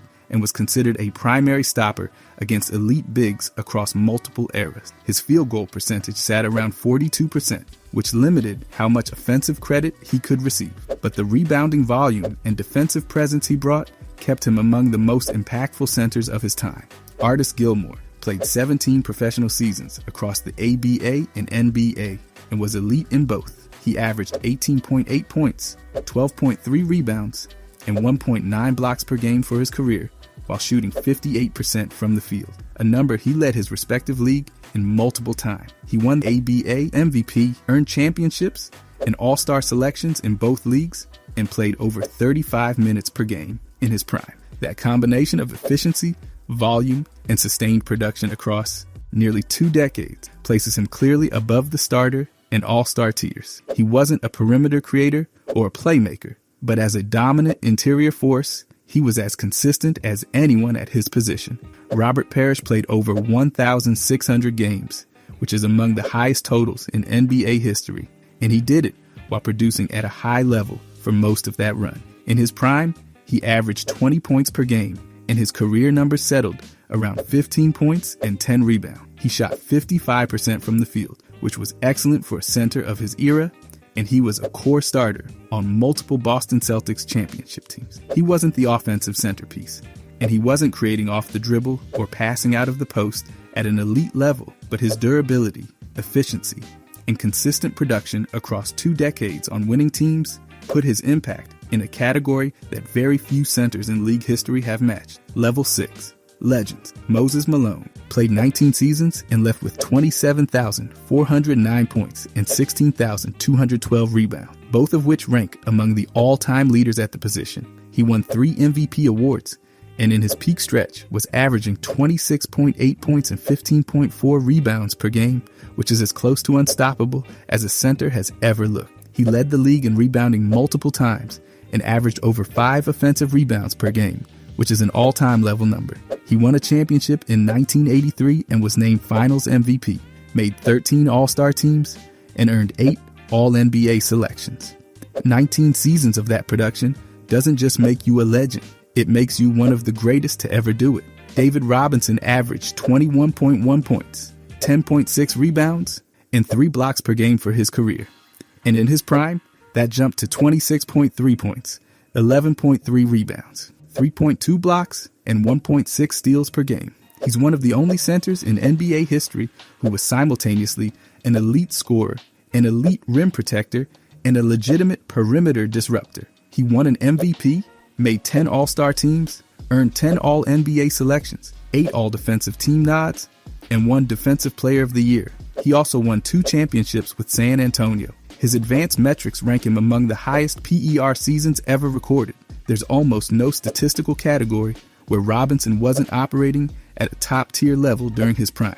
Patrick Ewing averaged 20.98 points, 9.8 rebounds, and 2.45 blocks per game across his entire career. And he did it as the offensive centerpiece of the New York Knicks for nearly 2 decades. His career totals sit at 24,815 points, 11,607 rebounds, and 2,894 blocks, which places him in the top 10 all-time in that category. He played over 35 minutes per night in his prime, made 11 All-Star teams, and earned multiple All-NBA selections. He never won a championship, but he carried a franchise on his back for years and led them to a finals appearance. The absence of a ring doesn't erase what he built. Joel Embiid's career scoring average sits around 27.6 points per game, which ranks among the top 4 all-time among centers historically. He's had multiple seasons above 30 points per game, generates around 10 free throw attempts per night, and scores from the post, the mid-range, the face-up, and the perimeter. His career rebounding sits above 11 per game, and he averages around 1.6 blocks, making him a legitimate two-way force rather than just an offensive engine. He won an MVP, claimed multiple scoring titles, and earned multiple All-NBA selections. The only thing separating him from an even higher conversation is the games played total, which sits significantly lower than the all-time greats due to injuries throughout his career. Dwight Howard accumulated over 2,200 blocks across his career, placing him among the top 15 all-time in that category, and over 14,600 rebounds, which lands him in the top 10 all-time. He won multiple Defensive Player of the Year awards and anchored elite defenses for years. In his prime, he was putting up 23 points, 15 rebounds, and 3 blocks per game. And he maintained that level of production over a long stretch. He played over 1,200 games across 18 seasons, which speaks to his durability. His offensive limitations were real, with no shooting range, no playmaking, and limited post variety. But his defensive and rebounding dominance were historically rare. Bill Walton's peak was as complete as any center who's ever played the game. He won an MVP, won a finals MVP, and led his team to a championship as the best player on the floor. In his prime seasons, he averaged around 19 points, 14 rebounds, and over 5 assists per game, which made him one of the greatest passing centers the league has ever seen. He combined rim protection, rebounding, playmaking, and offensive efficiency in a way that very few bigs ever have. The reason he isn't in a higher conversation is simply the injuries. They limited his total games and shortened his prime to a window that was brilliant but brief. George Mikan was the first dominant big man the NBA had ever seen, and the league had to keep changing its rules because of him. He averaged around 23 points and 13 rebounds per game in an era when he was simply too much for anyone to handle. He won 5 championships and led the league in scoring multiple times. The lane was widened, specifically because of how he was operating near the basket, and the shot clock era itself was influenced in part by his presence. The talent pool and pace of play were different then, but being the player who forced the sport to structurally change itself is a kind of legacy that belongs in a tier all its own. Level 7. GOATed. Kareem played 20 seasons and finished with 38,387 career points, a record he held for nearly 4 decades. He averaged 24.6 points, 11.2 rebounds, 3.6 assists, and 2.6 blocks per game across that entire run. He won 6 MVP awards, which is the most in NBA history, and in his peak seasons, he was putting up 30-plus points and 16-plus rebounds per game. 6 championships, 2 finals MVPs, 15 All-NBA selections, and 19 All-Star appearances. The skyhook was essentially an unguardable scoring weapon that he deployed efficiently for 2 decades straight. No player in league history has combined that kind of peak dominance with that kind of longevity. The record book reflects it. Wilt Chamberlain averaged 30.1 points and 22.9 rebounds per game for his entire career. In a single season, he averaged 50.4 points per game. He scored 100 points in a single game. He had multiple seasons where his rebounding average was in the 30-plus range. These aren't just impressive numbers. They're statistical outliers that no player in NBA history has come close to replicating. He won 4 MVP awards, 2 championships, and 10 All-NBA selections. He also led the league in assists later in his career after dominating scoring and rebounding earlier, making him the only center in history to sit atop multiple statistical categories at different points in his career. The peaks he reached simply don't exist anywhere else in the record books. Bill Russell won 11 championships in 13 NBA seasons. 11. He won 5 MVP awards, averaged 22.5 rebounds per game for his career, and in the playoffs, that number climbed to 24.8, which is the all-time postseason rebounding average record. He led the league in defensive win shares 11 times and holds the highest total of defensive win shares in NBA history. He wasn't a high-volume scorer, and his value was never built around points. It was built around defense, rebounding, and the kind of winning impact that transformed every team he was ever on. No player in any major professional sport has a championship record that comes close to what he built in Boston. Shaq averaged 23.7 points and 10.9 rebounds per game for his career while shooting 58% from the field, which is an elite efficiency number for someone operating at that volume. In his peak stretch in the early 2000s, he was putting up 30 points and 14 rebounds per game, and opposing defenses had no answer for him. He won an MVP in 2000, claimed 4 championships, and earned 3 consecutive finals MVPs during the Lakers dynasty run. His offensive rating in peak seasons ranks among the highest ever recorded for a high-usage player. He required double teams, changed defensive schemes, and still scored at will anyway. That combination of efficiency and physical dominance at scale is genuinely one of a kind. Hakeem averaged 21.8 points, 11.1 rebounds, 3.1 blocks, and 1.7 steals per game for his career, making him one of the only centers in history to operate as an elite scorer and elite defender simultaneously. He could create his own shot in isolation, score with advanced footwork in the post, and disrupt opposing offenses at the rim in the same game. In the 1995 finals, he averaged 32.8 points, 11.5 rebounds, and 5.5 assists. He won an MVP, 2 championships, 2 finals MVPs, and multiple All-NBA and All-Defensive selections. He defeated multiple MVP-level players in a single playoff run. As a complete two-way force, there's an argument that nobody at the center position has ever been more skilled. Nikola Jokic has won 3 MVP awards in 4 seasons, putting him in a group of 9 players in NBA history who've reached that mark. His career averages sit above 20 points, 10 rebounds, and 6 assists per game, and that assist number is the highest ever sustained by a center in league history. He's the only player ever to record 2,000-plus points, 900-plus rebounds, and 700-plus assists in a single season.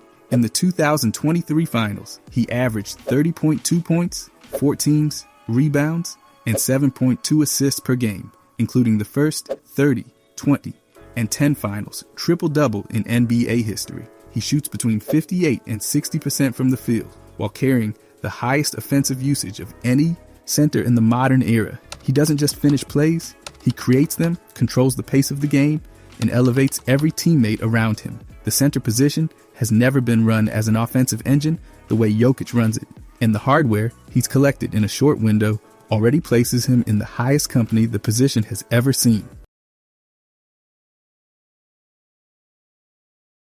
Level 1. Underrated steals. Isaiah Hartenstein wasn't just drafted in the second round, he was dragged down to the 43rd spot because of a supposed knee issue that never even existed. Medical red flag? More like medical fiction. Despite bouncing around early, including G League assignments and team changes, he locked in once he hit New York. There, he became a true two-way presence. His numbers in the 2023 to 2024 season, career highs across the board, points, rebounds, assists, blocks, steals, check, check, and check. Once the Knicks starter went down, he stepped up and never looked back. And what did that get him? A big payday and, oh yeah, a championship as the starting center for the Thunder. Not too bad for a guy who most teams passed over for a ghost injury. Josh Hart came in at pick 30 in 2017. Not exactly a pick people circle in red marker. But what's he done since? Outworked just about every guy drafted ahead of him. Hart's not flashy, but he does all the things winning teams need. He rebounds like a big, passes like a guard, and guards like he's double his size. You want a guy who does a little bit of everything and never stops moving. That's Hart. He's not a stat sheet king, but he fills it up every night. And for a guy drafted at the very end of the first round, his value on the court has gone way past what most teams expect from that pick. He's the ultimate glue guy. And yes, that phrase is tired, but it fits. Jeremy Grant was drafted 39. Now that sounds low-key, but what's wild is how consistent he's been ever since. He developed into exactly the kind of player today's teams crave. A long, switchable forward who can shoot, defend, and play anywhere on the floor. And that's not an exaggeration. He fits every team in every era of the last 5 years. His role grew from spot minutes to real offensive threat while maintaining strong defense. It's not just about scoring, it's about being able to switch on defense, space the floor, and never be a liability on either end. That's Grant in a nutshell. Players like him don't usually come out of the second round. He broke the curve. PJ Tucker, drafted 35th in 2006. If you blinked, you missed his rookie year. He was gone, shipped to the development league and basically written off. But guess what? He stormed back years later and turned into one of the most reliable vets in the league. Tucker didn't win games with flashy offense. He did it with grit, physicality, and locking down opponents. His corner three became automatic, and his defense, constant. He's the guy every contender ends up chasing at the trade deadline. For a player drafted in the second round who was nearly out of the league, that kind of turnaround screams steal. Devo was picked in the middle of the first round. That's usually where teams grab role players and prey. Instead, Devo turned into a lights-out shooter and a clutch performer. He broke franchise records for threes with the Knicks, including an eye-popping 11 triples in a single game. That's the kind of shooting that shifts playoff series. Gets it out to Anunoby. DiVincenzo a three. Bang! Bang! Knicks take a 1-point lead. And speaking of playoffs, he dropped 9 threes in a game 7. That's not just hot shooting. That's stepping up when it counts most. For a guy picked outside the lottery, that's rare air. Emmanuel Quickley went 25th overall. At first glance, that's not bad, but even that doesn't capture how much he's delivered. After being traded to Toronto, he took off, averaging over 18 points a game and proving he could be a real lead guard. That's not a bench spark anymore. That's a full-on offensive weapon. His growth as a scorer and playmaker went beyond the typical ceiling for someone drafted that late. He's not just outplaying expectations, he's blown past them. Karis LeVert came in at pick 20, but injuries early on made him a question mark. Once healthy though, he made an instant impact. Not a star, but a guy who scores, passes, and holds his own on defense. He had an 18.7 average in a season where he got steady minutes. That's not common for a guy picked in the 20s. Teams dream of that kind of upside at that spot, but most of the time, it doesn't pan out. With LeVert, it did. Trey Murphy was pick 17, which usually means solid potential, but limited expectations. He needed some G League seasoning, but once he found his footing, the guy exploded. By year 3, he was putting up over 20 points a night. He became a true floor spacer with size and confidence. And New Orleans backed it up with a big extension, over $100 million. That's not a gamble, that's payment for production. He turned into a wing every team wishes they grabbed earlier. Each one of these guys wasn't just underappreciated. They've all outpaced what teams projected. And the common thread? They didn't hit early, they hit consistently. That's what makes them underrated steals. By the way, if you guys want to subscribe, I'm going to be posting every day. Thanks. Anyways. Level 2, clear value picks. C.J. McCollum entered the league from a tiny school, but his resume was anything but small. He was Lehigh's all-time leading scorer, and that college production translated. Taken in the first round of the 2013 draft, McCollum wasn't just a safe bet. He was a consistent payoff. In Portland, he became a reliable scoring guard who could drop 20 plus any night. Not just in bursts, he averaged around 21 points for multiple seasons. He had high scoring explosions, hit big shots in clutch moments, and worked perfectly alongside Star. He didn't shock the league with superstardom, but he became the exact kind of player his draft slot promised.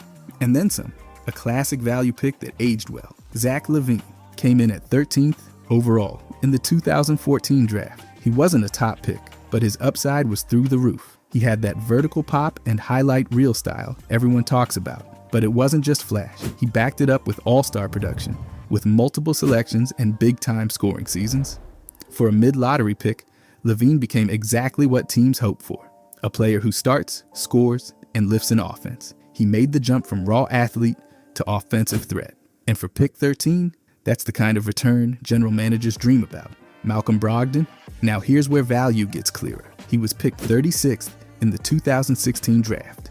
A second rounder who walked right into Rookie of the Year honor. That almost never happens. His college career at Virginia was loaded with accolades, but teams weren't sold because of his age and athleticism.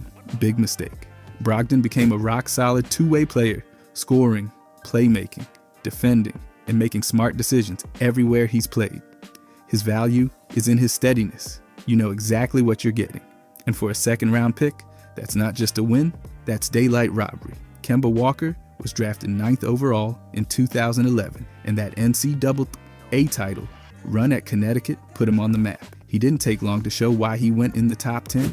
Over his NBA career, he averaged nearly 20 points per game, made 4 All-Star teams, and turned Charlotte into something watchable for a change. He wasn't the biggest guard, but his heart, clutch scoring, and shot creation gave his teams real juice. For a 9th pick, that kind of long-term value, including high usage years and leadership, is textbook clear value. Not a gamble, not a surprise, just solid investment. Sabonis was the 11th pick in 2016, but what he's done makes it feel like he should have gone way higher. After bouncing early in Oklahoma City, he broke out in Indiana and then kept climbing. 3 All-Star selections, multiple All-NBA nods, and he's led the league in rebounds a lot. He's a passing big, a walking double-double, and one of the best interior producers in the game. For the 11th pick, that kind of resume stands out. Teams dream about getting that kind of front court value without using a top 5 pick. Sabonis gave them exactly that.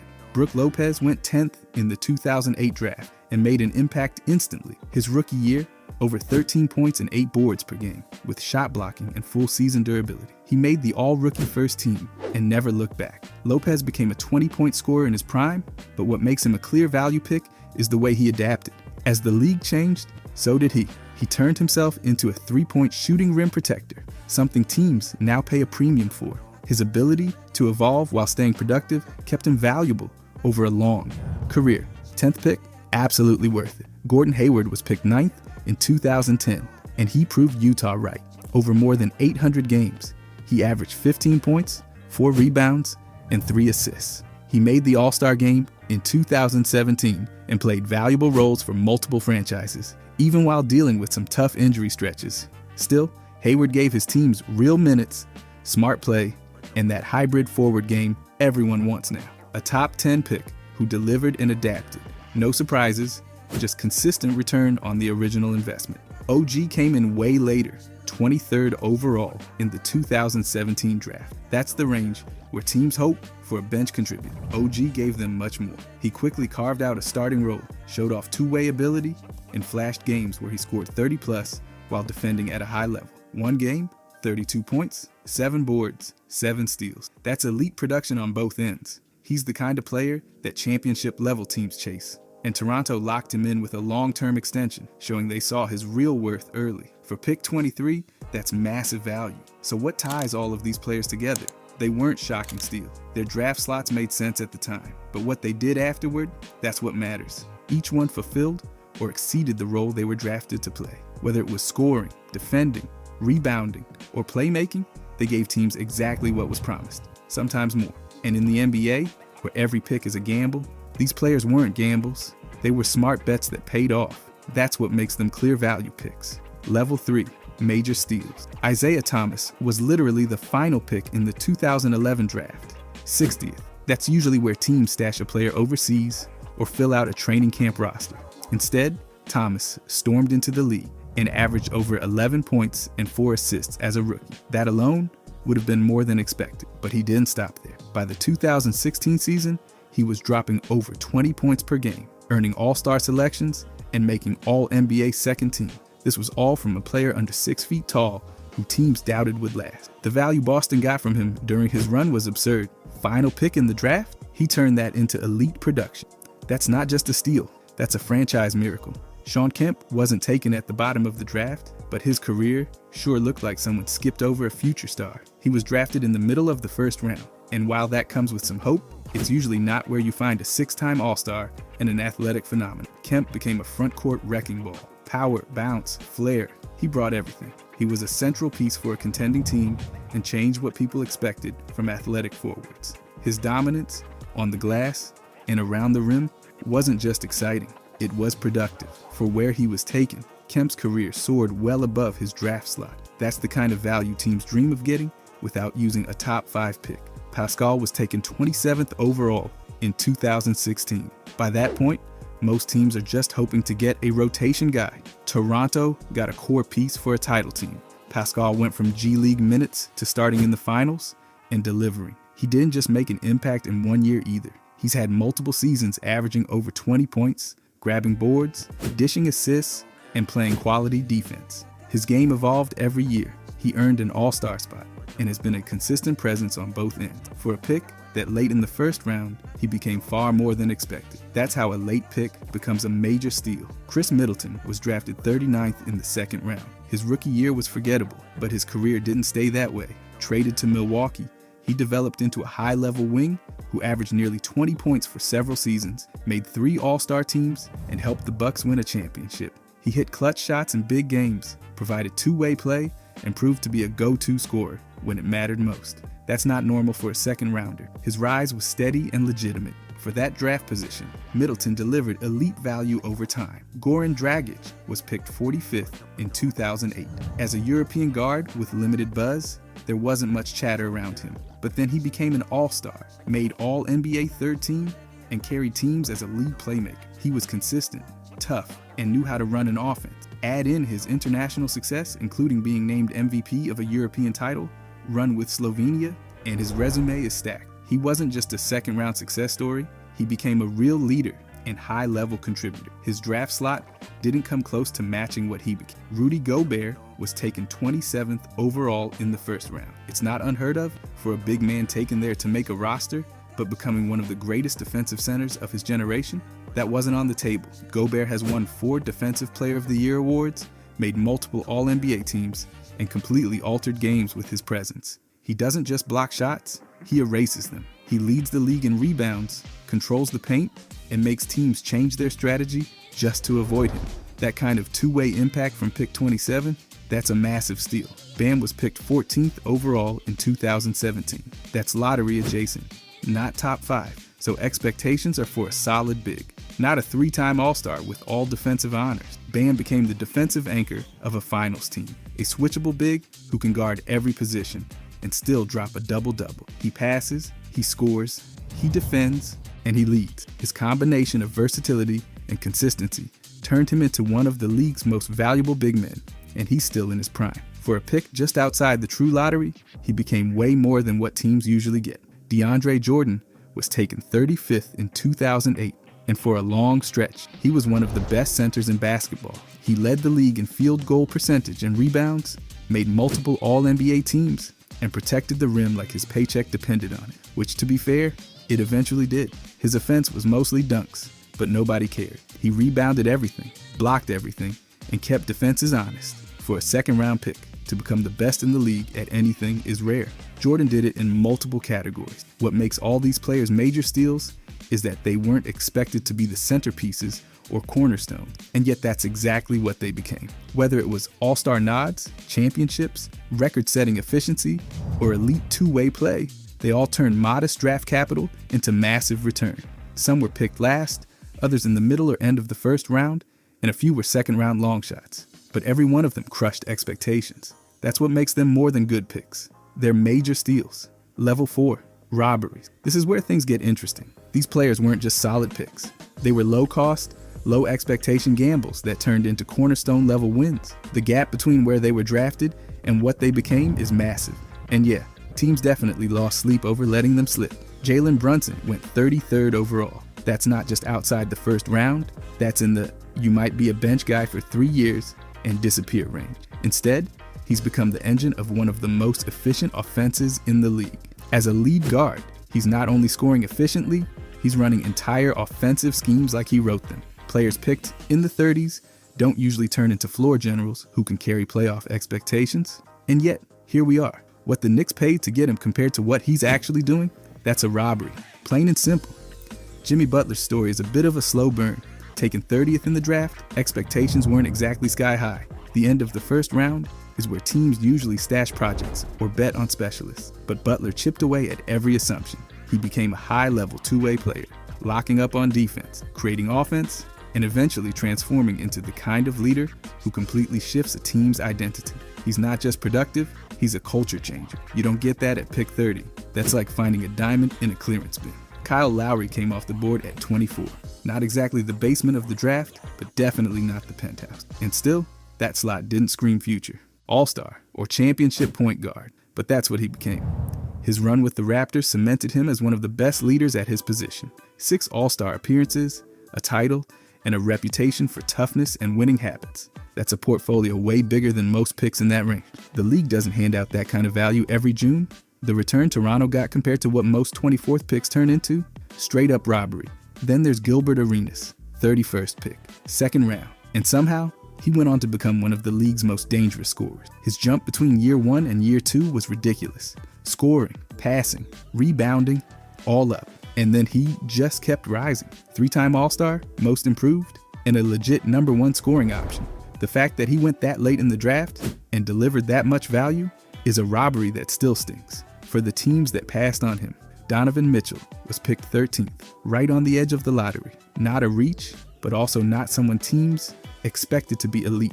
And yet, he developed into one of the best guards in the league. Explosive scoring, solid defense, and now he's got All-NBA first team on his resume. A lot of 13th picks end up as role players. Mitchell became the centerpiece of a franchise. That's not just a good pick, that's a swipe. Devin Booker landed at the exact same spot, 13th overall. And somehow, teams still underestimated what he'd become. Now he's got a 70-point game to his name, multiple All-Star nods, and he's been leading playoff pushes for years. Mid-lottery picks don't usually come with that kind of scoring touch that quickly. He jumped levels fast and never looked back. When a guy drafted that far back becomes the face of a franchise, yeah, someone got robbed. Paul Millsap was a 47th pick. That's practically, hey, maybe this guy sticks around for training camp territory. But he turned that into 16 years of pro ball and 4 All-Star selection. He wasn't flashy, but he did everything well. Rebounded, scored, defended, showed up every night. That level of consistent two-way value from a second rounder, that's not just a hit, that's a heist. Marc Gasol went even lower, 48th. And the expectations for international second rounders, let's just say they're not exactly sky high. But he came in, anchored defenses, won Defensive Player of the Year, made multiple All-Star teams, and played a huge role in a title run. Big men drafted that low don't usually end up defining eras for their teams, but he did. For what Memphis and later Toronto got out of him, it's robbery with a European passport. These guys weren't just overlooked. They flipped their draft slots upside down. The league saw backups, and they delivered stars. Level 5, franchise-changing steals. These are the guys who didn't just outperform their draft slot, they rewired the DNA of the franchises that picked them. They weren't supposed to be faces of dynasties or blueprints for team identity. And yet, here they are, defining eras, shifting trajectories, and changing what success even looks like. Klay Thompson went 11th, decent pick, but nobody saw him helping launch one of the most dominant teams of the modern era. His elite shooting and ability to stretch the floor changed Golden State's offensive blueprint. His defense gave them balance, and his quiet consistency gave them stability. Clay's the reason opposing teams couldn't just focus on Steph Curry, leave him open for 1 second, and he'd make you pay. That combination of off-ball movement, three-point shooting, and two-way impact helped create the very concept of the Warriors dynasty. For a pick just outside the top 10, he became the definition of a franchise changer. But then there's his teammate, Draymond Green, taken 35th. That's second round. That's maybe he'll make the roster territory. Instead, he became the Warriors' defensive nerve center, emotional engine, and the guy who tied the whole system together. He could guard anyone, run the offense like a point forward, and still talk more trash than the entire bench combined. His skill set didn't scream star, but it screamed impact. He let the Warriors play small, fast, and unselfish, and win with it. A guy like that in the second round? That's franchise-altering theft. Manu was taken 57. That's nearly the last pick in the draft. Yet somehow, he became one of the most important players in Spurs history. A 4-time champion, the ultimate sixth man, and the guy who made the Eurostep a household move. Manu's game was unpredictable, creative, and chaotic in the best way possible. He made winning plays that didn't always show up in the box score. A key rebound, a late steal, a perfectly timed assist. His presence gave the Spurs bench firepower and balance, and his influence helped shape one of the most respected cultures in the league. For a second rounder, that's all-time value.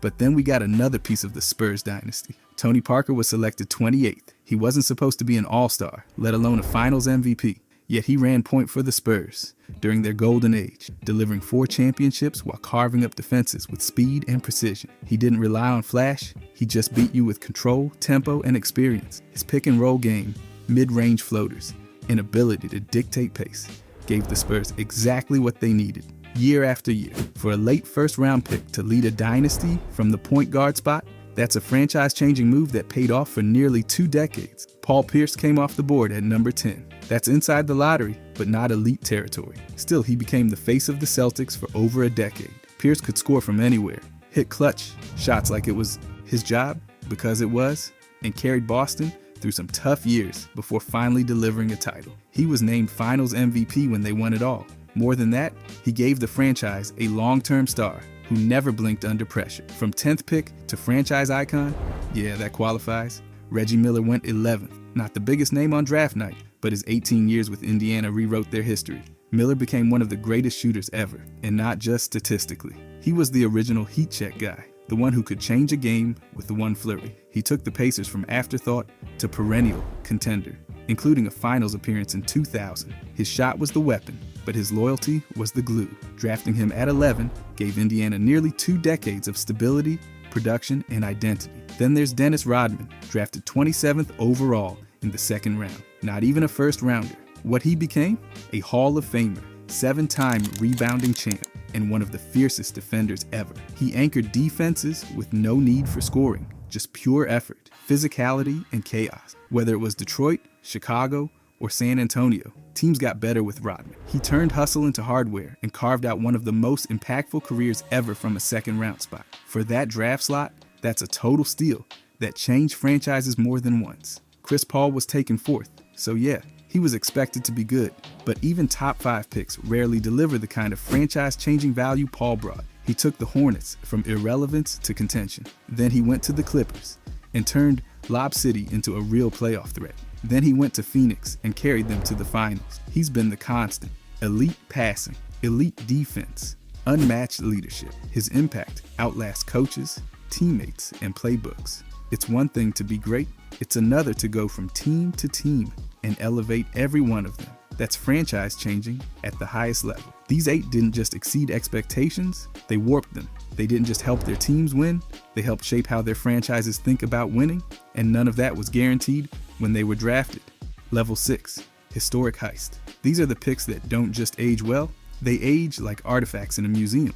The kind of draft choices that look solid in the moment, but years later turn out to be once-in-a-generation wins that completely rewrote league history, team legacy, or both. These aren't just stars, these are the blueprints. Dirk Nowitzki was picked 9th and immediately traded. At the time, interesting but not earth-shattering.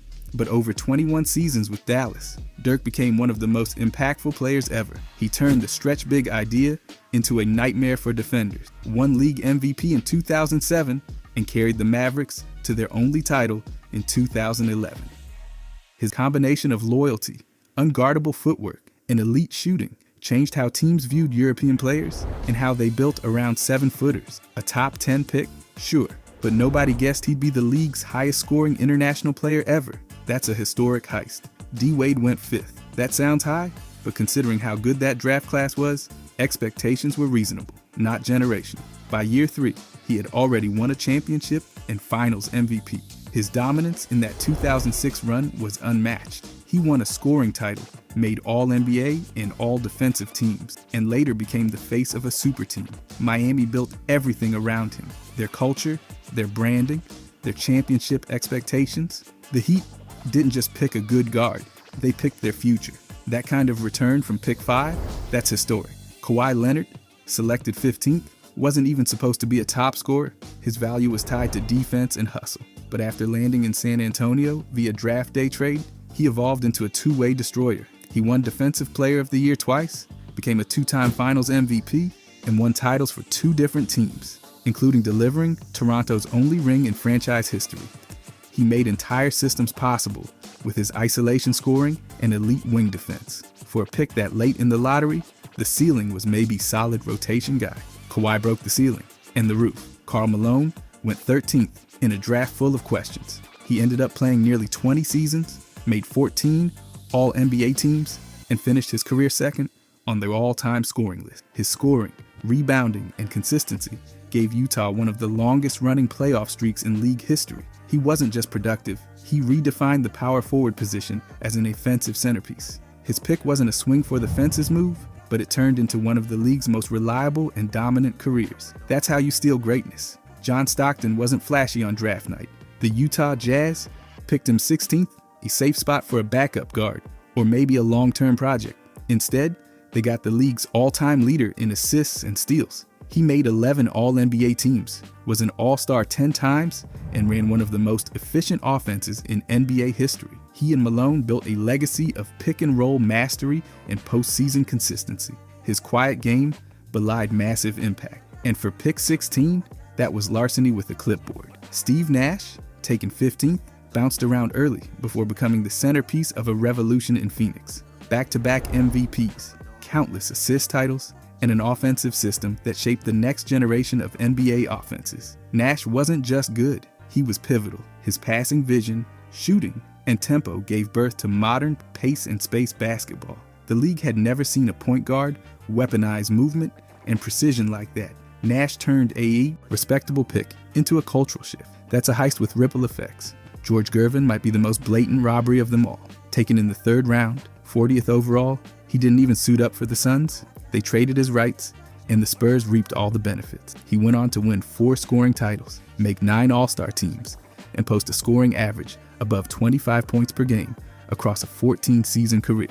His finger roll is legendary. His impact on San Antonio's early identity, massive. He wasn't just ahead of his draft slot, he was in another galaxy. Getting that at pick 40, that's a generational swindle. Clyde Drexler was picked 14th, a pick often reserved for hopeful role players or system fits, but Drexler was a walking triple threat. He made 10 All-Star appearances, led Portland to 2 finals, and capped off his career with a title in Houston. He could score, pass, rebound, defend, all at a high level. He helped build Portland's success and later proved he could be the missing piece on a championship roster.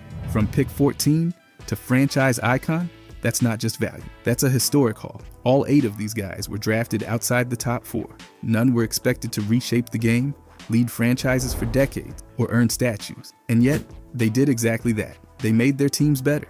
They made the league smarter. They made the draft board look foolish. And they did it without ever looking back. Level 7, all-time steals. This is where value meets myth. These are the picks that didn't just exceed expectations, they rewrote the rules, redefined what greatness looks like, and made front offices look like accidental geniuses. Their draft slots might not sound criminal, but once the careers played out, the return made every other team's decision look like a paperwork error.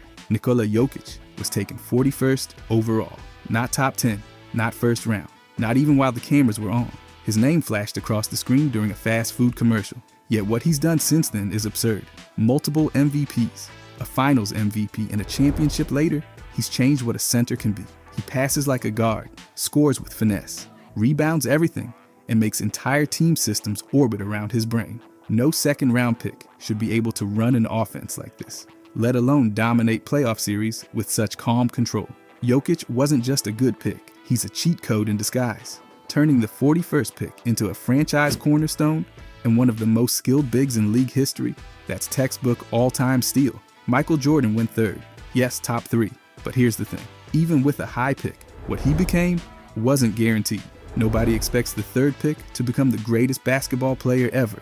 The level of dominance, the trophies, the cultural impact, the 6 championships, the finals MVPs, that's not just a good return on investment. That's unprecedented. Plenty of top 3 picks fizzle. Jordan turned his slot into an empire. He set the bar for scoring, defense, leadership, competitiveness, all of it. Drafting him didn't just improve a franchise, it gave birth to a global icon. Kobe Bryant was taken 13th. That's right, 12 teams passed on him. Drafted straight out of high school and then traded before he ever played a minute, Kobe transformed into one of the fiercest competitors and most complete guards the game has ever seen. 5 championships, 2 finals MVPs, a scoring title, and a legacy so strong, it became a mindset. From pick 13, the Lakers didn't just get a future star. They got 20 years of greatness, leadership, clutch moments, and loyalty. The gap between his draft slot and his legacy is so wide, it practically deserves its own zip code. Steph Curry went 7th, not lottery top 3, not the kind of pick that screams league-shifting legend.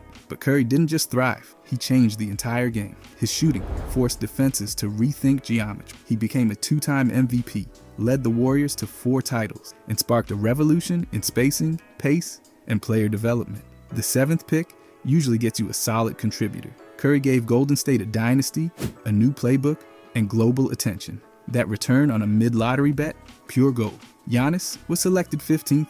At the time, he was raw potential, an overseas flyer. He turned into a 2-time MVP, Defensive Player of the Year, Finals MVP, and brought Milwaukee its first title in 50 years. He scores, rebounds, defends, passes, and does it with terrifying consistency. His improvement curve looks like a vertical line. From pick 15 to face of the league, that's not just a great pick. That's grand theft dominance. Larry Bird was drafted outside the top 5.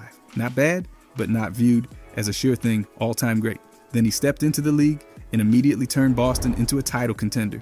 Rookie of the Year, 3-time MVP, 3 championships, countless clutch moments, all-time efficiency. His passing, shooting, leadership, and intensity made him the heart of one of the greatest teams ever. The pick wasn't low, but the return? Historic. For what Boston spent, they got a top 5 player of all time. Each of these players blew past the ceiling that comes with their draft slot. Some were gambles, some were just underestimates. All of them delivered at a level that altered franchises, shifted eras, and filled trophy cases. From the 2nd round to mid-lottery, every one of these picks belongs in the Hall of Draft Hype. Level 1. Just okay. Dennis Smith Jr. came into the league with top 10 pick expectations. He was the 9th overall pick in the 2017 draft, and Dallas saw him as a possible franchise guard. In college, at NC State, his stats were impressive. He averaged over 17 points, almost 10 assists, nearly 7 boards, and more than 2 steals. That should have been a red flag, honestly, because it screamed high usage, empty calorie numbers. He made the all-rookie team, sure, but that was the peak. After that, he bounced between teams like he was on a basketball road trip with no GPS. He never became the kind of starter you could rely on, let alone build around. Players like Donovan Mitchell went later in that draft, and yeah, that comparison doesn't help his case. Michael Beasley, 2nd overall in 2008. That's the kind of draft position where you expect a player to at least fake being a star for a couple seasons. But no, Beasley had the scoring talent, he really did. But his impact never came close to his hype. The guy averaged over 26 points in college and then delivered a totally fine 12 points per game across his NBA career. He played for more teams than a substitute teacher. Miami, Minnesota, Phoenix, Houston, New York, Los Angeles, and some international stops for good measure. He had a good rookie season and even made the all-rookie team, but the consistency was never there. And when you remember Russell Westbrook and Kevin Love went later in that same draft, it makes Beasley's status as just okay feel like a mercy. Dion Waiters, another lottery case of what could have been 4th pick in the 2012 draft. That was Cleveland trying to grab a dynamic scorer. And to be fair, Dion did have some stretches where he looked like he could cook. Problem was, his shot selection was basically roulette, and his defense was optional. He had some fun moments with the Heat and the Thunder, and even won a title with the Lakers, but it's not like he was leading the charge. After him came Damian Lillard, and yeah, if you're a Cavs fan, that fact probably still stings. Evan Turner was the second overall pick in the 2010 draft. That means he got picked before DeMarcus Cousins, Gordon Hayward, and Paul George, which is like ordering a sandwich and getting a soggy napkin instead. At Ohio State, he looked like a can't-miss player. National Player of the Year, all the awards, all the hype. But in the NBA, he turned into a very average role player. He did a little bit of everything, but didn't do anything particularly well. He lasted over 700 games, which is something, but that's not what teams hope for when they use a second overall pick. Cody Zeller was picked 4th in the 2013 draft, and you can almost hear the groans from Charlotte fans echoing through time. He had a respectable college run at Indiana, shot a ridiculous percentage, and looked like he could be a solid big. And that's exactly what he was. Solid. Not special, not exciting, just solid. He averaged about 8 points and 6 rebounds over his career and had a few seasons where he flirted with double-double territory. But again, when you're drafted that high, serviceable rotation guy just doesn't cut it. Chris Dunn was taken 5th in 2016, and his college resume was packed with awards. Big East Player of the Year, Defensive Player of the Year. He came in like a defensive savior. But in the NBA, it was all too up and down. Injuries, role changes, switching teams. It never quite clicked. He showed flashes of defensive intensity and had a few decent runs, but he never cemented himself as a go-to point guard. Other picks from that draft surpassed him quickly, and it just added to the feeling that Dunn didn't quite reach the level he needed to. And then there's Kanter, picked 3rd in 2011. That's the kind of pick you use for a big man who changes your interior game. Kanter did bring strong rebounding and scoring. In over 700 games, he put up over 11 points and nearly 8 rebounds per night. But his defense was a turnstile. Opponents saw him in the paint and just walked through like they had a key. He had moments of dominance on the boards, but he was never going to anchor a defense. And that limited his role across multiple teams. Picked after him were Tristan Thompson and Jonas Valanciunas, both of whom arguably brought more complete games to the league. All these guys had moments. They weren't disasters. They didn't vanish into the shadows of the G League or overseas by year 2. But when your name gets called that high in the draft, teams want more than flashes and box score fillers. They want impact. They want something memorable. Instead, they got just okay. By the way, if you guys enjoy these deep dives, I'll be posting every day. I genuinely appreciate if you could subscribe. Thanks. Anyways, Level 2. Injury busts. Markelle Fultz was the first overall pick in the 2017 draft, and things went sideways fast. He looked like a star at Washington, putting up big numbers and showing all the tools. But then before he could even get going in the NBA, his shoulder broke down. A strange scapular imbalance ruined his shot mechanics. And later, he was diagnosed with thoracic outlet syndrome. That's a rare nerve condition, and it completely wrecked his ability to shoot. The Sixers tried to fix it, but the damage was done. He missed major time, bounced to Orlando, and even tore his ACL in 2021. He had talent, no doubt, but his body betrayed him. When you see guys like Jason Tatum and Donovan Mitchell go later in that same draft, you start to understand why people shake their heads when Fultz's name comes up. Jabari Parker was supposed to be Milwaukee's next big star. He was the second pick in 2014, fresh off Antite. Impressive year at Duke. He got off to a good start, but tore his ACL just 25 games into his rookie season. Then, when it looked like he was finally turning the corner in 2017, he tore the same ACL again. After that, it was a mess. Knee issues, foot problems, shoulder tweaks, you name it. Before those injuries, he was putting up 20 points a game and looking like a legitimate scoring threat. After them, he just couldn't stay on the floor. Joel Embiid went one spot after him. And while Embiid had his own health battles, he became the superstar Parker never got the chance to be. Greg Oden was picked 1st overall in 2007. That's a big deal. You're expected to anchor a team for a decade. But Oden missed his entire rookie season with knee surgery, and that was just the beginning. He kept having surgeries, kept missing seasons, and basically played a few flashes between long rehab stints. His knees just couldn't handle the NBA grind. Meanwhile, the next pick was Kevin Durant, who turned into one of the best players ever. So yeah, the disappointment hit hard. Oden didn't fail because of effort or attitude. His body just gave up before he ever had a chance. Sam Bowie is one of the earliest examples of injury changing everything. Picked 2nd in the legendary 1984 draft, Bowie went ahead of Michael Jordan. Let that sink in. And it's not like Portland was completely clueless. Bowie had shown real promise at Kentucky, but he already had a history of leg injuries in college, and the problems only got worse in the NBA. Multiple leg fractures, missed seasons, and constant pain meant he never became what they hoped. He put up decent stats when healthy, but when healthy, didn't happen often enough. Lonzo Ball went second overall in 2017. He had great instincts, vision, defense, and was a solid shooter after refining his form. But his knees have been the story. He had a meniscus tear, multiple procedures, and most recently, a cartilage transplant.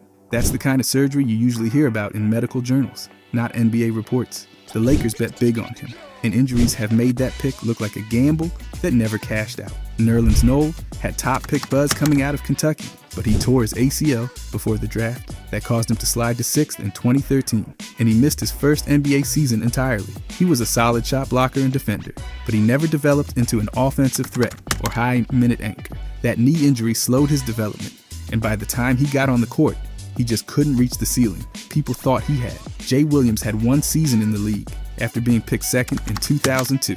He looked promising, smart passer, aggressive scorer, and the Bulls hoped he'd be their guy. Then came the motorcycle crash. No helmet, multiple leg injuries, and nerve damage. Just like that, his career was done. He never played another NBA game. That wasn't a slow fade, it was a full stop. Johnny Flynn looked solid his rookie year after going 6th in the 2009 draft. He averaged over 13 points, started most of the season, and looked like a long-term point guard. Then came hip surgery. After that, everything fell off a cliff. His scoring dropped, his mobility changed, and by year 3, he was already out of the league. He was picked right before Steph Curry. So yeah, that hurts. Injuries took away whatever chance he had to grow. Injuries don't care where you're drafted, how much hype you've got, or what your ceiling looks like on paper. This group shows exactly how fast potential can unravel when bodies just won't cooperate. From knees to shoulders to rare nerve conditions, each story feels like a career, stuck in a holding pattern that never cleared for takeoff. Level 3, backups. Michael Kidd Gilchrist was drafted 2nd overall in the 2012 draft, and he came in with expectations of being an elite two-way wing. He had athleticism, size, and a high motor coming out of Kentucky, but the offense never showed up. His jump shot was more of a science experiment, and teams eventually stopped bothering to guard him on the perimeter. He had a long stint with Charlotte, signed a big extension, but settled into more of a defensive role player than any sort of high-impact starter. The numbers never jumped off the page, under 9 points a game across his career, and the flashes of development just didn't materialize. That's not what you want from a 2nd overall pick. Derek Williams went 2nd overall in the 2011 draft, and if you blinked, you might have missed the hype. He was a standout at Arizona, a versatile forward who could stretch the floor, but in the NBA, he never carved out a real identity. Was he a power forward, a small forward, a bench scorer? He moved around the league, showed occasional scoring outbursts, but mostly lived in the rotation. He averaged under 9 points and 4 rebounds a game, which is fine for a mid-first rounder, not for a 2nd overall pick. Dante Exum was the mystery man from Australia, taken 5th overall in 2014 by Utah. People thought they were getting a do-it-all point guard with length and upside. What they got was a career full of injuries, role shifts, and questions. He played defense well at times, had a few good playoff stretches, but never became a starting caliber guard.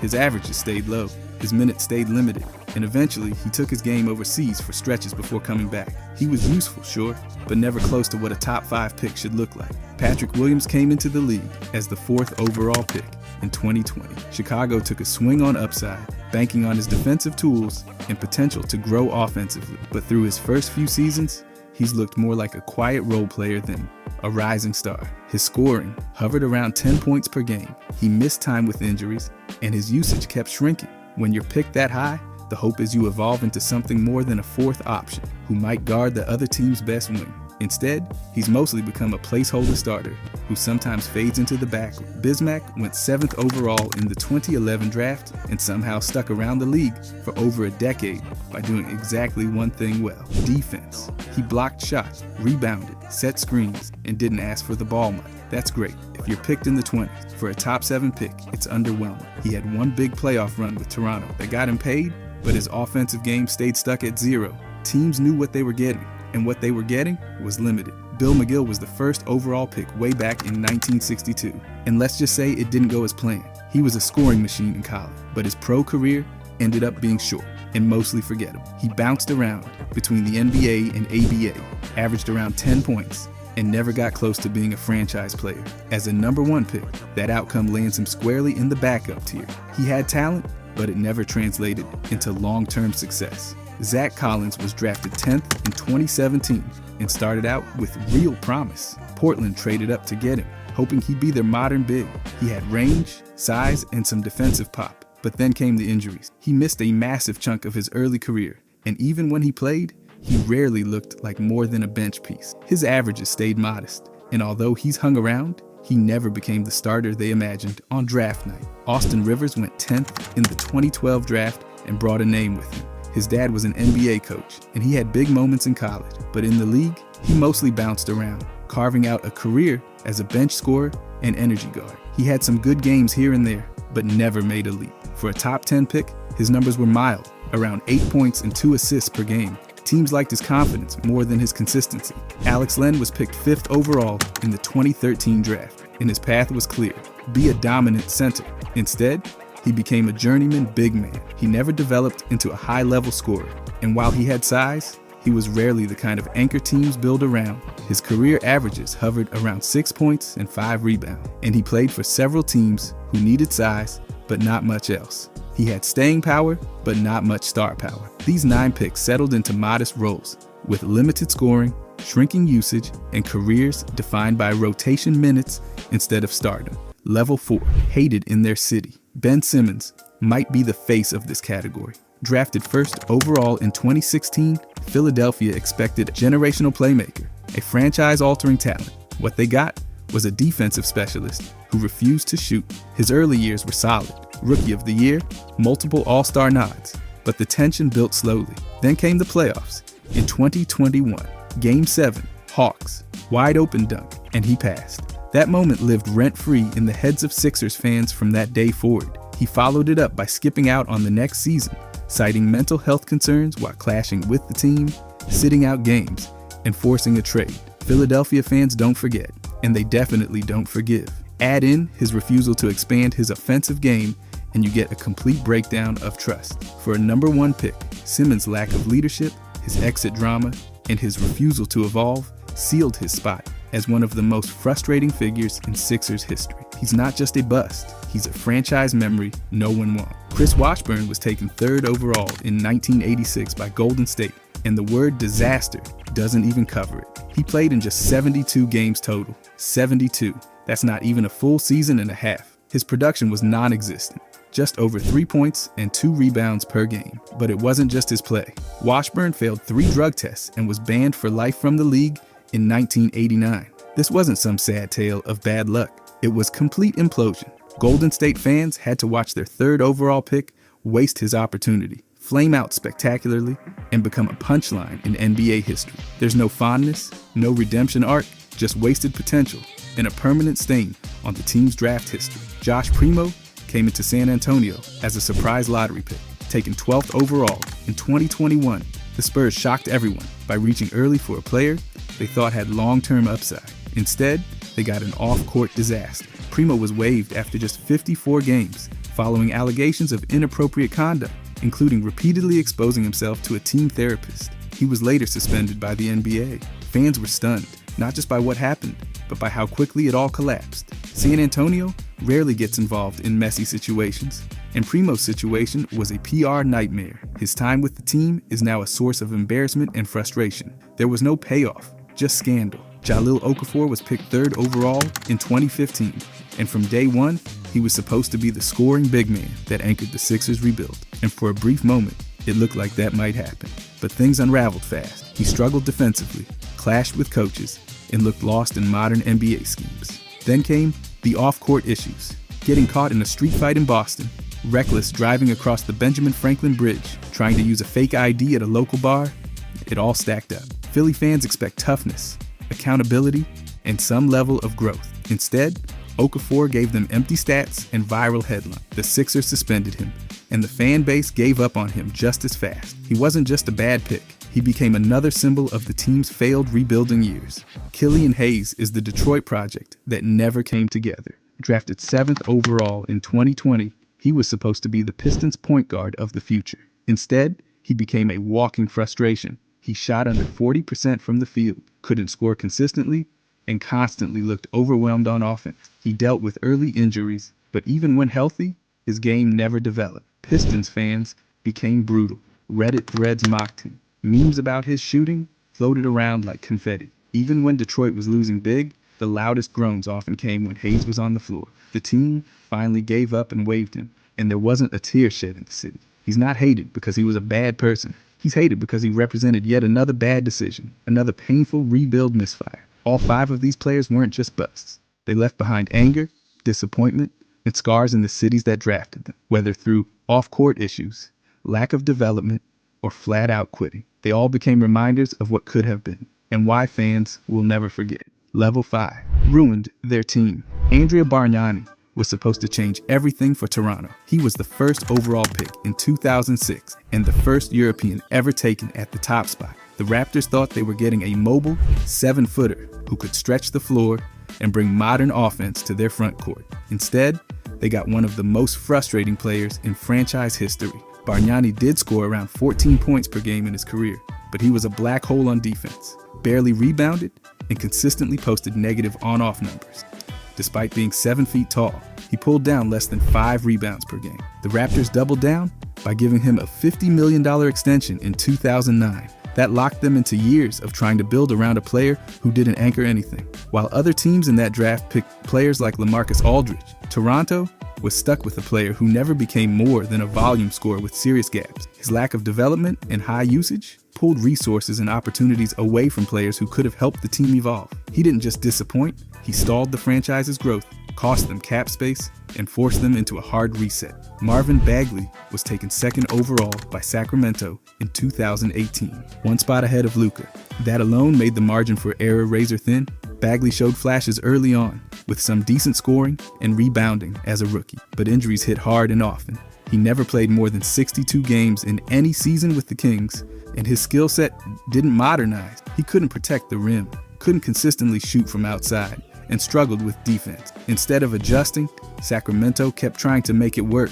They extended him opportunities, playing time and investment that could have gone elsewhere. And while they were stuck waiting for Bagley to break out, Luka was becoming an MVP-level player. The pick became a symbol of missed opportunity, and the front office's commitment to him dragged the rebuild down. They weren't just wrong. They were locked into being wrong for years. By the time they moved on, the damage had already slowed their development, cost them credibility, and wasted crucial years of growth. Dragon Bender was a swing at upside. Phoenix drafted him 4th overall in 2016, expecting a skilled 7-footer who could dribble, shoot, and pass like a modern forward. But instead of a unicorn, they got a player who never averaged more than 6 points per game. His shooting was inconsistent, his defense was underwhelming, and his offensive instincts just didn't translate. For a top 4 pick, that's a huge problem. He played fewer than 200 games for the Suns, and they declined his 4th-year option. He never became a regular contributor, and by the time they moved on, the roster had already cycled through multiple failed lineups. Phoenix was in the middle of a long rebuild, and wasting a pick that high delayed everything. That selection could have been a long-term piece. Instead, it became a gap.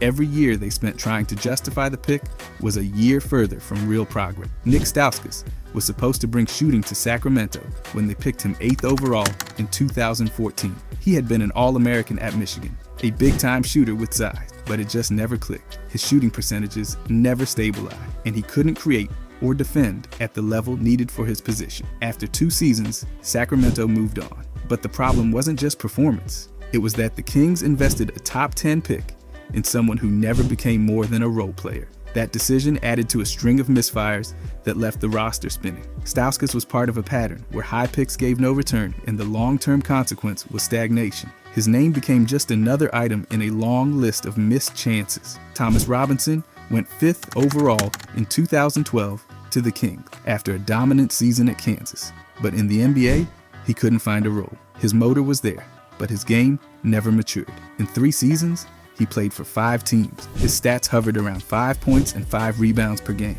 He had no shooting range, wasn't a consistent finisher, and didn't bring the defense needed to anchor a front court. Sacramento burned a top 5 pick and gave up quickly, but the damage stuck. Every bad draft call sets a team back, and this one was no exception. The Kings had other options, and instead they ended up moving a lottery pick for almost nothing. That kind of mistake hurts for years. All 5 of these picks weren't just bad, they actively set their teams back. They wasted prime draft capital, ate up salary cap, and kept their franchises stuck in rebuild mode. Whether it was through missed development, overinvestment, or opportunity cost, these players didn't just bust, they dragged their teams down with them. Level 6. Historic bust. These are the guys who didn't just fall short of expectations, they fell off the map. Every one of them got drafted way too high, with teams hoping they'd become franchise stars. What they got instead? Some really rough stat lines, short careers, and years of regret. These aren't just regular disappointments, these are front office nightmares. Let's start with Adam Morrison. He got picked 3rd overall in 2006 by Charlotte. Coming out of Gonzaga, he was a scoring machine, leading the nation with over 28 points per game. So Charlotte figured they just picked up the next big thing. What they got instead was a player who never found his shot in the league, shooting just over 37% from the field. He averaged 7.5 points, 2.1 rebounds, and 1.4 assists per game. And then came the injury. Tearing his ACL right before year 3 basically erased any momentum he had. The biggest punch in the gut, though? Charlotte took Morrison 1 spot ahead of LaMarcus Aldridge. Imagine passing on a future all-star for a guy who peaked in college. Hasheem Thabeet? Even tougher to explain. Memphis drafted him 2nd overall in 2009. He was a defensive monster at UConn, and the Grizzlies thought they'd found their rim protector of the future. But in the NBA, he never figured things out. He put up just 2.2 points and 2.7 rebounds in barely over 10 minutes per game. Eventually, they even sent him down to the developmental league, making him the highest draft pick ever demoted at that time. And while Thabeet was trying to stay on rosters, guys like James Harden and Steph Curry, who got picked right after, were lighting up the league. Brutal. Then there's Michael Olowokandi, the number 1 overall pick in 1998.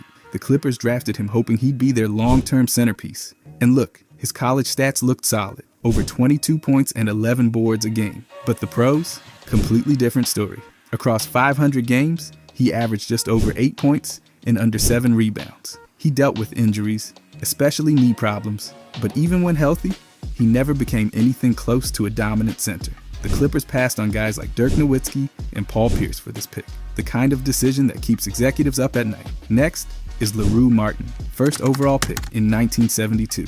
That's right, number 1. Portland thought they were getting a franchise-altering big man. Instead, they got a player who lasted just over 270 games in the league, averaging 5.3 points and 4.6 rebounds. The worst part, they could have had Bob McAdoo. Instead, they got a guy who was out of the league after 4 seasons. People still bring up Martin whenever draft busts come up, and that's saying something, considering how long ago it was. James Wiseman is the most recent name on this list. Golden State took him 2nd overall in 2020, right in the middle of trying to stay in contention. This means they had Steph Curry with LaMelo Ball.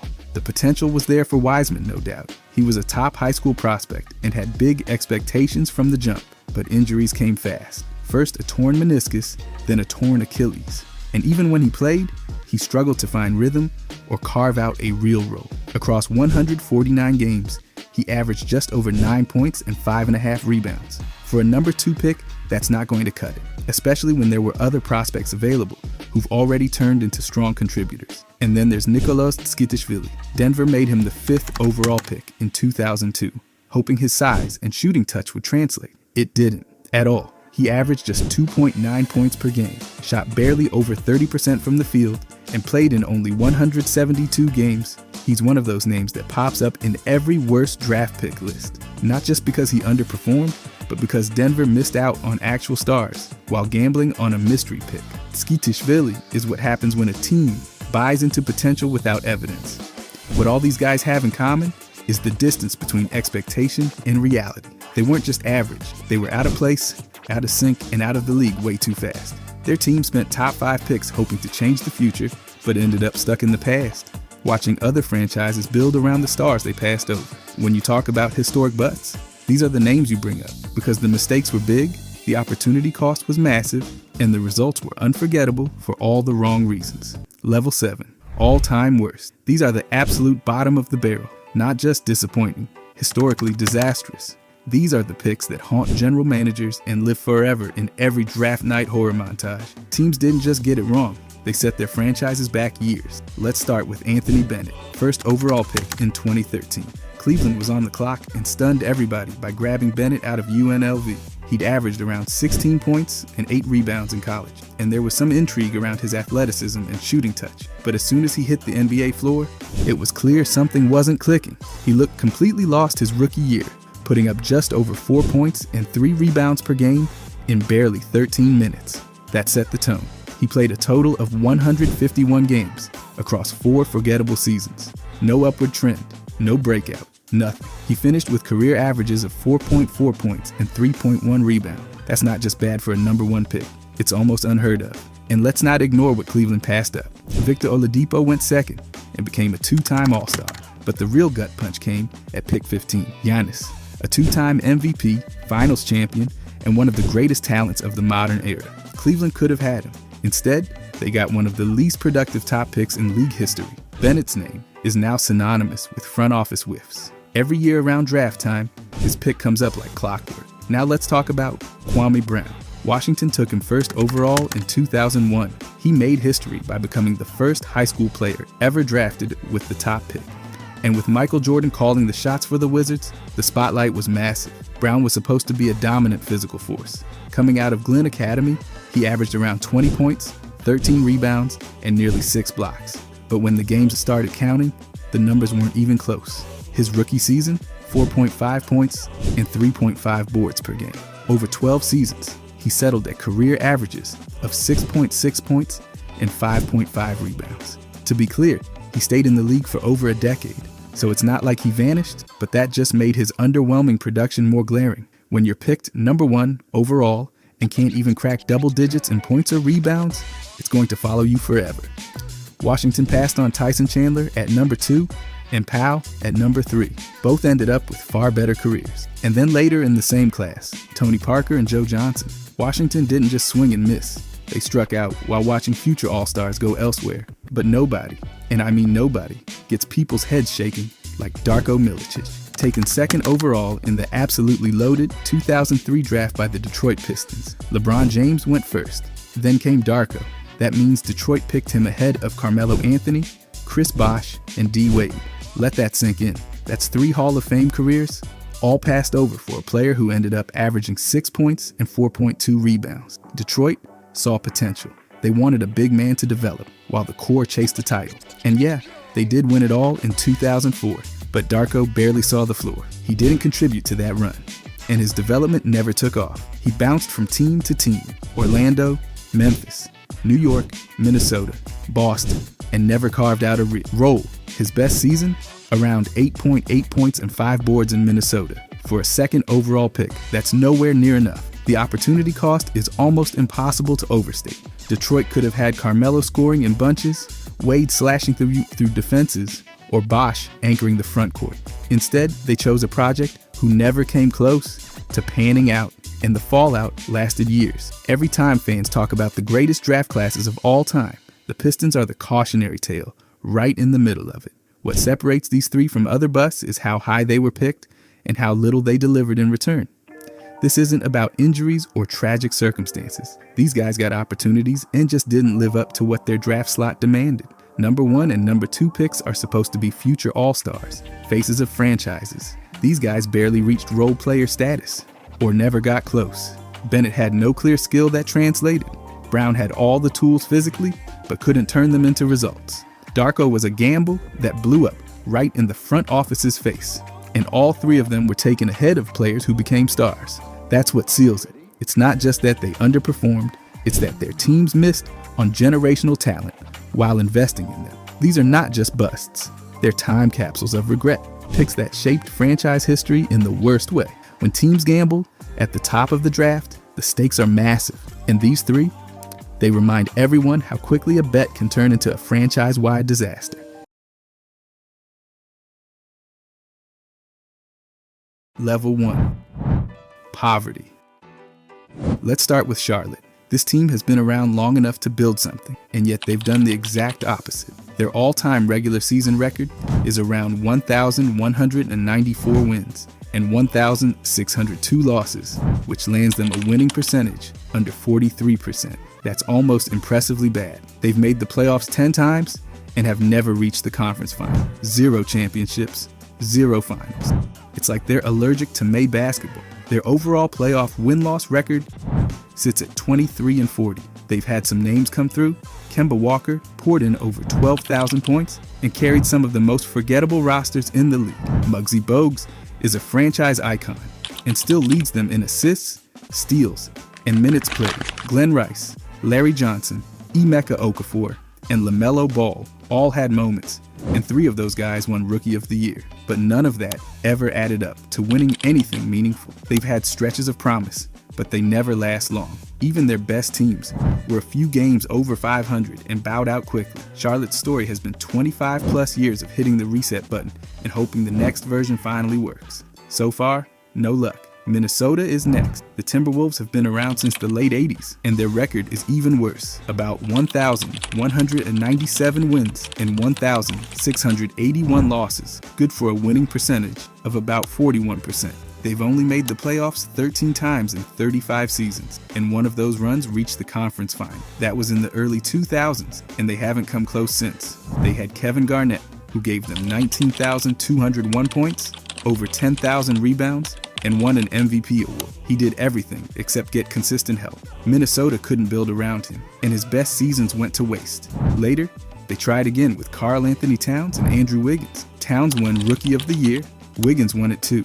Still nothing. A couple of short playoff appearances, then back to the bottom. It's like they can't get out of their own way. One good player shows up, the team gets hyped, and then reality kicks in. The defense doesn't hold up, the offense dries out, and the franchise stays stuck. Until Anthony Edwards drags them to a championship, they fit in this tier. Now it's Memphis. This franchise includes their time in Vancouver, which was rough, and their time in Memphis, which has been better but still not enough. Over 31 seasons, their all-time record sits around 1,047 wins and 1,348 losses. That's a winning percentage of roughly 43%. They've reached the playoffs 14 times and have never made the NBA final. The grit and grind era was their peak.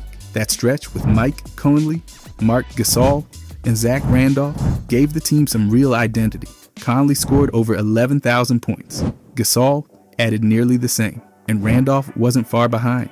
Their defense was a problem for a lot of teams, and they were actually tough to beat. But again, it didn't lead to a title. They were good, not great, solid, not special. They made the playoffs regularly for a while, but never pushed far enough to break through. Good teams beat them. Great teams ignored them. It's a classic case of solid rosters never turning into a real threat. They had grit, but not the ceiling. And then we've got New Orleans. This franchise has only been around for about 23 seasons, but it already feels like a full rerun. Their record is about 852 wins and 998 losses. That's a winning percentage, hovering near 46%. Not quite rock bottom, but not far above it either. They've only made the playoffs 9 times and have never reached the conference final. That puts them in the same category as Charlotte. Anthony Davis gave them 11,000 points, and Chris Paul added nearly 8,000. They had elite talent. They still lost. Even David West gave them solid years. And now with Zion Williamson, and it's the same routine. A few good games, a few highlights, then disappointment. This team finds new ways to fall short. Whether it's injuries, bad trades, or just plain inconsistency, they've never turned potential into playoff results. It's all flash, no finish. Looking across all 4 teams, the pattern is obvious. 0 championships between them. That's not even the surprising part.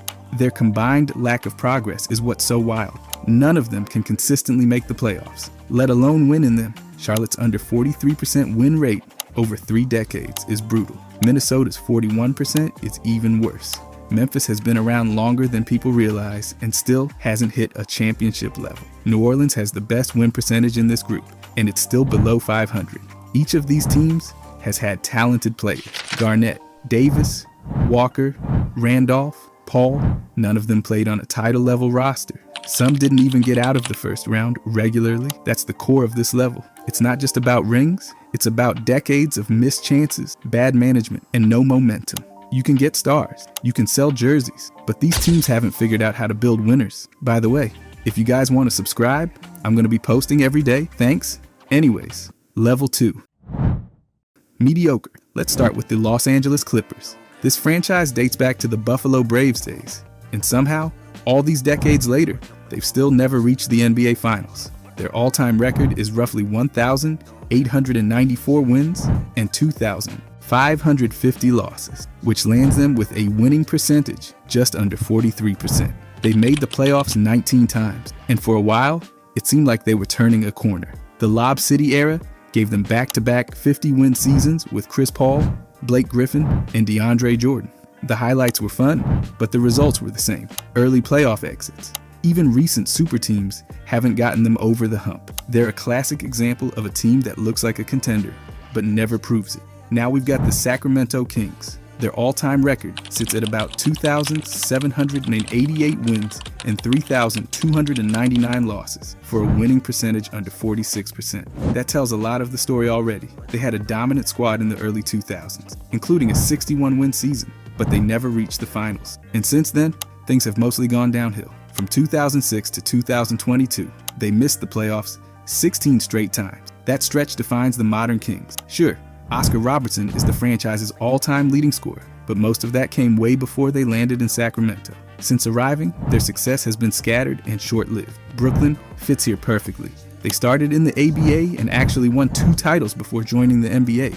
But in the NBA, it's been rough. Their NBA record is about 1,680 wins and 2,270 losses. That's around a 42% win rate. They had a strong early 2000s run as the New Jersey Nets, reaching the finals in 2 straight years. Jason Kidd led those teams, but they didn't win it all. More recently, they loaded up with stars like Kevin Durant, Kyrie, and James Harden, and still couldn't make it past the second round. Whether it's injuries or bad luck, the results just don't match the roster. They swing for the fences, but the ball never quite leaves the park. Washington has more history than most of these teams. Originally founded in the 60s, they've played under several names and in several cities. Their all-time record is around 2,291 wins and 2,880 losses, with a winning percentage just under 44%. They do have a championship from the 1978 season, which technically lifts them above the others with none. But that was a long time ago, and since then,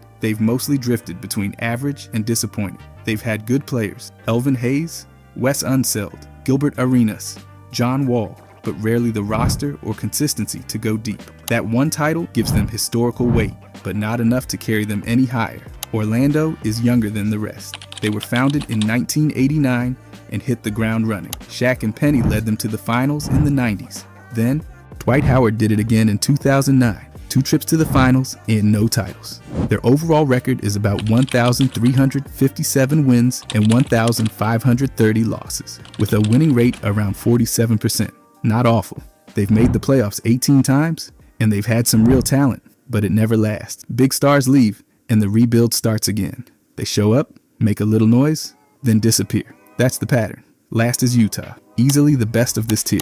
They've been one of the league's most stable teams since the 80s. From about 1989 on, they won around 59% of their games, including long stretches of playoff consistency. Karl Malone and John Stockton carried them to the finals twice in the late 90s.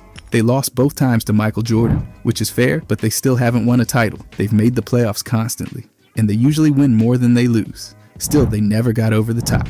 That puts them right at the edge of mediocrity and greatness, close enough to tease it, never close enough to grab it. These 6 teams share a frustrating legacy.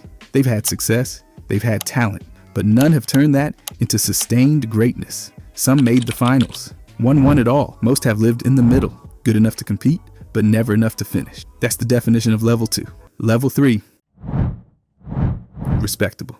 Let's start with Denver. The Nuggets have been around since the old ABA days, and after decades of good, not great basketball, they finally broke through with the championship in 2023. Their all-time regular season record is about 2,417 wins and 2,279 losses, just above 51%. That's a solid sign of long-term competence. They've had multiple strong playoff runs in recent years and became true contenders behind Nikola Jokic. He's brought the team to new heights, collecting MVP awards and leading a deep roster.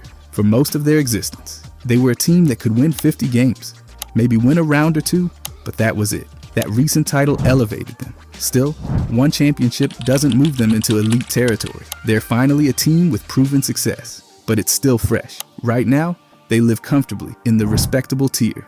Now, the Atlanta Hawks. This franchise has been around forever.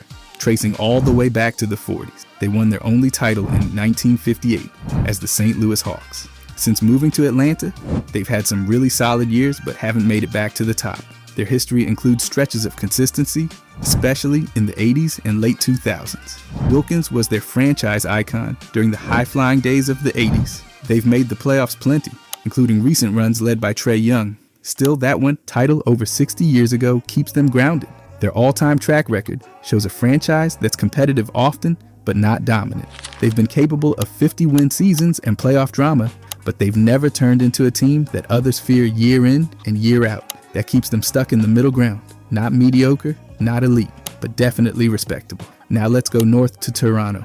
The Raptors joined the league in the mid-90s and became Canada's team. Their first years were rough, but Vince Carter helped change that, bringing flash and relevance. Then came the peak, a title run in 2019. That alone lifts them above a lot of franchises. Their all-time record is around 1,127 wins and 1,267 losses, which is just under 47%. So yes, they've had some losing seasons, especially early on, but since the late 2000s, they've been a steady playoff team. DeMar and Kyle Lowry helped establish a winning culture. Kawhi Leonard took them to the finish line. That championship was real, not a fluke, and they beat elite teams to get there. But with only one finals run and inconsistent success before that, they haven't yet built a long-term resume of greatness. They've had some really high moments and enough consistent seasons to deserve this tier. Let's talk Indiana next. The Pacers have been around since the ABA days and were legit back then, winning 3 ABA championships in the 70s. In the NBA though, they've never won the title. Still, they've made the playoffs in more than half of their NBA seasons. Their all-time record sits around 2,407 wins and 2,288 losses, just above 51%.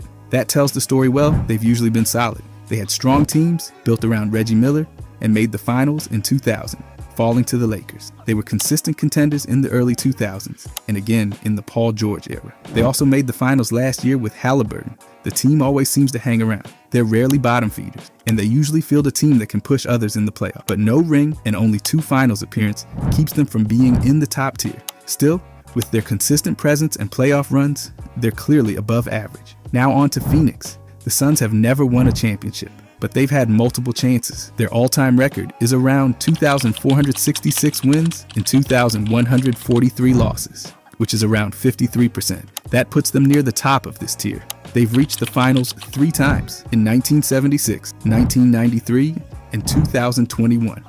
Charles Barkley, Steve Nash, and now Devin Booker have all helped lead finals-level teams.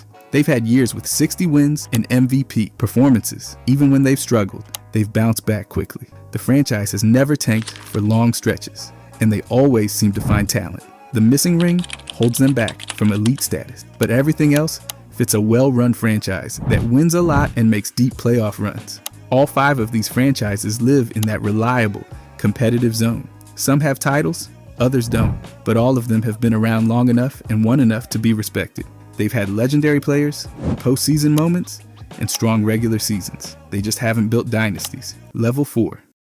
Solid. The Dallas Mavericks might not have a history drenched in titles, but they've had a strong, steady climb since joining the league in 1980. With 1 championship under their belt in 2011, they've crossed that crucial threshold of greatness. Thanks to Dirk Nowitzki's long run and Mark Cuban's takeover in 2000, they became a legit contender through the 2000s and early 2010s. Their playoff appearances total around 25, and with a win percentage just above 50%, they've consistently hovered above mediocrity. The Luka ending was a mess, but with only 1 title and no long-term dominance across eras, they sit firmly in the solid zone. That title gives them weight, but not enough to push them into the dynasty conversation. Now Portland. The Trailblazers have a deeper playoff history than most realize. They were founded in 1970 and grabbed their lone championship in 1977. What makes them stand out is their ridiculous playoff consistency, especially from the early 80s through the early 2000s, where they made the playoffs 21 years straight. That's rare air. Add in 3 conference titles, a win percentage above 50%, and you've got a franchise that's been more than just competitive. Still, 1 ring and only a few peak seasons keep them just outside the top. They've had all the pieces at different times, but never built something that stretched across multiple eras. So yep, definitely solid. Then there's the Cleveland Cavaliers. Let's not pretend their pre-2000 era was a parade of success. But when LeBron James hit his prime, everything changed. That 2016 title run is unforgettable, especially since they became the first team ever to come back from a 3-1 deficit in the finals. That alone punches their ticket out of the lower tiers. With about 25 playoff appearances and multiple finals runs in the last 2 decades, they've made their mark. Still, their all-time win percentage is under 500, and outside of the LeBron years, there's not much to hold up as historically great. So they sit right here too, above the many teams that never reached the mountaintop, but not quite built for all-time dominance. What links all three? One championship each. Real playoff success. Franchise legends. Stretches of being legit contenders, but none have the multiple titles or long-term stranglehold on success to be considered among the league's absolute elite. They've climbed higher than the average team ever will, but not quite into the top floor. That's what makes them solid, dependable, proven, but not untouchable. They're the kind of franchises that other fan bases envy on good years and forget about on quiet ones. They've had their moments, and in some cases, legendary ones, but they haven't made a habit out of it. Level 5. Historic. The New York Knicks have been around longer than almost anything else in the NBA. They were founded way back in 1946, and somehow they're still playing basketball inside Madison Square Garden, like it's a sacred tradition. Their win-loss record might be stuck under the 500 mark, but they've made the finals 8 times and won 2 titles in the 70s. Those championship years still carry weight, especially because of names like Willis Reed and Walt Frazier. The Reed comeback game in 1970 is one of the league's most replayed moments. And even though the team's recent decades haven't exactly been a victory parade, the franchise's cultural footprint and legacy make them impossible to ignore. Their home court is iconic, their fan base is loud, and their brand is part of the NBA's DNA. Then there's the Detroit Pistons, a franchise that somehow combines toughness and talent across multiple generations. They started in the 1930s as the Fort Wayne Zollner Pistons and rolled into the NBA from the old National Basketball League. They've racked up 3 championships, and each one tells a different story. In the late 80s, they turned the league on its head with the Bad Boys. Isaiah Thomas, Bill Laimbeer, Dennis Rodman, and a defense that made you think twice about entering the paint. Fast forward to 2004, and they shocked the league again with a team that didn't have a single superstar, but crushed it anyway. That title squad, led by Chauncey Billups, Rip Hamilton, and Ben Wallace, owned the defensive end and played like they had something to prove every night. Detroit's championship history stretches across different decades, making them more than just a one-hit wonder. Now look at the Milwaukee Bucks, a team that shot out of the expansion gate in the late 60s and won a title faster than just about anybody. By year 3, they already had a ring behind Kareem and Oscar Robertson. That was in 1971. Then they disappeared from the top of the mountain for about 50 years before Giannis dragged them all the way back in 2021. That kind of comeback makes a statement. Winning titles in completely different eras doesn't just say they've had talent, it says they've had real staying power. And with 19 division titles thrown in there, they've been relevant more often than not. The Bucks have bridged the gap from the league's old school days to the new era without losing their identity. That's a historic resume. Then comes the Houston Rockets, who managed to pull off back-to-back titles in the mid-90s when a lot of teams would have just folded. They had Hakeem at his peak, and he led them to those championships in 94 and 95. It wasn't just about the wins. It was how they dominated the paint, how they adjusted and beat everyone put in front of them. And it wasn't just one moment. This franchise had other strong eras too, like the early 2000s and the James Harden run that brought them deep into the playoffs multiple times. The Rockets have kept themselves in the conversation for decades. They're not here because of one hot stretch. They're here because they keep showing up with real threats, real players, and serious run. 2 championships, and a pile of memorable seasons push them above a lot of others. The Philadelphia 76ers are even older than they sound. They started out as the Syracuse Nationals in the 40s, joined the NBA when it was still just figuring itself out, and eventually became the Sixers. Their 3 championships span from 1955 to 1967 with Wilt Chamberlain, to 1983 with Moses Malone and Julius Erving. That kind of range is rare. They've made plenty of finals appearances and had no shortage of iconic names on the roster. Chamberlain's dominance, Dr. J's style, Allen Iverson's edge, they've all helped define what the Sixers are about. They've had down years too, no doubt, but when this franchise is good, they're not just good, they're influential. Their history hits every major era and their fans don't forget a single part of it, from the early days to the process years. And into the present, they've held on to relevance better than most. And now, Oklahoma City Thunder, which is where things get a little more complicated. Technically, this franchise began in Seattle back in 1967 as the Supersonics. That team won a title in 1979. Then they moved to Oklahoma City in 2008 and completely reshaped the narrative. Even without counting the Sonics era, the Thunder managed to build a team that went to the finals in 2012, made deep playoff runs year after year, and then finally broke through in 2025. That championship officially moves them into the conversation. Players like Kevin Durant, Russell Westbrook, and James Harden got them close. Now, it's Shea, Chet Holmgren, and a new core carrying the legacy forward. What makes them historic is that they aren't just building something, they're continuing something. Their roots go way back, their timeline stretches across cities and eras, and now they've got the hardware to back it all up. What ties these 6 teams together isn't just trophies, it's presence. The Knicks might have 2 titles, but they've got decades of cultural relevance. The Pistons won across multiple styles and identities, and their titles didn't all come from one player or one system. The Bucks made history early, then made history again half a century later. The Rockets built a mini dynasty and kept the pressure on through changing eras. The Sixers are practically a museum of basketball history, with championships, legends, and eras that cover the league's full story. And the Thunder? They've got history, even if some of it happened under a different name. Now they've added a modern title to anchor it all. Each of these franchises stands out not just for what they've done, but for how often they've been part of the bigger story. They've all lifted trophies, hosted superstars, shaped eras, and built legacies that still matter. This tier isn't about being perfect every season. It's about impact across time. It's about titles that mattered, runs that lasted, and names that echo. These teams didn't just show up, they changed the conversation. Some did it early, some did it late, but all of them earned a spot in this level. Whether through grit, talent, or moments that stuck forever, these franchises carved out something real in NBA history. That's what makes them historic. Level 6.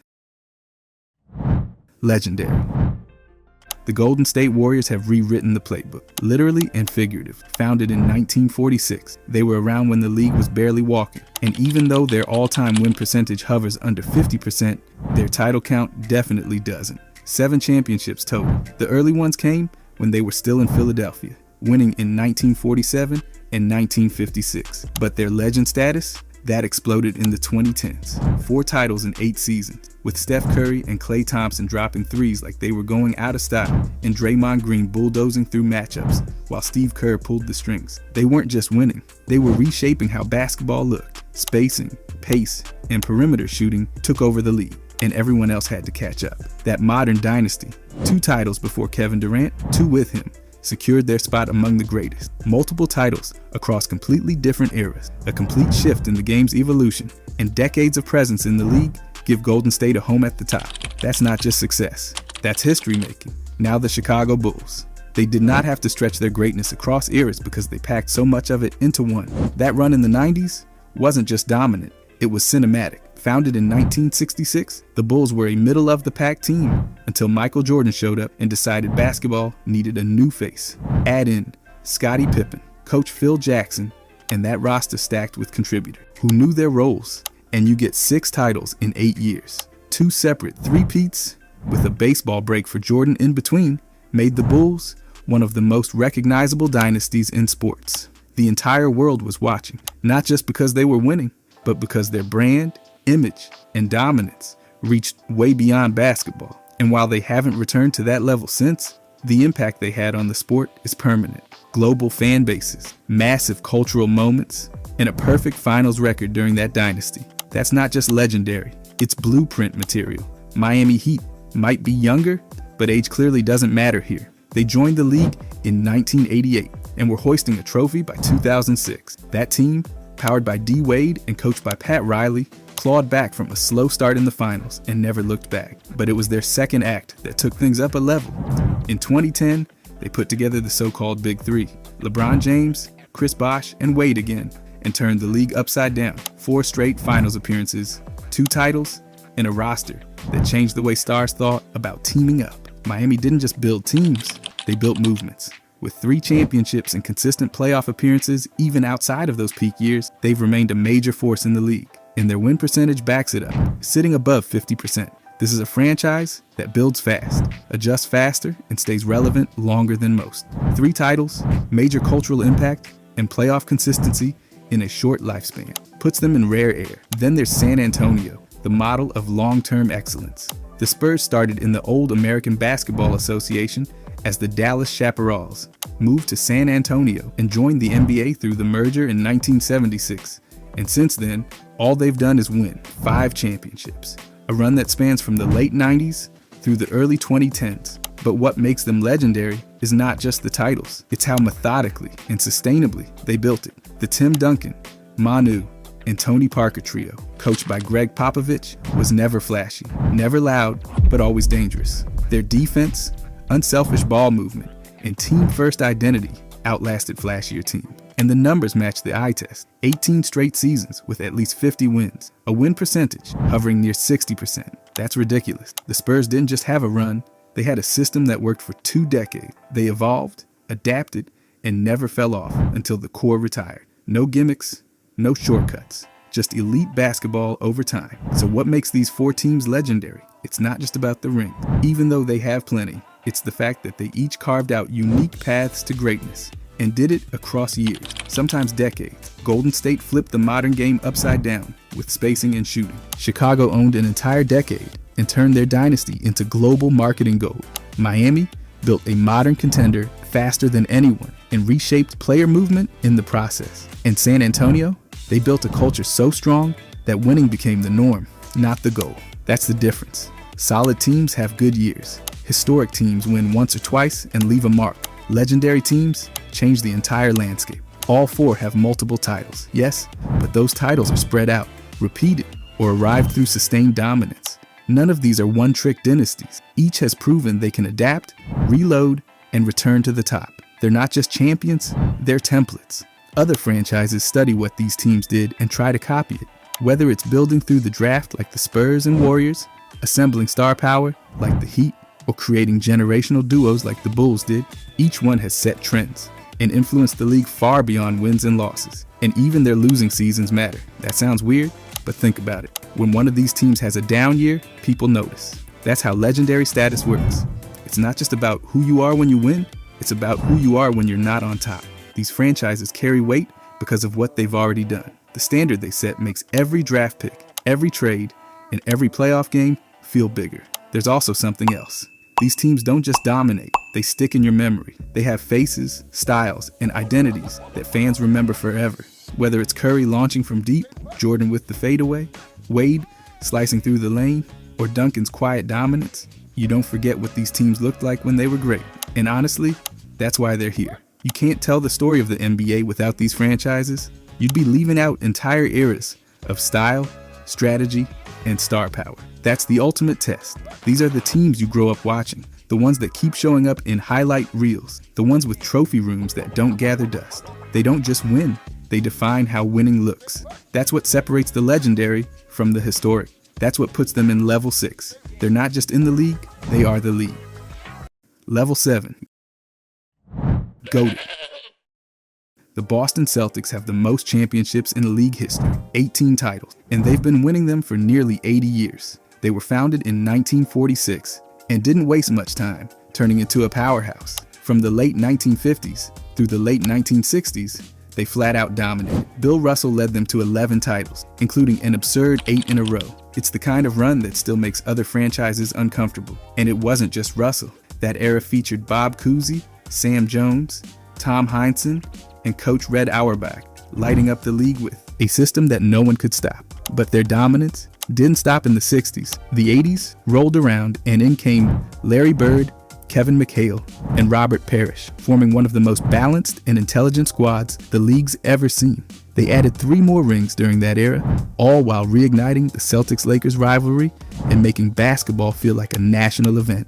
Fast forward to the 21st century, and Boston kept stacking. The 2008 title brought another banner thanks to Paul Pierce, Kevin Garnett, Ray Allen, and Rajon Rondo. Then came the 2024 championship, led by Jason Tatum and Jaylen Brown, showing the franchise still isn't done. Add all that up, and the Celtics have built legacies across decades. Their all-time win percentage is hovering just under 60%. They've had stars, role players, iconic coaches, and historic arenas. Their influence isn't limited to titles. It's cultural, generational, and global. That's not just legendary, that's goated.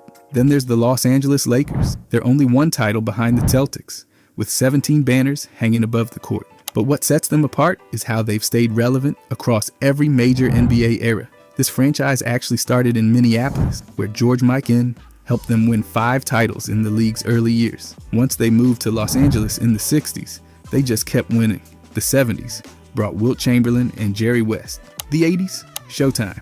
Magic Johnson, Kareem, James Worthy, and Pat Riley turned the Lakers into the flashiest, most unstoppable team in the league. They won 5 titles in that decade alone. The early 2000s gave them 3 more behind Shaq and Kobe. And after a short reset, Kobe brought them 2 more in 2009 and 2010. But wait, there's more. LeBron James and Anthony Davis added another in 2020, reminding everyone the Lakers don't rebuild, they reload. Their all-time win percentage is just behind Boston's, and their fan base spans the globe. From Hollywood courtside seats to international jersey sales, the Lakers are the NBA's most marketable machine, and it's not empty hype. They win, often, and across more styles, rosters, and rule changes than almost anyone.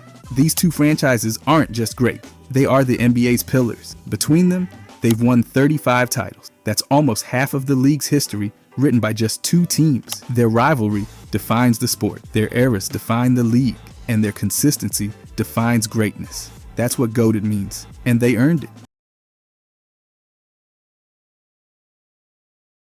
Level 1. Rising superstar. Austin Reeves has taken his game to another level. He's logging over 36 minutes a night and making the most of every single one. The shooting? Wildly efficient. He's hitting over 52% from the field and nearly 89% from the line. Then he went and dropped 51 points, 11 boards, and 9 assists in a game where the usual stars weren't even on the floor. That kind of output doesn't just happen by accident. It means he can lead, score at volume, and still stay efficient. And none of this came out of nowhere. The guy was undrafted in 2021. He picked his own team, worked his way up, earned his role, and now he's putting up what some analysts are calling all-star number. Scoring, passing, rebounding, he's doing it all, and he's doing it with poise. It's that steady rise from overlooked to undeniable that makes him fit perfectly in this tier. Amen Thompson is making noise too. 17 points, 7 rebounds, over 5 assists per game, all while clocking over 36 minutes. That's not a side character stat line. He's showing off a serious two-way game. He's defending multiple positions, using his athleticism to full effect, and bringing a level of energy that pops off the screen. One big reason he fits this level: the jump in league recognition. He moved up 66 spots in a top 100 ranking from last season. That kind of leap doesn't happen unless something major changes, and it has. He's trusted with starter minutes, impacting games across the board, and still has room to grow. His three-point shot needs work, and his free throw form is not quite where it should be. But the overall package, extremely promising. His rise isn't just flash, it's function, wrapped in speed and power. Jalen Johnson's rise has been borderline seismic. He's averaging over 23 points, 10 boards, and 7 assists, while shooting nearly 54% from the field. And he's doing this while playing a huge role for his team. We're not talking about a guy sneaking into highlight reels, he's setting the pace. Just recently, he threw up a 30-point, 12 rebound, 12 assist performance. Triple doubles like that show he's got real command of the floor. The jump he made in the top 100 rankings, up 43 spots, reflects what he's been doing statistically. Scoring, rebounding, playmaking. His toolkit is wide, and he's putting it all together consistently. He's young, but his numbers look like something out of an established player's playbook. There's no pretending with these stats. He's producing, and he's doing it night in and night out. Then there's Josh Giddey, who is almost averaging a triple-double. 20 points, 10 rebounds, over 9 assists. That's not just stuffing the stat sheet, that's running the whole thing. Since landing in Chicago, he's stepped right into the lead playmaker role, and it's working. He's being mentioned in the same breath as players who flirt with all-star nods for the first time. And historically, the guy's already racked up totals that put him in a club with legends. That's consistency, not just a one-season wonder. He's the engine now, not just passing it off, but directing traffic, scoring, and crashing the board. The numbers are loud, and the game is louder. Denny has taken a huge leap. From solid contributor to offensive centerpiece, he's jumped to nearly 25 points, over 6 boards, and 5 assists a game. That's a massive leap from last year. He's now running the show in Portland, and it shows in every possession. The Blazers trust him to do way more than just catch and shoot. He's creating, moving the ball, and controlling pace. It's a full-on role shift, and the results? Analysts are calling him one of the top young players, performing like all-stars for the first time. That kind of shift in perception doesn't come from empty stats. He's pushing the pace, creating space, and making decisions that affect the whole flow of the offense. And Jalen Duren is starting to dominate down low. He's putting up nearly 20 points and grabbing almost 11 rebounds while playing under 30 minutes. That efficiency is ridiculous. He's shooting over 66% from the floor, which basically means if he touches it near the rim, it's going in. He's the kind of player that sets a physical tone. He's not just racking up stats, he's controlling the paint. And now, he's got the recognition to match. Media's already calling him one of the breakout young players of the year. His ceiling depends on how much he can add, especially offensively. But right now, he's a force. By the way, if you guys want to subscribe, I'm going to be posting every day. Thanks. Anyways, level 2, second option stars. Jalen Williams is a perfect fit for this tier. He's not the first name on his team's scouting report. That's still Shea, but Jalen's offensive load keeps growing. He's playing heavy minutes, racking up assists, scoring efficiently, and switching roles on the fly. He's the guy who stabilizes possessions when the primary attack stall. His offensive creation metrics are legit, putting him in the upper group of wings who can score, pass, and defend without being the number one. What makes him stand out is that balance. He doesn't need to dominate the ball to influence the game. Whether he's attacking closeouts or initiating in the half court, he's dependable. That mix of efficiency, versatility, and trust from the coaching staff puts him squarely in the co-star mold. Evan Mobley brings a different flavor of second star. He's averaging around 19 points, 9 rebounds, and 4 assists, and he's doing it while anchoring one of the better defenses in the league. He's already got a Defensive Player of the Year award under his belt, and he's only getting better. The passing's been underrated. He's making reads from the elbow, connecting plays, and even initiating offense in transition. His impact isn't always loud, but it's constant. He closes gaps, alters shots, rotates early, and then goes down and puts up efficient buckets in the paint. His offensive game keeps expanding too. What makes Mobley such a clear number 2 option is how complete he is without needing to be flashy. He's the anchor behind the anchor. Karl Anthony Towns still feels underrated in this role. He's averaging over 12 rebounds a game this season and remains a high-level scorer from all over the floor. He stretches defenses vertically and horizontally. Threes, post-ups, face-ups. He's got it. And unlike most bigs, he keeps the floor spaced for teammates instead of clogging the lane. On a team where Brunson leads the attack, Towns is the perfect complement. He gives the offense variety, punishes mismatches, and pulls opposing bigs out of the paint. His career has had ups and downs, but the skill set is constant. Scoring, rebounding, spacing, and playmaking from the 5 spot. That's high-value stuff for a second option. He's not a backup plan. He's the alternative threat that makes the lead guy even harder to guard. Franz is the prototype of a modern co-star wing. His scoring has taken a big jump over the past couple seasons, and now he's firmly established as a 20-plus point guy who can also defend multiple positions. He doesn't need the ball in his hands every possession, but when he gets it, he can create his own shot, finish through contact, or make the right read. On a team with Paolo taking the lead role, Franz is the pressure release valve, the one who steps up when attention tilts elsewhere. He's smart, steady, and doesn't force things. That kind of scoring wing, with size and feel, is exactly what makes offenses unguardable. He's not just supporting the system, he's part of what makes it work. Jamal Murray has been living in this tier for years. He's averaging around 23 points and nearly 7 assists this season, and still delivers big game scoring when needed. He's had stretches where he's carried the offense entirely, like his recent 52-point explosion. That's the thing about Murray. He doesn't need to lead all the time, but he can when it counts. Jokic is the hub, but Murray brings the motion, the pull-up game, the late clock bucket. His shot creation and clutch scoring have been proven in playoff runs and late season pushes. As a co-star, he's elite at knowing when to take over and when to play off-ball. That flexibility is what makes him dangerous. De'Aaron Fox has added to his game, and that matters. The 3-point shot's coming around, which adds another level to his already elite speed and slash. He's still one of the fastest players in the league, but now he's harder to guard because defenders can't just sag off. Even as Wemby draws most of the attention, Fox is the one collapsing defenses, pushing tempo, and driving the offense from the perimeter. He's adjusted to being the secondary threat without losing his identity. That's what makes a second option work. Not becoming less, just becoming sharper. Level 3, inconsistent but great. LaMelo Ball has all the tools. He's a creative passer, a slick ball handler, and a fearless scorer when he's in rhythm. This season, he's putting up just under 19 points, over 6 rebounds, and nearly 9 assists per game. That's still a very strong line, but the field goal percentage tells the other side of the story.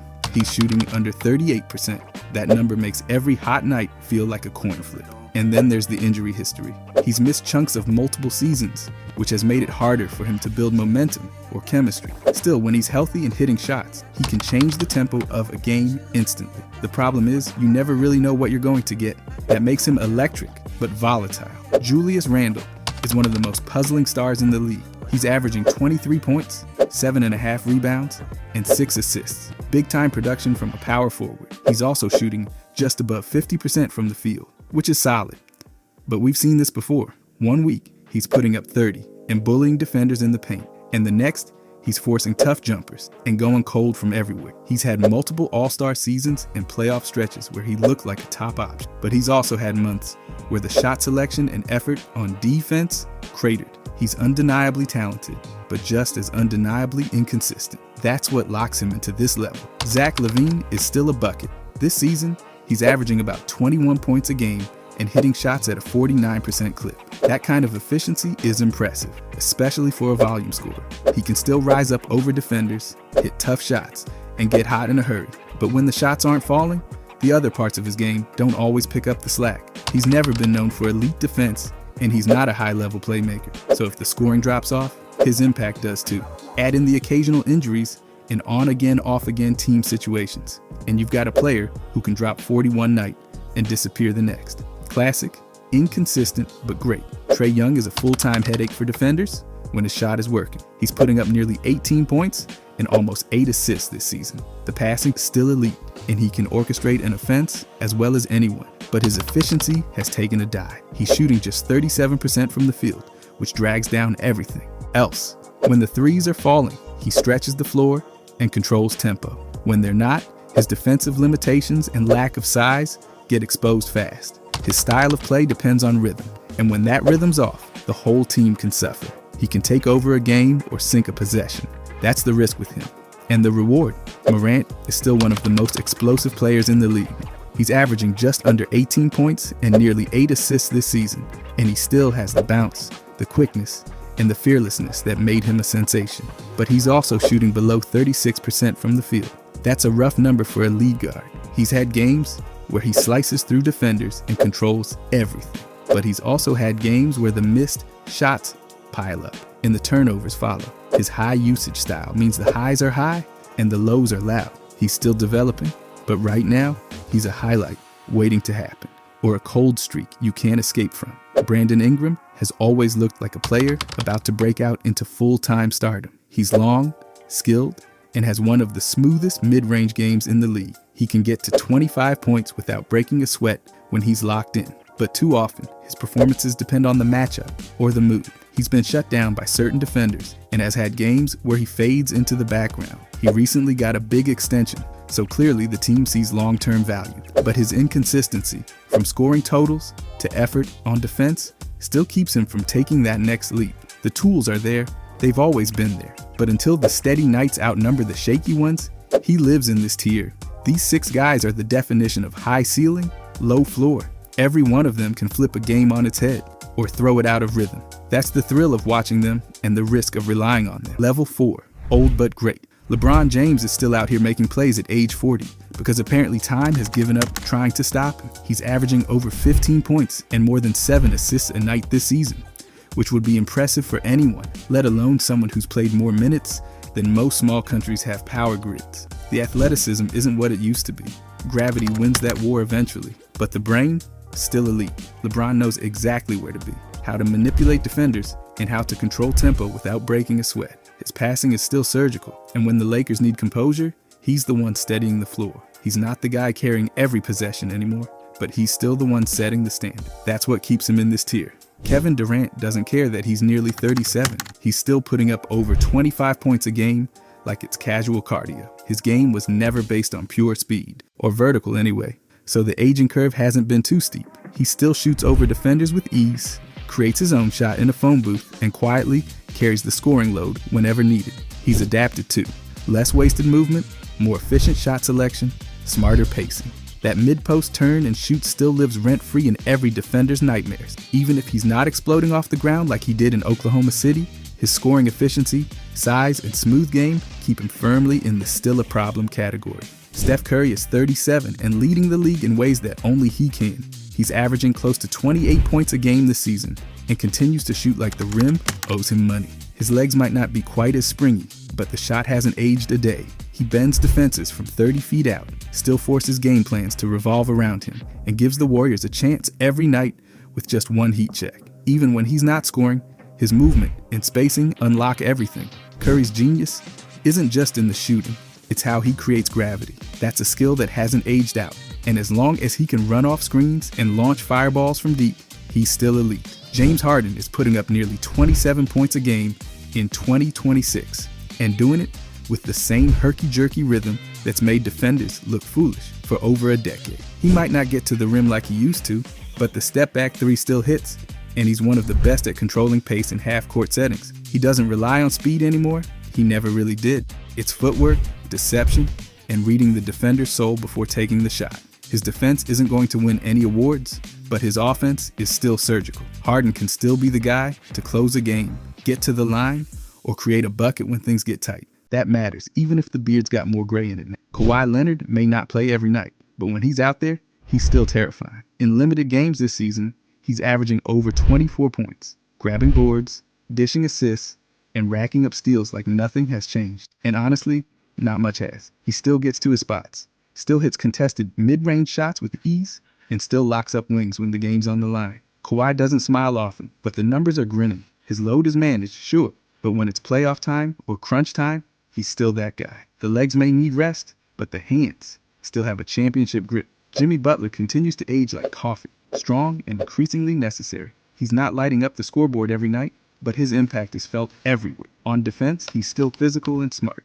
Offensively, he gets to his spots, draws contact, and makes the tough mid-range jumper look routine. He's the guy you trust in the fourth quarter and the guy you trust in the locker room. His leadership and clutch instincts haven't faded at all. He's slowed down a bit, but he hasn't gotten weaker, just smarter. In a league full of flashy stars, Butler's one of the few who thrives in the mud, and teams still need that grit. DeMar refuses to let age write his ending. He just keeps scoring. The mid-range game is still surgical, the footwork is still clean, and he still gets to his spots like it's scripted. He's averaged over 20 points a game for over a decade, and he's not stopping now. He's not the quickest guy on the floor anymore, but his timing, control, and decision-making are sharper than ever. He doesn't waste possessions, doesn't force the issue, and doesn't panic when the shot clock's ticking down. DeMar's game was built for longevity, and it's showing. He's not a highlight reel star anymore, but he's still a bucket, and teams know it. These 7 are the blueprint for staying relevant when the clock keeps ticking.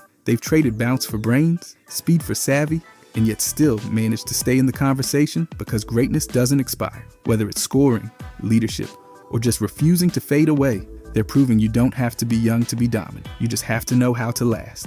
Level 5, clear first option. Tyrese Maxey is having the kind of season that screams, put the team on my back. He's near the top of the league in scoring and is getting used like a credit card during Black Friday. With the team's offense running almost entirely through him, there's no question he's their go-to guy. His points per game rank among the highest in the league, and his minutes and usage rate back that up. You don't land in that conversation unless your team is counting on you to create offense almost every trip down the floor. There's no other star next to him pulling that kind of weight this year, so Maxey isn't just filling in. He's the one setting the tone. Pascal's path to this level came through opportunity, but he's made the most of it. With his primary backcourt teammate out for the season, Pascal's role has ballooned. He's now doing just about everything short of sweeping the locker room. The scoring numbers are solid, but more importantly, he's delivering under pressure. There's a big difference between volume and efficiency, and Pascal's pulling both off, putting up strong shooting lines while carrying the load. The Pacers need a lead guy,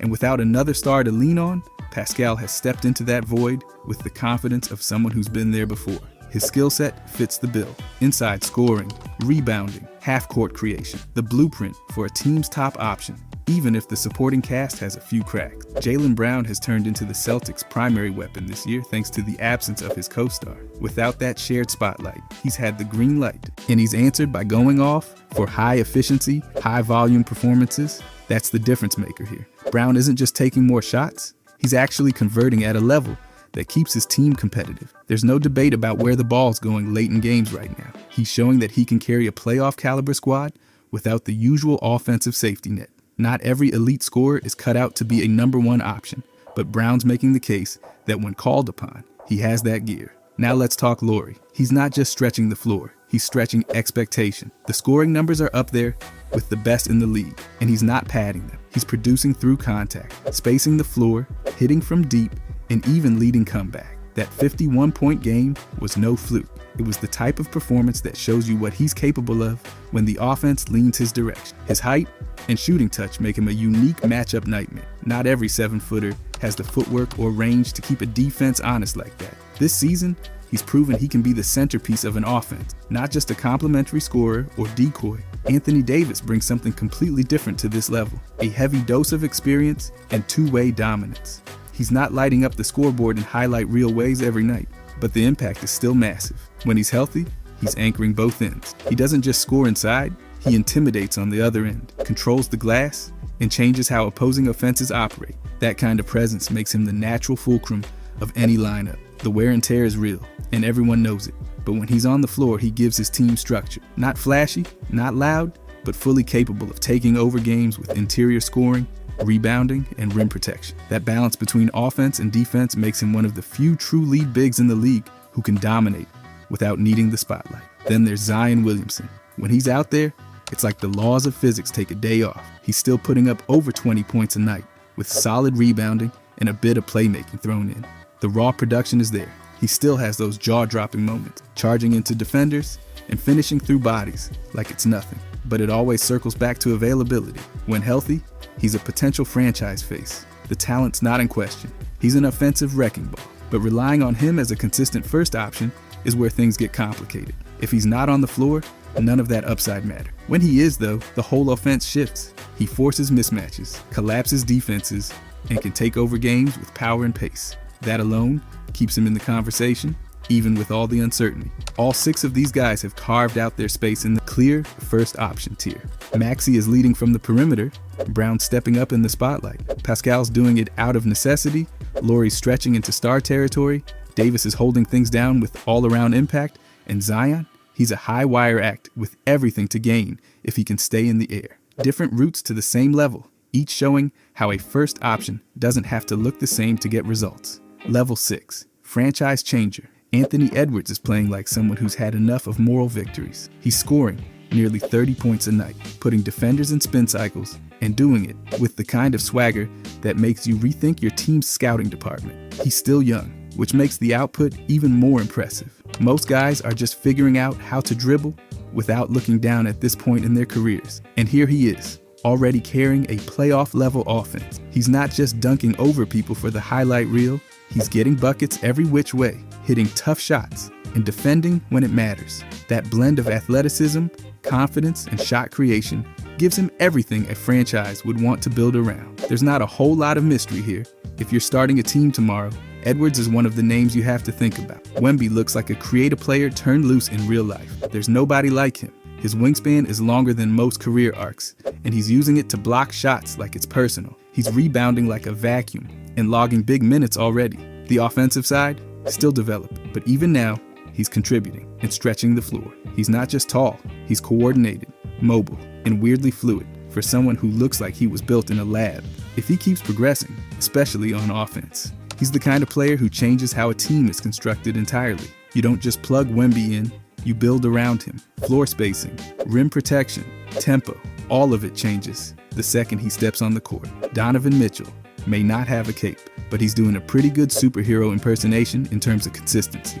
you know exactly what you're getting with scoring, toughness, and shot making. He's one of the few guys who can get you 25 points without breaking a sweat, and then drop 40 when things tighten up. He's not a maybe, he's a proven commodity. That's what makes him such a franchise-level piece. You can slot him in, and you've got instant credibility. Mitchell gives you playoff firepower, leadership, and that rare, give me the ball mentality late in games. He might not be the flashiest pick for a rebuild, but if you want to go from middle of the pack to real contender, he's one of the guys you call. Jalen Brunson's not built like a traditional franchise player, but that hasn't stopped him from dragging a team uphill. He's producing like a star, running the offense, and showing up every night with a calmness that looks suspiciously like control.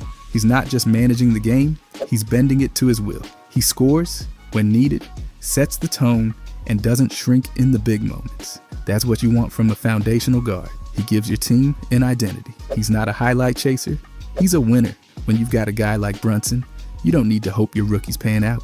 You've already got a grown-up steering the ship. Cade Cunningham is finally doing what everyone hoped he would when he came into the league. He's putting up big numbers, leading the offense, and looking like he's playing 3 moves ahead of everyone else. The points, assists, rebounds, all up. But it's the way he's doing it that stands out. He controls the pace, makes smart reads, and gets guys involved. If his jumper holds up and he stays aggressive, there's no question he's the kind of player you rebuild around. He's not just scoring, he's shaping how the team plays. That's what separates him from the average stat pattern. He dictates flow, tempo, and the overall vibe of the offense. When your point guard does that, you're not far from relevance. Devin Booker has been doing this for years, and that's the point. He's not guessing anymore. He's mastered it. Still giving you 25 plus per game, still handling the offense, still the guy everyone looks to when the game gets serious. There's a reason he hit 17,000 career points already. He just shows up and produces. No drama, no second thoughts. If your team's trying to contend, he's the guy you want leading the offense. He's seen everything, adapted to everything, and still puts pressure on defenses like it's his job, because it is. He's not loud about it, but Booker is one of the most stable franchise cornerstones in the league, and he's showing no signs of slowing down. Paolo Banchero is putting together the kind of season that makes coaches trust him with the ball, early and often. He's doing a bit of everything, scoring over 20 points, pulling down rebounds, finding open teammates, and he's doing it while looking like he's got another gear left. That's scary. He's not just tall and skilled, he's also smart, patient, and capable of adjusting mid-game. As a young forward, that versatility makes him incredibly valuable. He doesn't need plays drawn up for him to contribute. He finds his spots, picks his moments, and keeps the team in rhythm. If he tightens up the shooting and keeps developing defensively, you're looking at a player who can anchor a team for a decade. What ties these 7 together is that they don't just play well, they alter what's possible for their franchises. Edwards brings electricity and leadership. Wemby's a one-man blueprint. Mitchell's a walking playoff ticket. Brunson brings composure and direction. Cade setting a new foundation. Booker brings production and trust. Paolo brings versatility and promise. These are the players teams gamble big on, because when it works, everything changes. Level 7, best of the best. Nikola Jokic is still doing things that make you double-check if the box score is broken. He's leading the league in assists and rebounds from the center position. That's not normal. Actually, none of what he does is normal. He's putting up nearly triple-double numbers without even looking like he's trying. He reads the floor like a point guard, throws passes like a quarterback, and finishes around the rim like a power forward. There's no gimmick here. It's just a masterclass in control. When Jokic is on the floor, the whole offense flows through him, and it works. He's not flashy, he's not loud, but he's efficient in a way that breaks basketball. His player efficiency rating is breaking records again. And when your advanced stats look like typos, you know you're cooking. But it's not just the numbers, it's the fact that he carries every piece of the offense while still anchoring the rebounding and tempo. When he sits, the team looks like it forgot how to play. That's the impact. He defines what it means to be a basketball engine.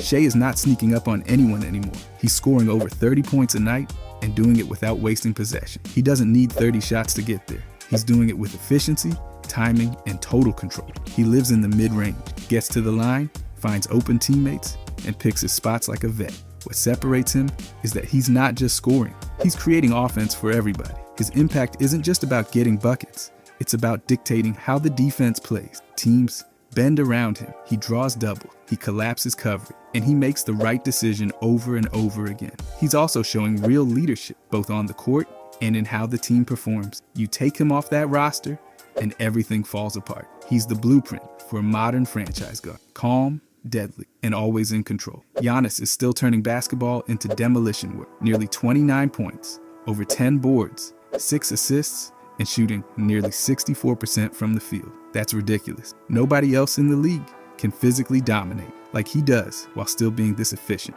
He gets downhill, dunks over help defenders, then comes back and swats a shot into the third row. It's not just production, it's presence. You can feel him change the energy of a game every time he checks in.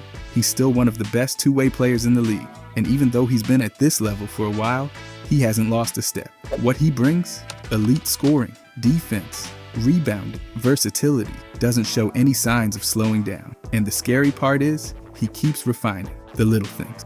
His passing, his post footwork, his decision-making in tight spots. He's not just dominant, he's smarter than he used to be. That's what keeps him here at the top. Luka is doing the basketball equivalent of carrying the piano up the stairs, then sitting down and playing it. He's leading the league in scoring with over 35 points a game, while also averaging nearly 9 rebounds and 9 assists. There's nobody else combining that kind of usage with that kind of all-around output. And he's doing it while facing double teams every game. Luka controls pace better than anyone in the league. He slows the game down to his speed, and once you're there, he makes you play his game. He can hit step backs, throw cross-court lasers, bully smaller defenders, and shoot over bigger ones. He's a mismatch that can't be solved. When he's locked in, you can't stop him. You just try to survive. His workload is absurd, but somehow he still makes it look easy. These four are operating on a completely different plane. Jokic plays like he's got cheat codes. Shea slices up defenses with surgical calm. Giannis powers through everything like a runaway truck, but with ballet footwork. Luka makes high usage look like jazz. What makes them special isn't just what they do individually, it's how they lift their teams just by existing on the court. They don't just perform, they warp reality for everyone else. Teams scheme for them, but the schemes usually don't work. Their presence shifts the balance of the game before the ball's even tipped. This isn't just about stats or highlight, it's about impact, control, and dominance. You build your whole franchise philosophy around these guys because they don't just change games, they change what winning looks like. If you enjoyed this, I'm gonna be posting a lot here. I would greatly appreciate it if you could subscribe. Thanks for watching,